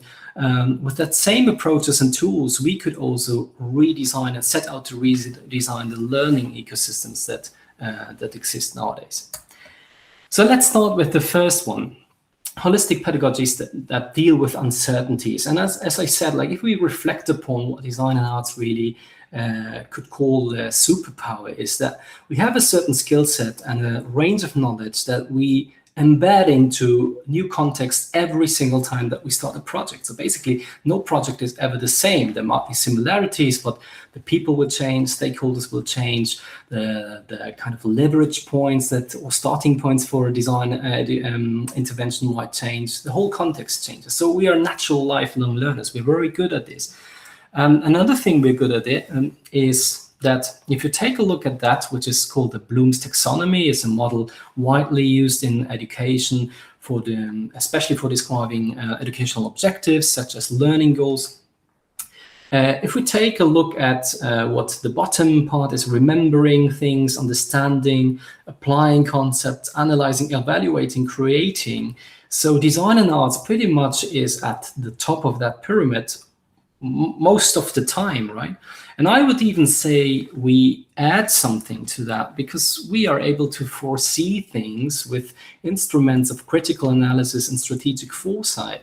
So that's why currently I'm proposing to turning that pyramid into rather a dynamic canvas, where learners actually kind of, instead of growing through those levels, combine different areas of learning. And by adding foreseeing, design and arts are really strong in that triangle between analyzing, foreseeing, and creating things. So this is one thing that we can feed into this whole challenge. The second thing is that, as I said, with the same tools and approaches that we might do service design, that we might design policies, that we might develop, new care systems in healthcare. With the same approach, we could address the learning ecosystem as a whole. And in the following part, I'd like to highlight three things. One is cooperative models that have been existing for a long time, mapping and analyzing learning trajectories, and hereby I refer to that concept of life-wide learning by Jackson that I've been picking up before. And then last but not least, how could that kind of prototyping new learning ecosystems look like? So cooperative models in education that combine maybe the university with the industry or with the public sector have been there for quite a long time. Joko Muratowski explains that in his paper, The Making of an American Design Schools, Lessons Learned, has been published in 2020 in the CG journals. He talks about cooperative education as it's been introduced at the University of Cincinnati at the beginning of the last century. So it's there for a long time. Of course, the more complex the outside world becomes, the more challenging these cooperations become, since, again, we are a little bit lacking behind in the institutional educational landscape. And that has been described before exactly. So what that means, that the learning trajectories are kind of slowly changing. And here I refer again to Jackson, that while to a certain extent, mainly education in the past centuries was having a rather linear approach and a clear subdivision into institutional, non-institutional spaces, into formal learning and informal learning. And now this kind of learning extends into these networks that I've been mentioning. So if we map a learning trajectory, which can be my personal learning biography or anyone else, it will always combine different touch points between institutions, non-institutional entities, and so forth. Now, we don't know whether those trajectories are the ones of the future. So what I'm proposing is, with the same means of critical analysis and prototyping, we should set out as a designer to try to forecast what could these new learning trajectories look like. What's the path there? Which could be the touch points between an individual, a community, and maybe some organizations such as institutions or corporates. And we will realize that maybe, or not maybe, pretty sure there are certain gaps that need to be filled. So learning might happen something, or there might be a need for learning where there is no kind of part of the ecosystem of learning. And this leads me to the final slide, saying one of the tasks for design education should be also engage in the prototyping of life-wide learning ecosystems with the same means and tools that we're approaching any other complex problem. So I would like to wrap it up here, and thank you for your attention. If there is, however, like 5 minutes more time, I'll be happy to spend it on one more thing. But maybe before, I can switch to you here and see if there are any questions. Indeed, I think we have another 12 minutes if you feel like continue with. Okay, right. So let me just share. It's really just 3 slides that kind of dive a bit into what skill set might be needed. And by skill set, I mean a designer skill set to kind of extend into those rather complex challenges. So let me share my screen again here. There we go. Full screen. Exactly. And yes, so one more thing, stewardship in design. It's been a concept that I started developing, I think it was back in 2017, and we discussed it the first time at the Cumulus conference in Paris, because I stumbled over the term being someone who always tried to tie design and design education to what I've called social relevances. And so design, rather than being that discipline forging superstar designers and these kind of designers, authors / artists that kind of, spread their designs all over the world, shifting from that mental image towards a designer who is really at the service of the world itself.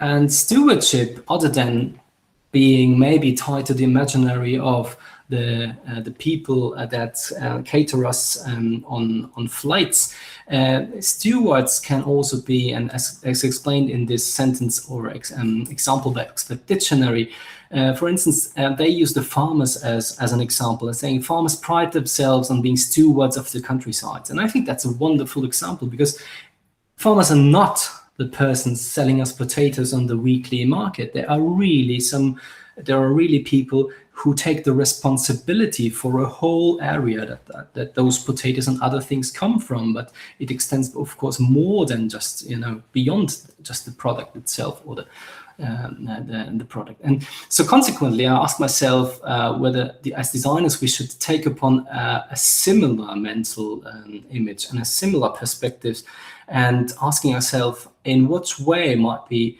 pride ourselves on being stewards of the people we design for and the ecosystem that we live in. And that includes, of course, human entities, non-human entities, and the entire cosmos around.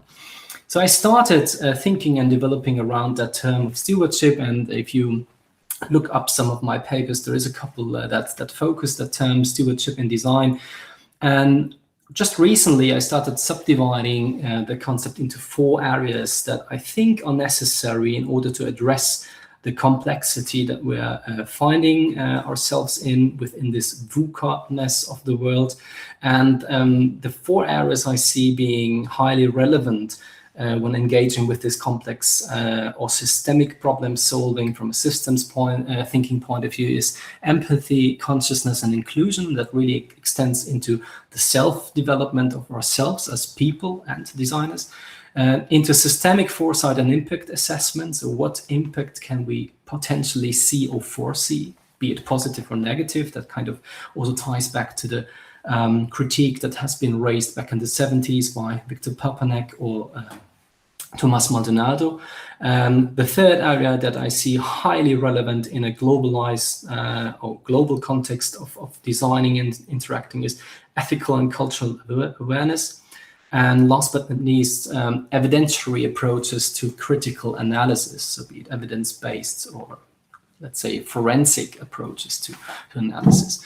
And so I started outlining a list of principles that I see being highly relevant that connect to these 4 areas, and they can be inclusion. And by the way, it's not a complete list. It's just I guess it's going to be a never-ending list, but it's a little bit of a self-reflective approach also to my own work as a design educator. So what kind of things would I like to what would I like my future learners to kind of engage with and develop? And it's sure inclusion, participation, agility, empathetic leadership, and transformation, consciousness, and my own behavior or the collective behavior.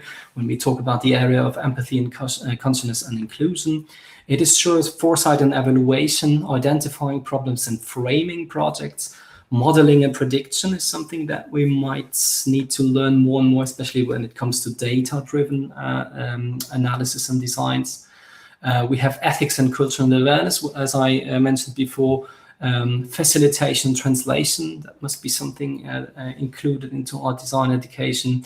Then, as I said, forensic, like kind of, unveiling, revealing with the areas of frictions and conflicts within our world. With a critical approach, we need, at least if we engage in the academic world, be more and more tying our acting and researching towards concepts of research integrity and transparency. And last but not least, I mentioned before, data-driven concepts and maybe also decision-making processes that are more and more based upon algorithmic evaluation of data. So we really have a gap there when it comes to data literacy and acts of decomputation. So how do we bring those algorithmic analyses back to a level that it can be understood, communicated, and handled by human beings again? So that was one more thing. Now I'll be happy to meet some questions or discussion. And thanks again for having me. Thank you, Jan. Thank you. I believe a lot of people here in School of Visual Communications already figured how to work with the information that you've just provided. We're already kind of excited here. But if you don't mind to wait until the end of the last presentation and let's proceed with questions, then yeah, cool. Then I will invite each Sudebi, Thakurata, and Probal Banerjee. Apologies for all the wrong pronunciation. So Sudebi is a meta-facilitator, narrative designer, faculty at Srishti Manipal Institute of Art, Design and Technology in India. And Probal is entrepreneur, design-led innovator, regenerative leader, and transformation enabler, as well from India. Welcome. We're happy to have you. We're eager to listen about the art, design, and practice of collaborations, as stated. Please, round of applause for you, and I'm setting up to listen. Thank you so much for inviting both of us, and it's really a pleasure to be invited. Our apologies. We could not attend the entire conference, although we wanted to, because there were already some other prior commitments. But yeah, I think it's the end of the conference, and I'm sure everyone, I mean, whoever is present here, they're here because they really care for trends in design education and design education in itself. But nevertheless, this is the end of the conference, and we thought when Svetlana had invited us and we were discussing what we could be talking about, we were thinking of talking about something which I think has been our learning in the last few years. By virtue of engaging in a lot of projects across the world. So both of us are in India, to be precise, in Bangalore, and we work across India and we work across different parts of the world, especially in South Asia, Southeast Asia, Europe, UK, North America. And we thought that, I mean, rather than talking about just design education, some of the learnings that we have actually had might be really interesting to kind of share with everybody else. So a little bit about myself, as you have already mentioned, I am a design educator, and I can see some known faces, so good to see. And I have practiced design for the last, I would say, nearly 15, 16 years, and I've had my own very interesting journey into design. Although I'm a design educator and I'm a transdisciplinary designer, I like to call myself a learner because I always feel there's so much to unlearn, and I would say that the pandemic kind of threw a lot of challenges to us and also opened up a lot of opportunities to learn. And Probal and I had co-founded our own design-led collective 5 years ago. So although I teach at one of India's oldest design schools as a faculty member, but I also wear the hat of the co-founder of the Epicenter, as we call it, and engage in a lot of different kinds of projects. And all those projects have one thing in common. There is some element of impact that we work on, whether it's social, ecological, cultural, educational. All our projects mostly are around impact, designing impact, evaluating impact, helping others, creating their own impact, and things like that. So, Probal, you want to introduce yourself briefly? Yeah, thank you, Sudebi. I am not a designer, so thank you for inviting me here. Especially, I do not consider myself to be a design educator. I do have a long number of years in working in managing large programs, and as is the case, when you manage large programs, you also have to keep on working at innovation. So I started my journey into innovation through the Lean Six Sigma route, and I was a certified black belt and working to primarily work with the companies which we contracted with to improve whether it be profitability, whether it be productivity, whether it be other measures of success, as they would call it. And about 10 years ago, I met Sudebi, and that was my introduction to the world of design as we know it, and I found it to be extremely interesting. And I was lucky enough that we shared a lot of common values. We shared a lot of ideas which we thought we could bring together to this world, and that's been the journey since. So very, very happy to have had the privilege of being on this journey. Like Sudebi said, both of us consider ourselves to be learners. In fact, that is one of the mainstays of the Epicenter. We treat everybody as a learner. You might be the head of a institution, a CEO, or the president of a country. Or you could be in a rural village and 12 years old. We treat you as a learner depending on the context. But yes, interesting story. Yeah. So I think we can share our screen. We really don't have a presentation like that, but we thought that it's going to be a nice visual reminder. What we wanted to share was through a series of interconnected inquiries that we felt had really helped us constantly question ourselves about what we are doing. And we feel that it's extremely important to ask those questions and remember those questions, with respect to design education, and design-led processes. So here we are going to talk about the art, design, and practice of collaborations. Why are we seeing the art, design, and practice of collaboration? Because, sorry, we'll just share the screen. Yeah, sure. You have to share.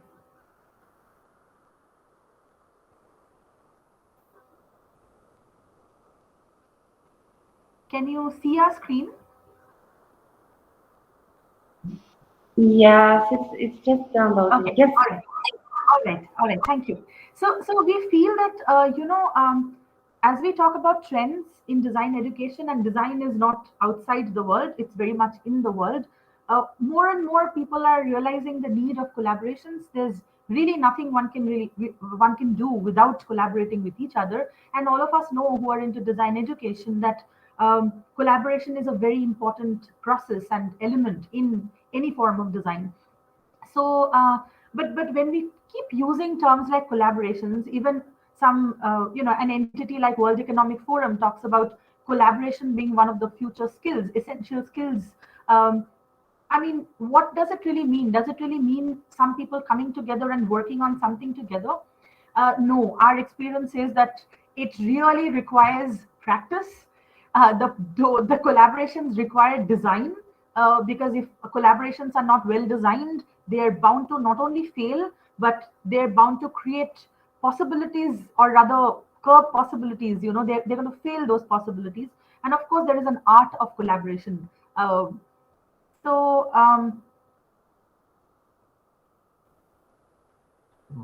yeah. So what we essentially wanted to discuss was the challenges that our times have thrown, as we all know, whether it's the pandemic, whether it's climate emergency, whether it's anything else for that matter. Along those challenges, there are various possibilities that have opened up too. And one such possibility that we feel is the possibility of being or remaining a cosmopolitan local, someone who can be in as regional or as local a space as possible, even the spaces within someone's home, sitting in one's favorite corner in the house or anywhere for that matter. But then one still has the possibility to navigate across so many different contexts, spatial context, temporal context, and many other cultural, economical, ecological, geographical contexts, right? Now, which then definitely means that designers also have that possibility of remaining and being a cosmopolitan local. Now then, the possibilities of crafting futures together therefore become also an opportunity, and that can happen through the power of imagination. Someone can not only design products and services, you sort of understand that you can design and redesign possibilities. And therefore, it's very important to hone and foster and learn the ability to choose, to train one's eyes to see, or should we say, untrain the minds to unsee, what you have learned in a very conditioned kind of a way. Open our minds to discover, learn how to navigate. Navigation is a very important skill because, and therefore, navigating landscapes, therefore, mapping also is a very important skill, like making newer maps, breaking boundaries, transcending boundaries, questioning binaries, So this whole navigation is actually an act of traveling together, as we find. And the question is then, how do you find the fuel to travel together? Because traveling together could be an amazing experience, but it could be a very difficult experience as well. So we wanted to get started by this really powerful yet well-known quote by Marcel Proust, which says, "The real voyage of discovery consists not only in seeking new landscapes, but in having new eyes." And I feel like as educators of any sort, it's very important to, hone the skills of having new eyes, to constantly nurture the ability to untrain and train our eyes to question what we are seeing, why we are seeing, and what is it that we are not seeing. And only then one can sort of be intentional about one's choices and action. One can actually find the unintended consequences of their action and their decisions and their choices, and then collaboratively, discover so many different things, and this can actually happen by framing our inquiries. So that's what we are going to do. As I said, that we will be taking you through a series of inquiries that we have found to be very powerful. These are our inquiries, and we'll take you through them briefly. Thank you, Sudebi. So one of the first inquiries that we have is, how can cross-cultural, transnational, systemic, creative collaborations be facilitated amongst people from diverse contexts and disciplines, and where the facilitator is from a different context as well. Yeah. So why are we using the word facilitator? Because we believe that facilitation is a very important ability.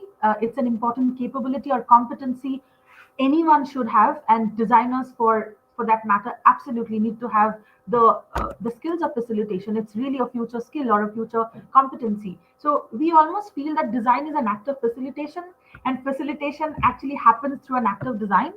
Now, the question is, as we collaborate with different people across different contexts, I mean, diversity is not only in the context and in the discipline, in the people who are coming together, but when the facilitator who's facilitating this collaboration also comes from a different context, it's extremely important to be cognizant about one's diversity, one's own positionality. And that diversity and the awareness of that diversity is an extremely important point, because that's very political, because how one is including someone and how one is not, how somebody is representing something and how someone is not, all of these things are extremely important in any act for that matter, and definitely in design. Yeah. So the next question that we have is, what really binds individuals from diverse sociocultural, geopolitical contexts, and what acts as challenges in an increasingly interconnected world? And I would say that you can see that not only did we sort of put the questions together, we intentionally highlighted certain parts which according to us are really important to kind of think about. The focus really is in the binding, because yes, people are different, they come from diverse spaces, diverse contexts, and then are we only going to constantly look into what makes us different? Are we going to only focus on the differences and look into the challenges that it has? Because all of us know, I'm very sure, unless and until we are lying, collaboration is not an easy act at all. It's actually quite a difficult thing to do, real collaboration, fair collaboration.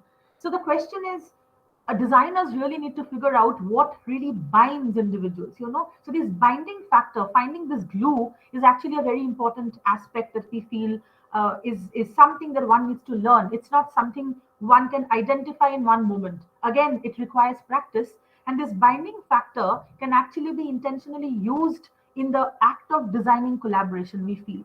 And unless and until this is kind of looked into in an increasingly not only interconnected world, but interrelated world and interdependent world, it's really hard to design anything. Moving on, how do seemingly unknown contexts unleash opportunities, not only to learn about another perspective, but one's as well, while discovering invisible elements that connect and catalyze creative collaborations?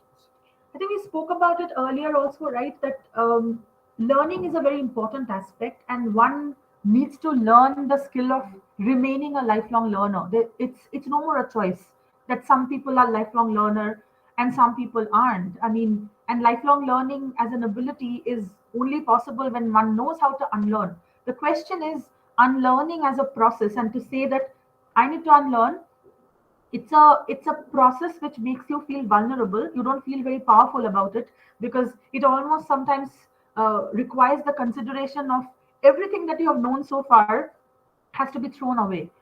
Everything that we have known so far has to, I mean, you have to almost forget that. You have to let go of it and embrace something which is so uncertain, so unpredictable, so ambiguous that you're almost scared to do that. But as we were talking about how this navigation is not possible without the ability to learn, how do we discover, right? One is discovering about the others, but it's also important that one knows how to discover oneself. And that's again a very important factor in the world of design, and any world for that matter. And then, of course, those invisible elements, as we started with the idea of seeing is such an important act. That kind of leads to the connection and catalysis of creative collaborations, because I feel like as designers, as artists, as creative practitioners, it's very important to engage in not only collaborations but creative collaborations. Can we think about it creatively? Yeah.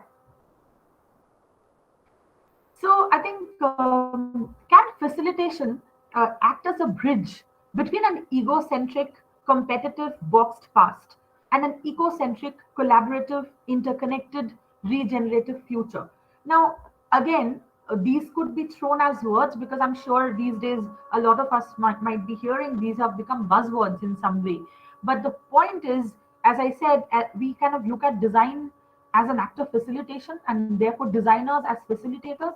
It almost feels like earlier we talked about design as an element to find that glue, or as the binder. It's also again an act of being the bridge, acting as the bridge between two, and also then to sort of question the binaries, because the moment we talk about two, there is a binary, but how can we go beyond it? So something which is very boxed, something which is in the past, but then you have the future, but one can't just go towards the future with without not acknowledging the past, right? So then bringing seemingly different stakeholders or people together towards the well-being of both people and the planet in creative and collaborative ways with a heightened sense of purpose. And I think it's a very important factor to consider, because earlier I remember people would always say, oh, design is always about people. I don't think we can afford to just say people or human-centered design in that kind of a limited way. We cannot talk about people without talking about the planet. We cannot talk about people and planet without talking about purpose, because unless and until the purpose is heightened and one has a larger picture, a holistic view, it's really pointless doing design, because we know what it's going to lead to is quite disastrous. We have seen that now. Can collaborations then be fostered with an approach of building anew rather than rebuilding the old? Can we co-sense our way into a complex future of constant living change? So I think this is something we feel or face a lot of times, right? That a lot of times when people are saying, oh, we're actually doing something around the future, future has also become a buzzword. I'm sure all of us will agree. Although we have to work towards the future, we really need future skills, future competencies, future consciousness. But what is it? If it's just rebuilding the old, just putting old wine in a new bottle, does that even really make sense? Are we talking about the packaging of it, or are we talking about building a new? Again, this sort of comes with a certain kind of humility to say, maybe we were wrong. Maybe it requires letting go of everything we knew all this while and embracing something which is completely unknown to me. So this navigation of the unknown is a really, really important factor, and it is never possible, we feel, without co-sensing. What we really mean by that is sense making is an important factor of design, we all know, but that sense making cannot be an individual or an isolated process, right? It has to be a process which happens with others. And also to consider that when we are sensing something, it's not only a future, it's a complex future, and a future which is not, it's not static, it's not constant, it's constantly changing. So making sense of the change is something which really needs to be fostered. Again, this is very close to our heart. How can collaborations be truly inclusive? Can collaborations be healing? Can they be regenerative? Can collaborations be emergent? So I would say that a lot of times, for the sake of it, people, it's almost like a checklist, right? You kind of say, oh, things are accessible, the design is inclusive, and all of that. But the question is, who decides whom to include?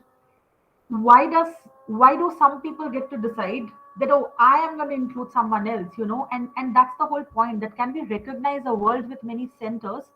We do sometimes use the word pluriverse or the concept of pluriverse in the world of design these days, but still I don't think it has reached the vocabulary of all designers or design educators. Definitely not. So what is true inclusion, and can the process of inclusion, as we say, become a power play in itself, where some people are at a higher pedestal, they're at a higher kind of a they have the hierarchy, right, within that power dynamics to actually decide. So who decides? Who's there in one space? And then mere having representation in a form of tokenism as inclusion also doesn't work, because I think as designers we need to sort of understand and hence educate others about it, that unless and until we create a space where people can trust each other, unless and until people feel psychologically safe, it really cannot be an inclusive space for that matter. So collaboration, if it's done well, if it's practiced well, can actually be a very healing experience than being an experience of trauma. It can actually help in regeneration, but how far of that is really possible? How fair is it? The fact is that we still use words like global south and global north. We use words like developing and developed third world and first world kind of countries. And then if you want to flip that binary, you would hear someone like the photographer Shahidul Alam from Bangladesh. He actually coined a term like the majority world and the minority world, where he actually said that truly speaking, the majority world is actually the developing world. The majority world is where the maximum population stay. And so then where, I mean, understanding the irony of this binary, and then to sort of say, can we go beyond this binary? Can we talk about the world and its people in a non-binary way? Unless and until, again, we know how to address it, we are constantly going to be in a problem-solving mode where we are going to do more damage than really do something healing or regenerative. So how can the journey of collaboration be transformative in nature, which transforms both the inside and the outside? I think, when we talk about the inside and the outside, that's again where we started with, right? I think, the journey of, collaboration always starts with the within, and then it goes to the other. And that's where we spoke about sight and what we, the lens through which we view such a relationship. Absolutely. And also to understand that design, if it's a process, it's a journey, right? So how can one continue remaining a traveler in that journey is really, really important. And also understand, I mean, as we continue to understand outside or external context, can we continue understanding our internal context? A very important skill we feel in the world of design. So, yeah. Yeah, and so collaboration is not a one-time event. It is a process and it takes practice to do so. Can this practice be defined by the individual's experiential perspectives and lived narratives, shaping who they are rather than their backgrounds limiting them to what they do? And I think this is something very important, right? With that, we very often, I don't think the intention is always bad, but we want to make things simple for us and end up making things simplistic. And because we do not want to engage in the complexity of the world, we make things complicated. And one of the things that the practice of collaboration does is actually addressing it. That can we really practice the listening to experiential perspectives of people, lived narratives of people, understand who people are, what really shapes who they are, right? Rather than just looking at someone's background and then letting that creating biases in our minds about, oh, this is the person that we need to talk to. I mean, very often we hear in research, right? I mean, the choices that we make about who are, again, going to be people we want to hear the voices of, that selection, any selection for that matter, is an act, it's a political act. So understanding what kind of perspectives are we willing to open ourselves up to, and are we going to sort of only look into who look like more knowledgeable, or we are going to question the whole act of knowledge in itself, and therefore, I mean, I think we spoke about it earlier. Can collaborations be seen as a way of collective shared and yet personal sense making? It's not to say that in a collaboration one has to let go of oneself. It's very important to ensure that somebody retains somebody's individuality and uniqueness, right? I mean, neither is it about one or two dominating voices in a collaboration, nor is it about dissolving yourself so much that you no more remember who you are. So the layers, the juxtaposition of personal sense making, shared sense making, collective sense making, all of it coming together as layers actually can happen through an inquiry. It could be driven by an inquiry towards which the collaborators can journey together. And we feel that very often we see that collaborations start with people saying, oh, we are very like-minded. Oh, we are like-minded people, so we need to come together. Or we have common interests, or this is a topic on which we are working. We are working on a project. We feel that many of those things sometimes create conflicts, almost irreparable damages. Whereas if the starting point of any collaboration could be an inquiry towards which the collaborators are journeying, what happens is, the inquiry is never really an absolute. It keeps getting reframed through that act of collaboration, making the whole act of collaboration one of a complex adaptive system itself. So it's something which holds the group together, right? Holds the collaboration together.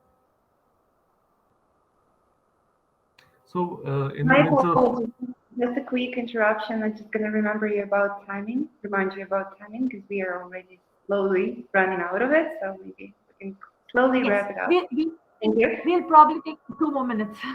Yeah. So can individual uniqueness Sure. be retained in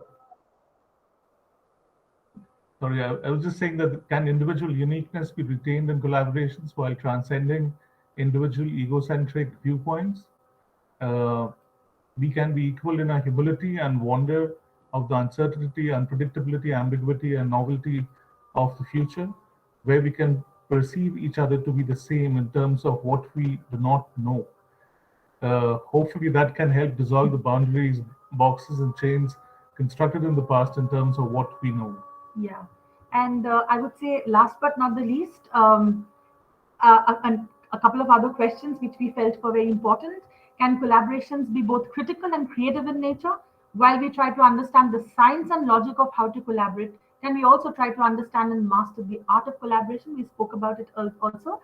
And can collaboration be seen almost like a mosaic of many subjectivities in an ecosystem, rather than a unifying neutrality that dissolves all subjectivities into one uniform singular perspective? And I think with that, we would like to bring it to an end. Of course, there are many more questions that we have. Happy to take this conversation forward someday. But thank you so much for giving us the opportunity to share some of our insights through inquiries. Thanks. Thank you very much. Sorry for interrupting you. I'm pretty sure there are quite a lot of extra questions that you're having there in the presentation, and maybe during the discussion there will be an opportunity to continue with that. It's actually very interesting to see how the first presentation of the day coming from Chile, from the speaker, from Gonzalo Raineri from Chile, who was also addressing a little bit Anthropocene and like the question of collaboration, now like comes to the full circle in the end with the presentation from a completely different side of parts of the world, from India, again addressing a little bit a new approach to collective, collaborative work and stuff of that kind. And there are quite a few patterns in during the whole presentation, all the presentations, through all the presentations, and that would be interesting to investigate. But first of all, I would invite all the participants to join, to ask the questions. Maybe we had at least 3 great presentations in the evening, and I'm pretty sure there are people who want to know more, who want to specify, to ask more questions about specific topics or terms. So feel free to ask your questions. This is the best moment for that. If there are no questions, or if there are somewhere in the chat, you can also just write them down.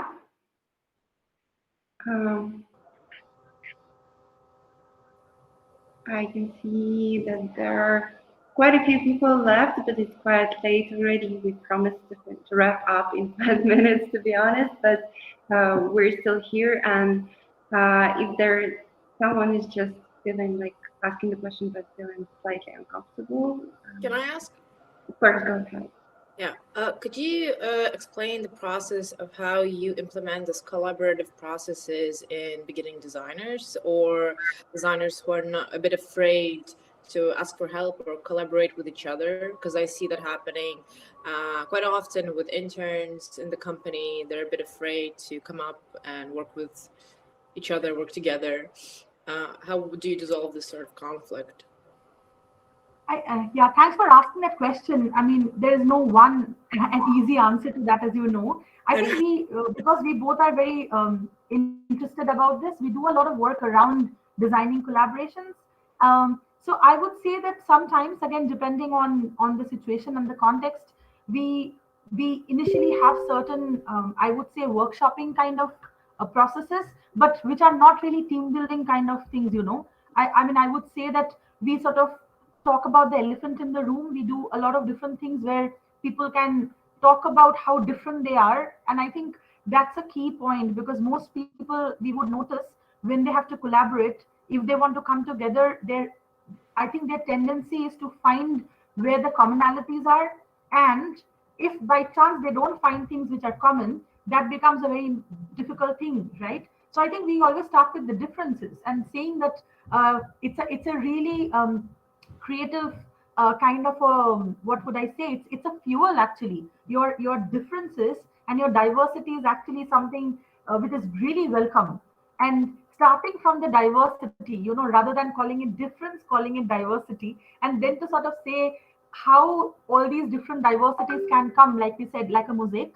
So how can you find your own values? How can you find your own vision? How will you sort of figure it out? I mean, I remember, this year itself, I mean, last 2 years in so many of the design schools, including my own, we have done so much of online classes, right? And collaborations have become quite difficult in a lot of cases because there's no trust which has been built before. Half the students never want to turn on the videos. So there's no relationship which has been built, right? So we actually spoke about, let's talk about the elephant in the room, which is collaboration. How would you create a toolkit in order to create a collaboration amongst yourselves? And, things like, you'll probably find it funny. There was one class where our students, I mean, I sort of encouraged them that why don't you design your own stickers and memes? I mean, we have noticed a lot of times they communicate with each other, not through words or anything, not only images. Those are stickers and memes. Yeah, and they design those. Yeah, to have difficult conversations. And we started using that in our internships as well. I mean, we also have interns, they actually use the language of stickers and memes and all of these. And we're like, okay, emojis. So can you talk about how that can be used as a legend and to not only have fun, of course, fun, but to have difficult conversations? Yeah. So they created a pictographic language based of memes. I like that. Yeah, we are still learning. I mean, it's quite a interesting thing. We keep learning every day. There's a new sticker, and they make their own. So even to talk on WhatsApp, they use their own. So it's a different language altogether, completely sublingual. Thank you. Thank you.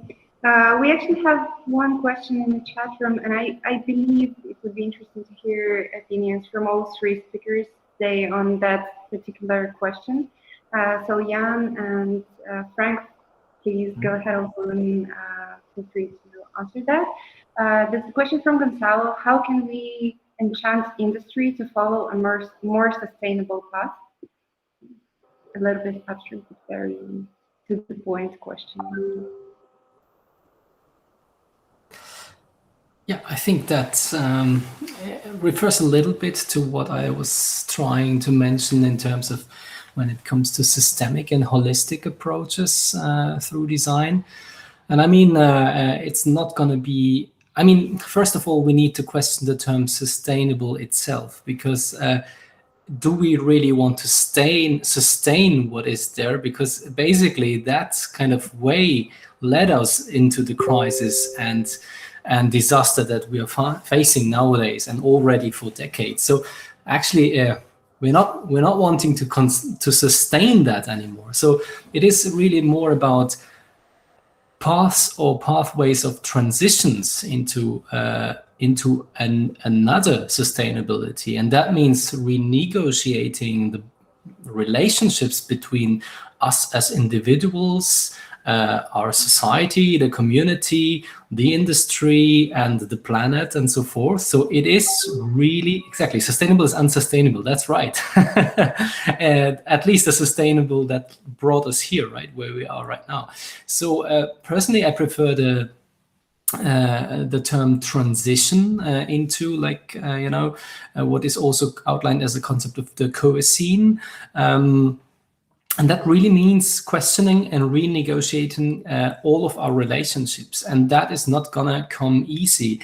So especially the industry is, of course, based upon a value system that mainly is based upon the concept of growth. And we all know that that's not gonna lead anywhere. So it is really questioning the entire system. So if anyone is looking for some literature or ways of exploring that, I would recommend taking a look at systems thinking and the history of system thinking and how it is currently further developed, and trying to connect that with design, because I think that's a very, very fruitful and interesting approach that has been there for a long time, but now it's the right time to really take it on and implementing it. Thank you indeed. Next book about system thinking is already prepared. Anyone else? Maybe Frank or Sudebi or Probal, do you want to reply to the same question? Do you feel like that?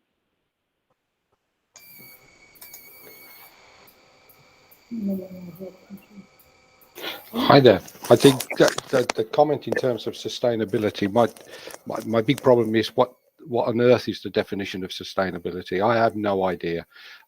What I do know the definition of it is that it's a buzzword that you must put into any bid for any research funding, for any government money, etc., etc. It's an abused word. It's going. I think it's going to backfire, and the problem is you can't have the discussion, because as soon as you start having the discussion about it, you become a denier of sustainability, and it's the biggest problem that we've got in terms of these discussions. Art schools used to be the place where you had discussions, debate, revolution, etc., etc. It's very difficult to do that now because it's all being consumed in this political quagmire, where these words are actually just used in many instances to get away with continuing what has caused the problems, as Jan said, that we're experiencing now. These are problems that we can deal with. We have the abilities to deal with it, not just designers. It's arrogant to say that designers can do everything. There are other people who can do things, but what we have to do is to be able to have a discussion about it. And that's one of the biggest problems I think we've got, especially with the word sustainability, because sustainability means a lot of different things to a lot of different people. And you can end up talking and being very grand about sustainability. It's like the other thing. If your belly is full and if there's food on the table, you can afford to have a conscience.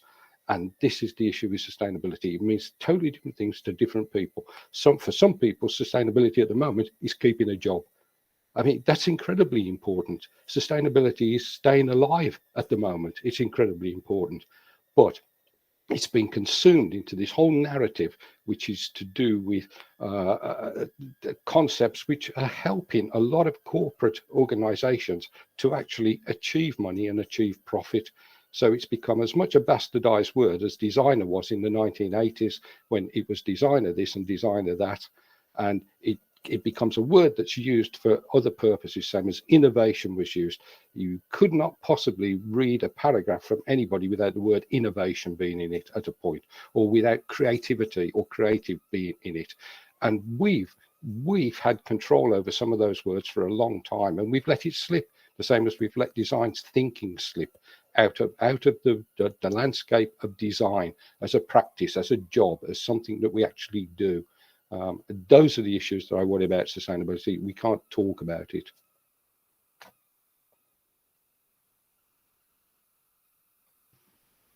Thank you. I think basically, if we look in the chat, we can see that a lot of people sharing this opinion and actually agreeing. And it seems like a nice wrap up for me, but unless there are more questions people are really willing to address.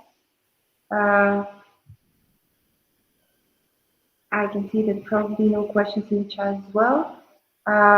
In any case, I really want to say thank you to all the participants, to all the speakers today. That was a pleasure to listen to all the insightful new ideas, that, to be honest, a lot of which we hear for the first time, at least some of us, me personally.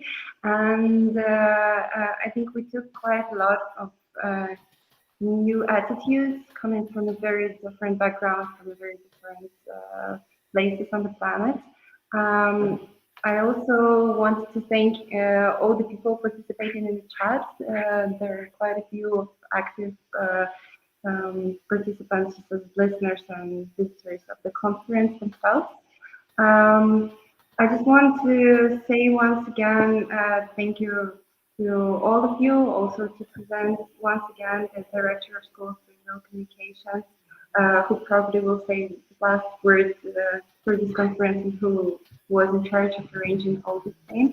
And until I forgot, all the team of School of Visual Communication, and also Ani Grigoryan for moderating the part of the conference.